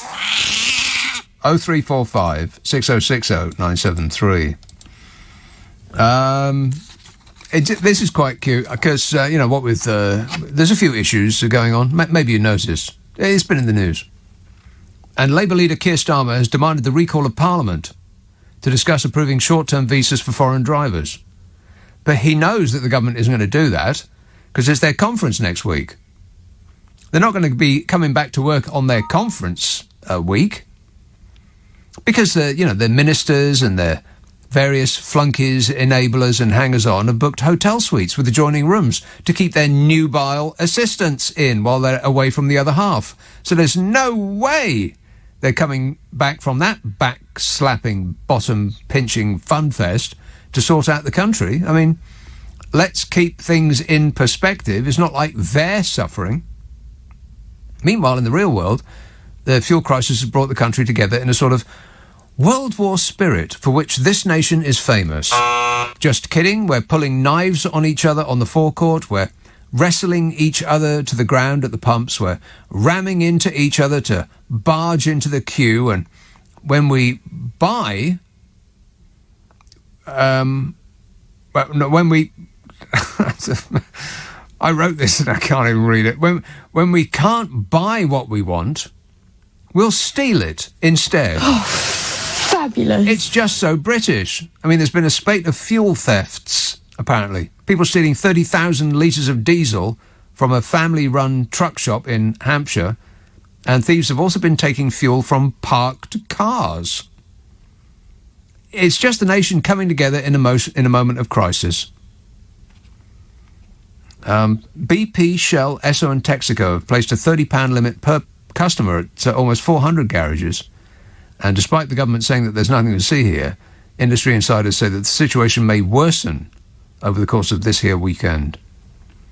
The Petrol Retailers Association said 26% of the UK's stations are reporting being completely dry.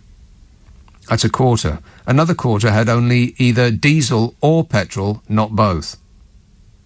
You know, if ever there was a time for a leader to take charge and fix a problem, it's now. But instead, we'll have to make do with a conference speech peppered with some half-remembered Greek fairy tale and a bit of Latin that he brushed up on before going on stage. It doesn't really matter what he says. He'll be talking to the cultists. He could speak entirely in Klingon, and they'd be cheering him to the rafters. Ain't that right, Bodge? Yeah. Wait a minute. In fact, I think that was Klingon. 0345 6060 973. Let's have Canary Islands. Oh, Tim, you're in great danger. Grave danger. Yeah. Nick. Is the Canary Islands, are they still there? I thought they blew up. No, it's the one next door.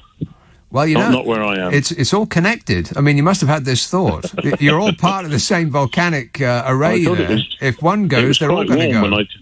It's a bit warmer than it usually is when I'm here. Yeah. But I wondered if that had anything to do with it. But I've just tuned in. I've just flown over this afternoon, and I found a Brexit benefit at Gatwick Airport. Ah.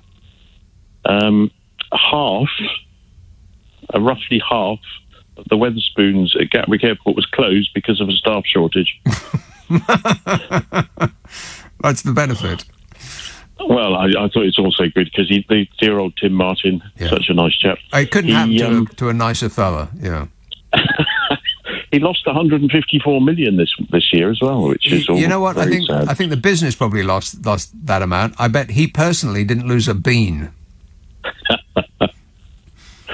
I don't know. There were some beans on the table, actually, where I sat down. But as soon as I realised it was Wetherspoons, I got up and walked out again. Yeah, OK. Well, that would have been...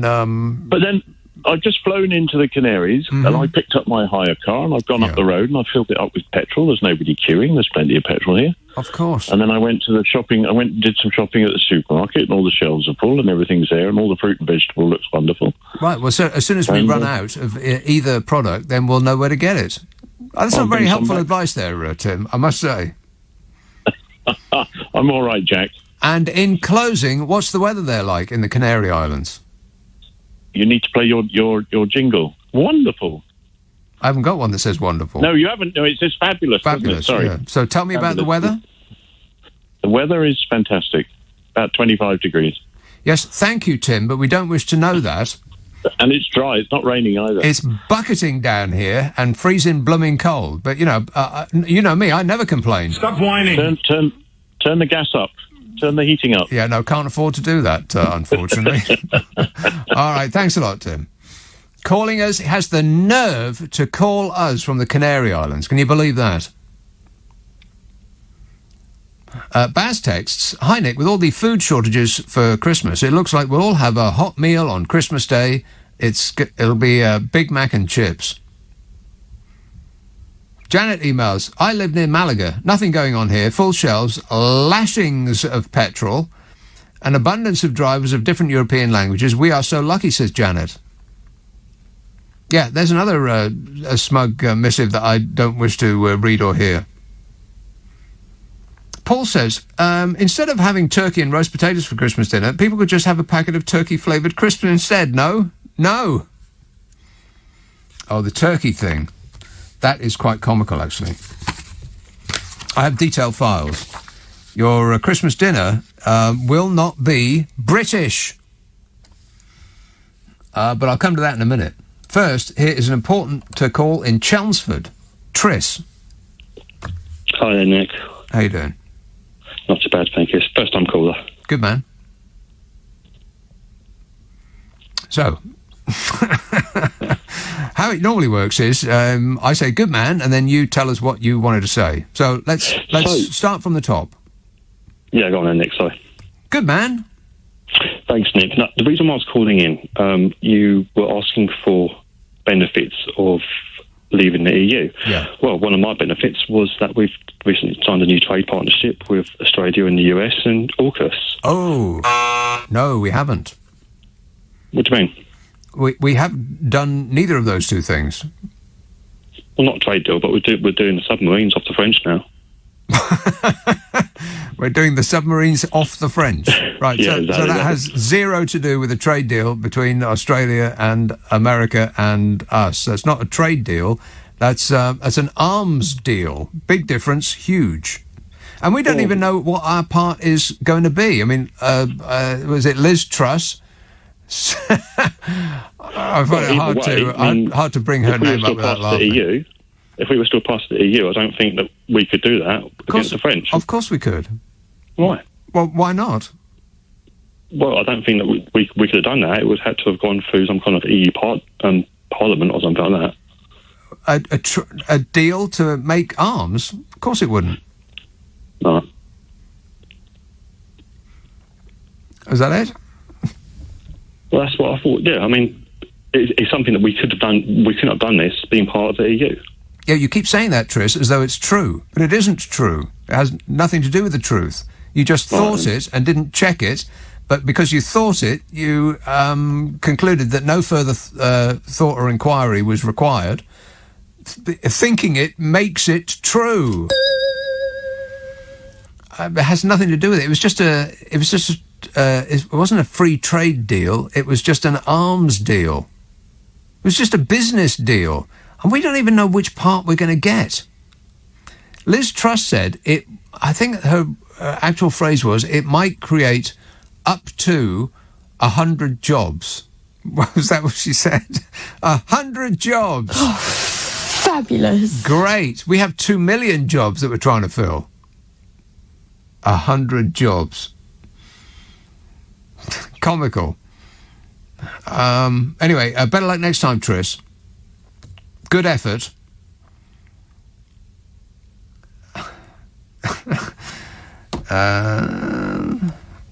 Mick tweets, was it acceptable for you Southerners to like roast potatoes and gravy but think us Northerners are odd for eating chips and gravy? Huh. Well, that is a good point, I suppose. But to be fair, though, roast potatoes and gravy is yummy, and chips and gravy is just disgusting, awful. What are you thinking of, Mick? Chips and gravy.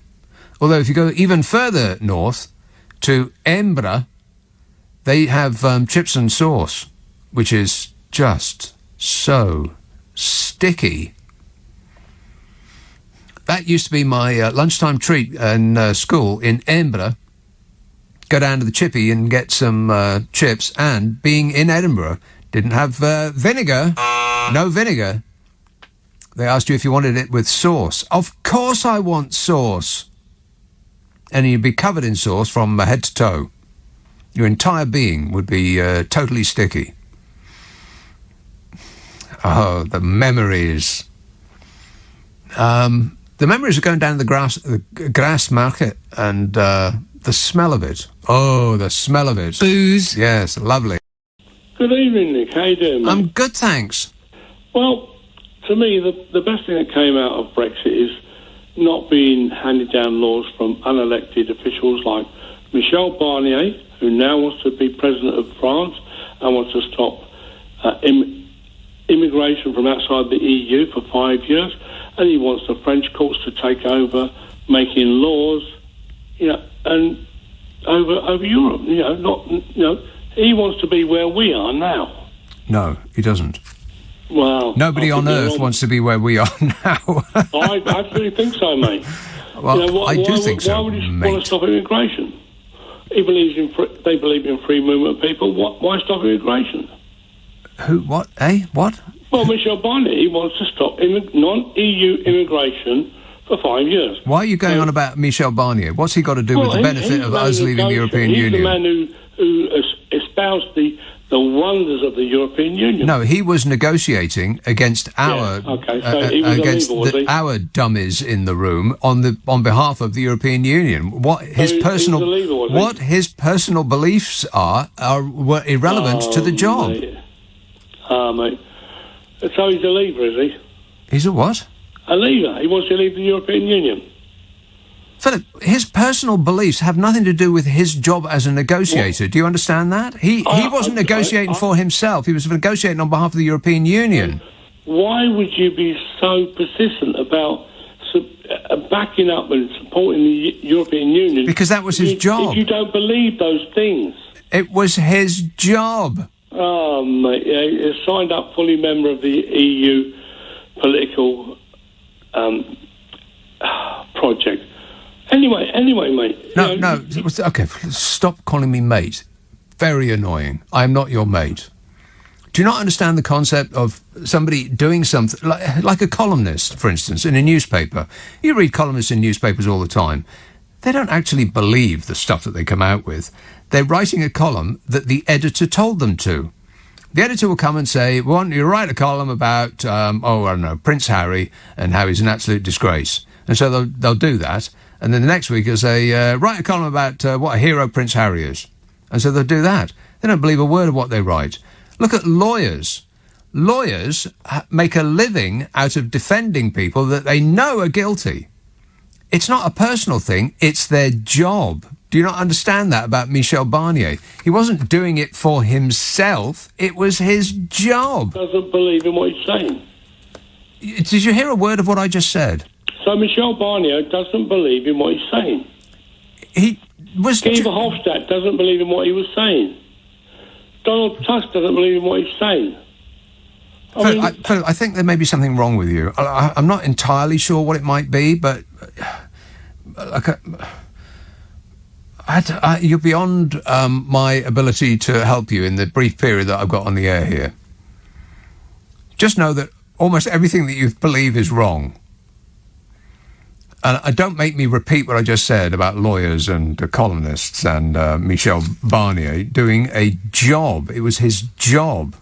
He wasn't making it up as he went along. He had instructions. I restate my case. Can anybody think of a single thing? He couldn't think of anything that was positive about leaving the European Union. He just kept on going on about Michel Barnier. Like that has anything to do with it.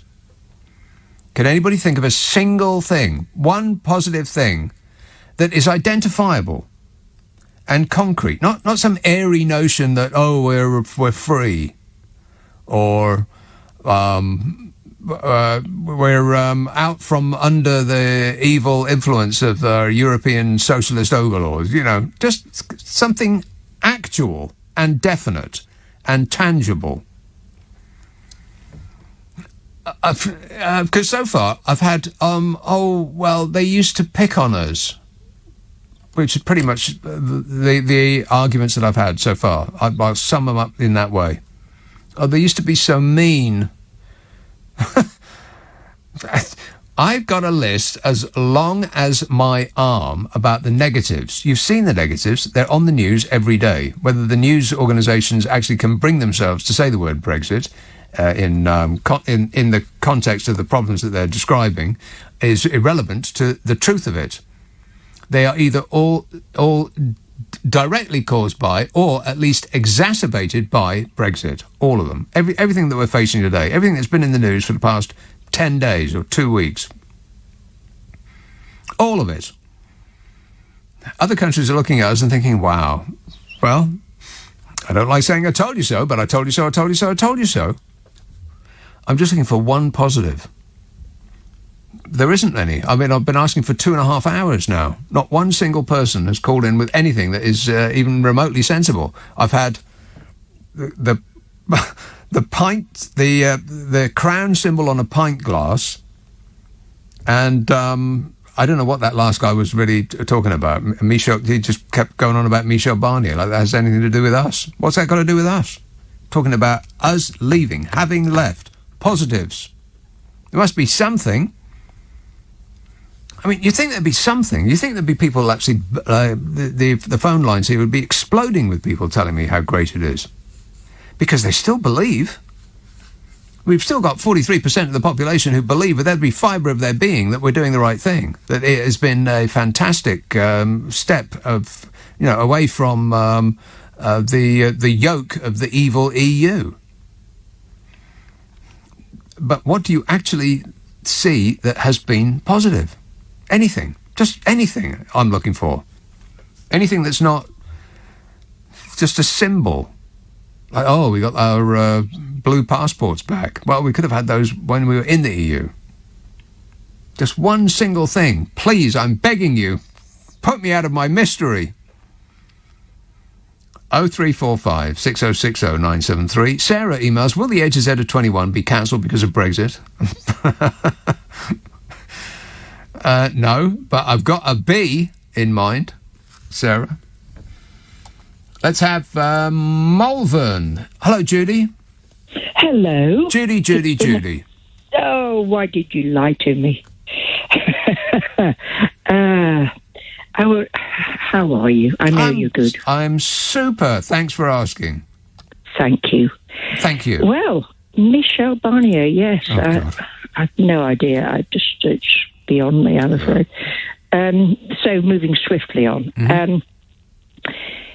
I have been thinking about Christmas. Well, I haven't been thinking about it deeply because I never do, really. It just sort of arrives every 12 months, really. Yeah. And I don't understand why people are so fixated about turkeys and anything particularly. I mean, seriously, I'm not just being difficult, but I don't see why. It seems to me, look, I live in a small village, as you know. I live in a small village. The lovely thing about a small village is, the pub opens at 12 o'clock on Christmas Day. Right. Everybody goes to the pub about 12 o'clock and they roll out about 2:30. Mm-hmm. And the ideal thing is, okay, about a month before, I make a really good beef bourguignon or something of that ilk. Yeah. And I don't think there's a problem with potatoes yet. Is there? No, not that I've heard. Potatoes. We've still got potatoes. Thank goodness for that. What would we do without them? Then we'd be in big trouble. That would be a tragedy. It would be a tragedy. It's a serious tragedy. Very, very serious.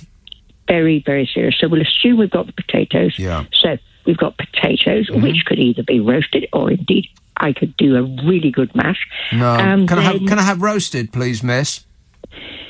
Well, if you must. I mean, if you really must. I would say with something like beef bourguignon, actually you're better with mash. Oh, well, yeah, come to think of it, yeah, you might be right there, yeah. Do you know what I mean? Just to sort of, soak up all that juice.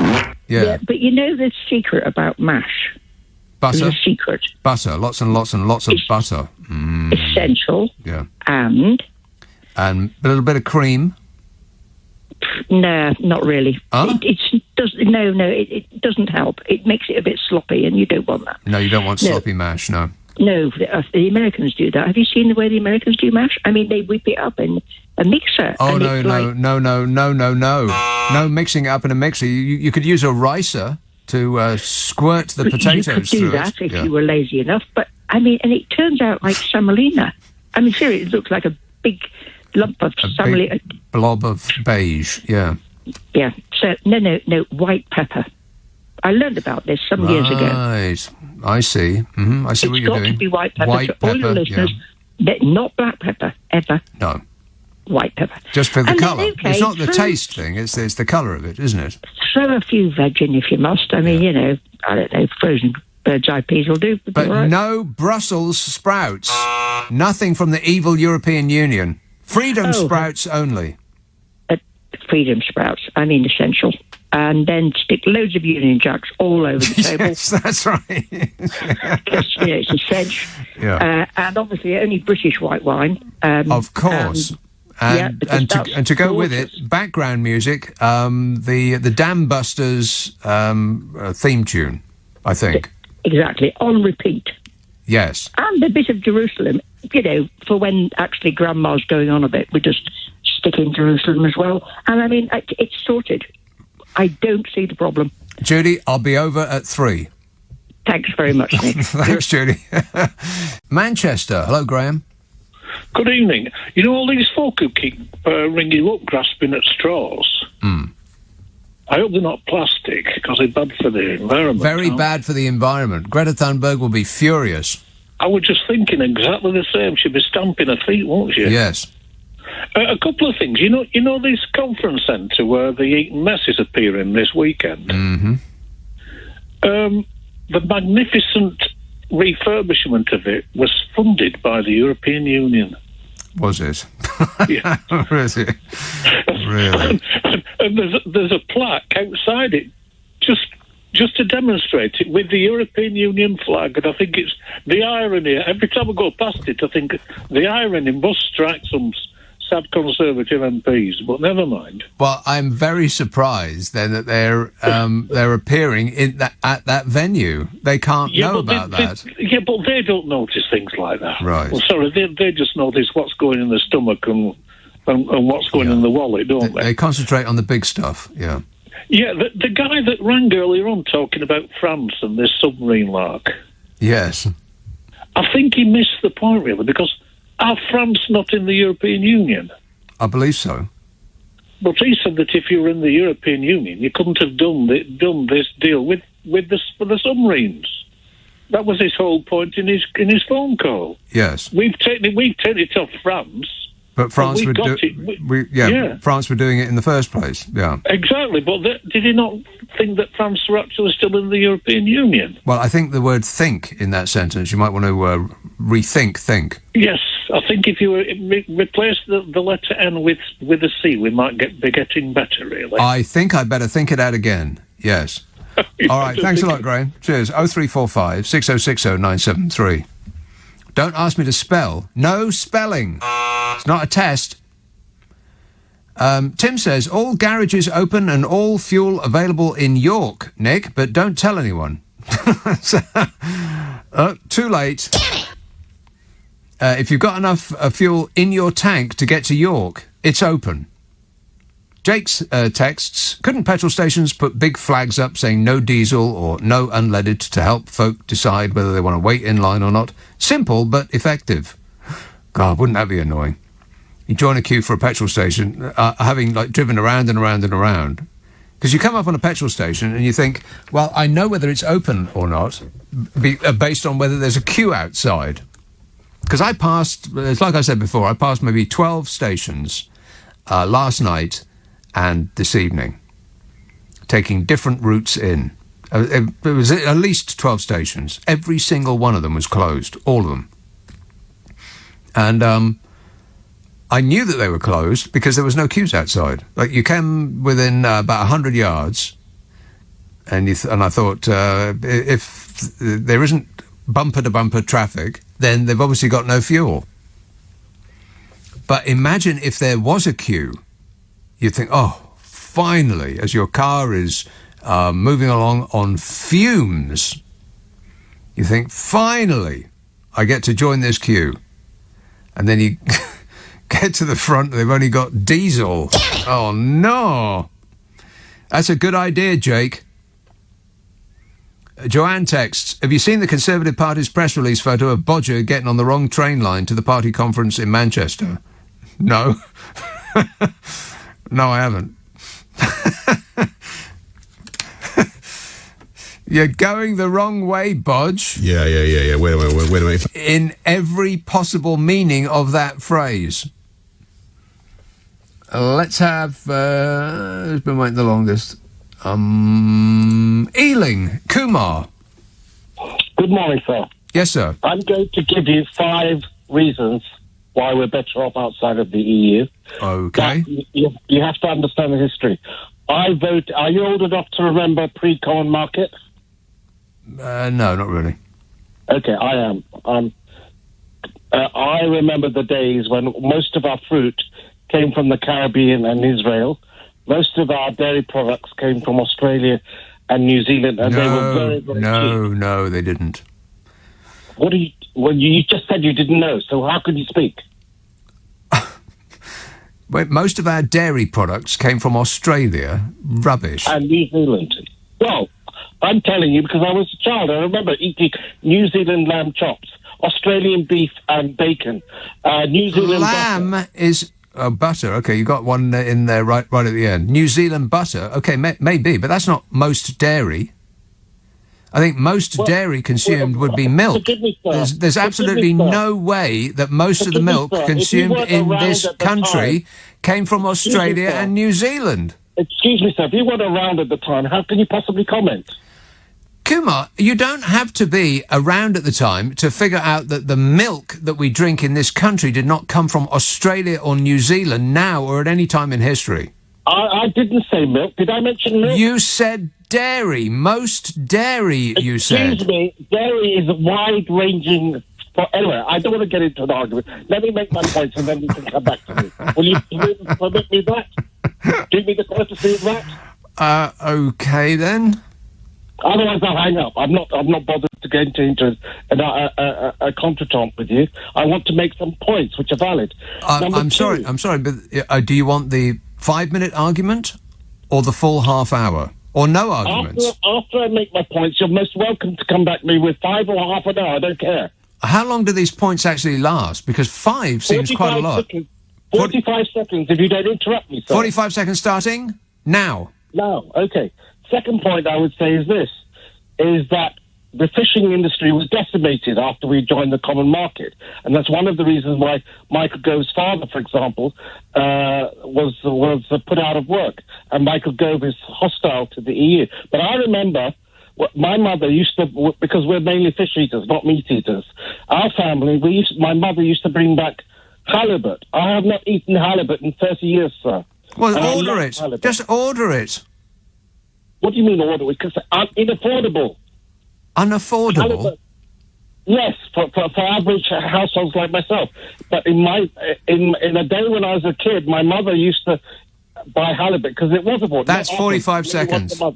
You've still only given me 2, neither of which make any sense. Are you really trying to tell me that the benefit of leaving the European Union is because we've got our fish back? We had a huge fishing industry, and if you stop interrupting me, I'd get through my Come on, you said 45 seconds. You were not being truthful about that. I did not interrupt you for 45 seconds. Well, you've interrupted the best part of 30 seconds, for sure. 45 seconds you were yakking on about fish being the benefit of leaving the European Union. Are you out of your mind? Yes. The fishing industry in this country is decimated after we've left the European Union. We are no longer subject to fish quotas. We can enhance... Kumar, we don't have a fishing industry anymore. It died after leaving the European Union. Sir, why did it die? Because this government didn't know its bottom from its elbow and negotiated a deal which killed the fishing industry. Excuse me, sir. We've had several modes of government over 35 years. Cannot blame it on one particular government. Yeah, you can. You can blame it on the government that negotiated the deal. Come on, are you out of your mind? You really think that we, used to get most of our dairy from New Zealand and Australia, and that the fishing industry in this country has benefited from leaving the European Union? Is that actually your position? I happen to know what I'm talking about. No, you don't. If you think that the fishing industry in this country has benefited from leaving the European Union, you've got no idea what you're talking about. It's hard to believe that anybody can actually say that out loud. Do you get the news where you live? So I'll ask again. Does anybody have any positives from leaving the European Union so far? Unreal. He should have hung up the phone right at the beginning of that. He would have avoided a lot of embarrassment. Oh, yeah, the fishing industry is doing just great. Get the fishing industry on the phone and they'll explain it to us. They're not answering. This text says, if you're a clown, in reference to a call I had some while ago, if you're a clown, then I've got great news. Ireland has a shortage of clowns. So your job opportunities just increased. Extra cash for Christmas, says that anonymous missive. Josh emails, one positive is that Nigel Farage is not seen on TV anymore. Well, that is a good thing. I'm a nutcase. Yeah. Steve says, I'll give you one benefit of Brexit. If it doesn't work, Nigel Farage says he'll leave the UK and set up home in a foreign country and become an emigrant. Well, it's not working, Nige, and yet you're still here. We've got a few idiots in our party. Yeah. It starts at the very top. 0345 6060 973. How many texts and emails have I got? Oh my God, I'll never get through all those. I've only got a brief 3-hour show. So I'll try and do some more. Glenn says, one good thing about leaving the EU, it's upset the French. What more do we need? I don't think it's upset the French at all. I don't think they're remotely bothered. They couldn't care less. I would imagine that they'd prefer it were we not there. I mean, it's been slightly irritating because we've upset their business, even as we've upset our own. You don't... businesses on both sides of the channel have relied on each other.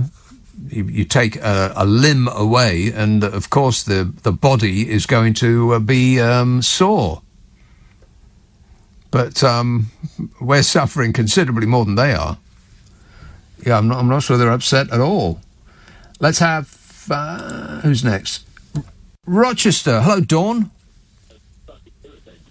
Dawn?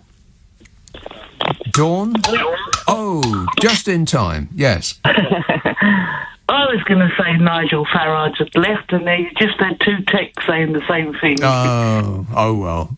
Beaten to it. Yeah, I was just about to hang up. I was just checking. But anyway, thanks for your show. All Good right. night. Thanks, Dawn. Night. 0345 6060 973. There you are. Brief and to the point. Bev says, hi, Nick, don't panic, but I heard today that there is a shortage of advent calendars looming. I think their days are numbered. Oh, no. Another listener with material. Oh, no. Joe texts Michael Gove as James Bond. Let me think about that. No. No. I don't think that there is a single member of the ruling party that could actually play James Bond. But I know who could play the specky oaf that is Q. You're better informed than I am. I don't know anything. Yeah, he fits the part perfectly. God, he's annoying. Great Yarmouth. Hello, Matthew. Hello. I've been listening to a lot of comments in regards to Brexit. So I think, for me, I'm a 30-year-old male that didn't have the opportunity to vote whether we joined or left during 45 years of being part of the EU. So I relished in the opportunity to vote at the time. Relished? Listened to a lot of arguments for Remain and Leave, and I've come back and we're still having the same arguments and same debate after voting nearly out for 5 years now. But I think for me, probably one of the benefits is that holding the government to more accountability and really having checks on food coming into the country. I remember when... Wait. Checks on food coming into the country? Yeah. Well, we didn't have that before. Yeah. No, we didn't. Not when we were part of the EU, but, we didn't have checks on food when we were part of the EU. No, there wasn't no border between, the UK or Europe. There wasn't no such checks in there. Poland can send their chickens over to us for, That's the whole point of being part of the single market. Yeah, but there were standards that all of the countries had to adhere to. So the checks... They weren't always met. I only watched a news thing on ITV the other night about how some dodgy chicken meat come through from Poland when we were members of the EU. We used to sell horse meat as beef.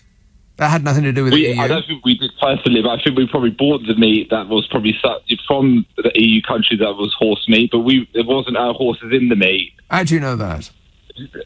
Well, I can assure you that they all spoke with a foreign accent. Yeah, sure they did. Yeah, but for me, having a bit of independence, Are you kidding me, Matthew? Independence. Independence. What does that mean? Independence. Describe the independence that we have now that we didn't have then. I think having the ability to hold our MPs to account a little bit better. In what manner have we been able to hold Boris Johnson and this cast of clowns to account? Tell me how we would do that. I'm sure on a daily basis you can go and contact your MP and you can take numerous amounts of issues to them, and they'll take it to Parliament. You know how much attention they would pay to that? I mean, if you were in Boris Johnson's constituency and you complained about any and everything that he's doing, you know how much attention he would be. You know how much time he would give you? He wouldn't even show up. He probably couldn't find Uxbridge with a sat-nav. Are you kidding me? He probably couldn't, no, but he's a career politician. But like in a nutshell, that's exactly right. He is a politician. He's a showman, and that's the extent of his ability to do the politics part, to get on stage and get an audience laughing and pretend to be Churchill and all that. When it comes to doing that bit, he's very good. When it comes to doing the actual job that he was applying for, hopeless. He's great in the application. In the actual job part, not a clue. And there's zero chance of holding him to account. And this regime is making it more and more difficult with each passing day to hold them to account. If you wanted to complain about this government, they are making it illegal to do so. Read the article from Jonathan Friedland in The Guardian from yesterday. I'll give you just the taste of it at the beginning to show you where we're going in this country. It's really alarming. He says, if this wasn't us, how would we describe it? If this was Viktor Orban's Hungary or Poland, what language might we use? Would an announcer on the World Service declare, amid fuel and food shortages, the government has moved to cement its grip on power. It's taking action against the courts, shrinking their ability to hold the ruling party to account, curbing citizens' right to protest, and imposing new rules that would gag whistleblowers and sharply restrict the freedom of the press. It's also moving against election monitors while changing voting rules, which observers will say hurt beleaguered opposition groups. Almost unnoticed, perhaps because it's done with an English rather than a Hungarian accent, our populist, nationalist Prime Minister is steadily setting out to weaken the institutions that define a liberal democracy, the ones that might act as checks and balances on him. And he's moving, Orban style, to make it ever harder for his government to lose power. And then Jonathan Friedland goes on to flesh out each thing about the courts and about the press and about your ability to protest and the restriction on voting, this photo ID card, which is a remedy for a problem that does not exist except to reduce the ability of people who might not vote Conservative to actually go and vote in the first place. It's really worrying what's happening here. We have not got more control over the people that rule us. We have less control since we left the European Union. This is a government that needs supervision. Just to be allowed, because 43% of the population voted for them, to do whatever they want is an alarming prospect, and we should all be very worried, in my opinion. Not that finally we're out from underneath the control of the European Union, which is a more elected body than we've got here. We've got the largest unelected House of Parliament of any country in the world, overseen by an unelected head of state. And people still talk about it as being a beacon of democracy. It's totally the opposite of that. In Europe, MEPs are voted for on the basis of proportional representation, which means they represent more of the people. In this country, we have a minority of the population voting for a government that has now complete control. What's democratic about that? Wake up, sheeple. It's later than you think. Tony tweets, is it true that Chris Grayling is considering a comeback tour because he thinks he can't do any worse?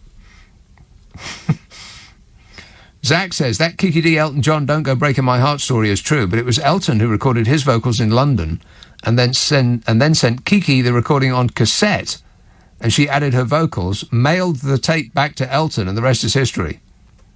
Great record, says Zach. Well, that's a liberal use of the word great there, Zach. It's a record, let's leave it at that. There's no way that they recorded that on a cassette.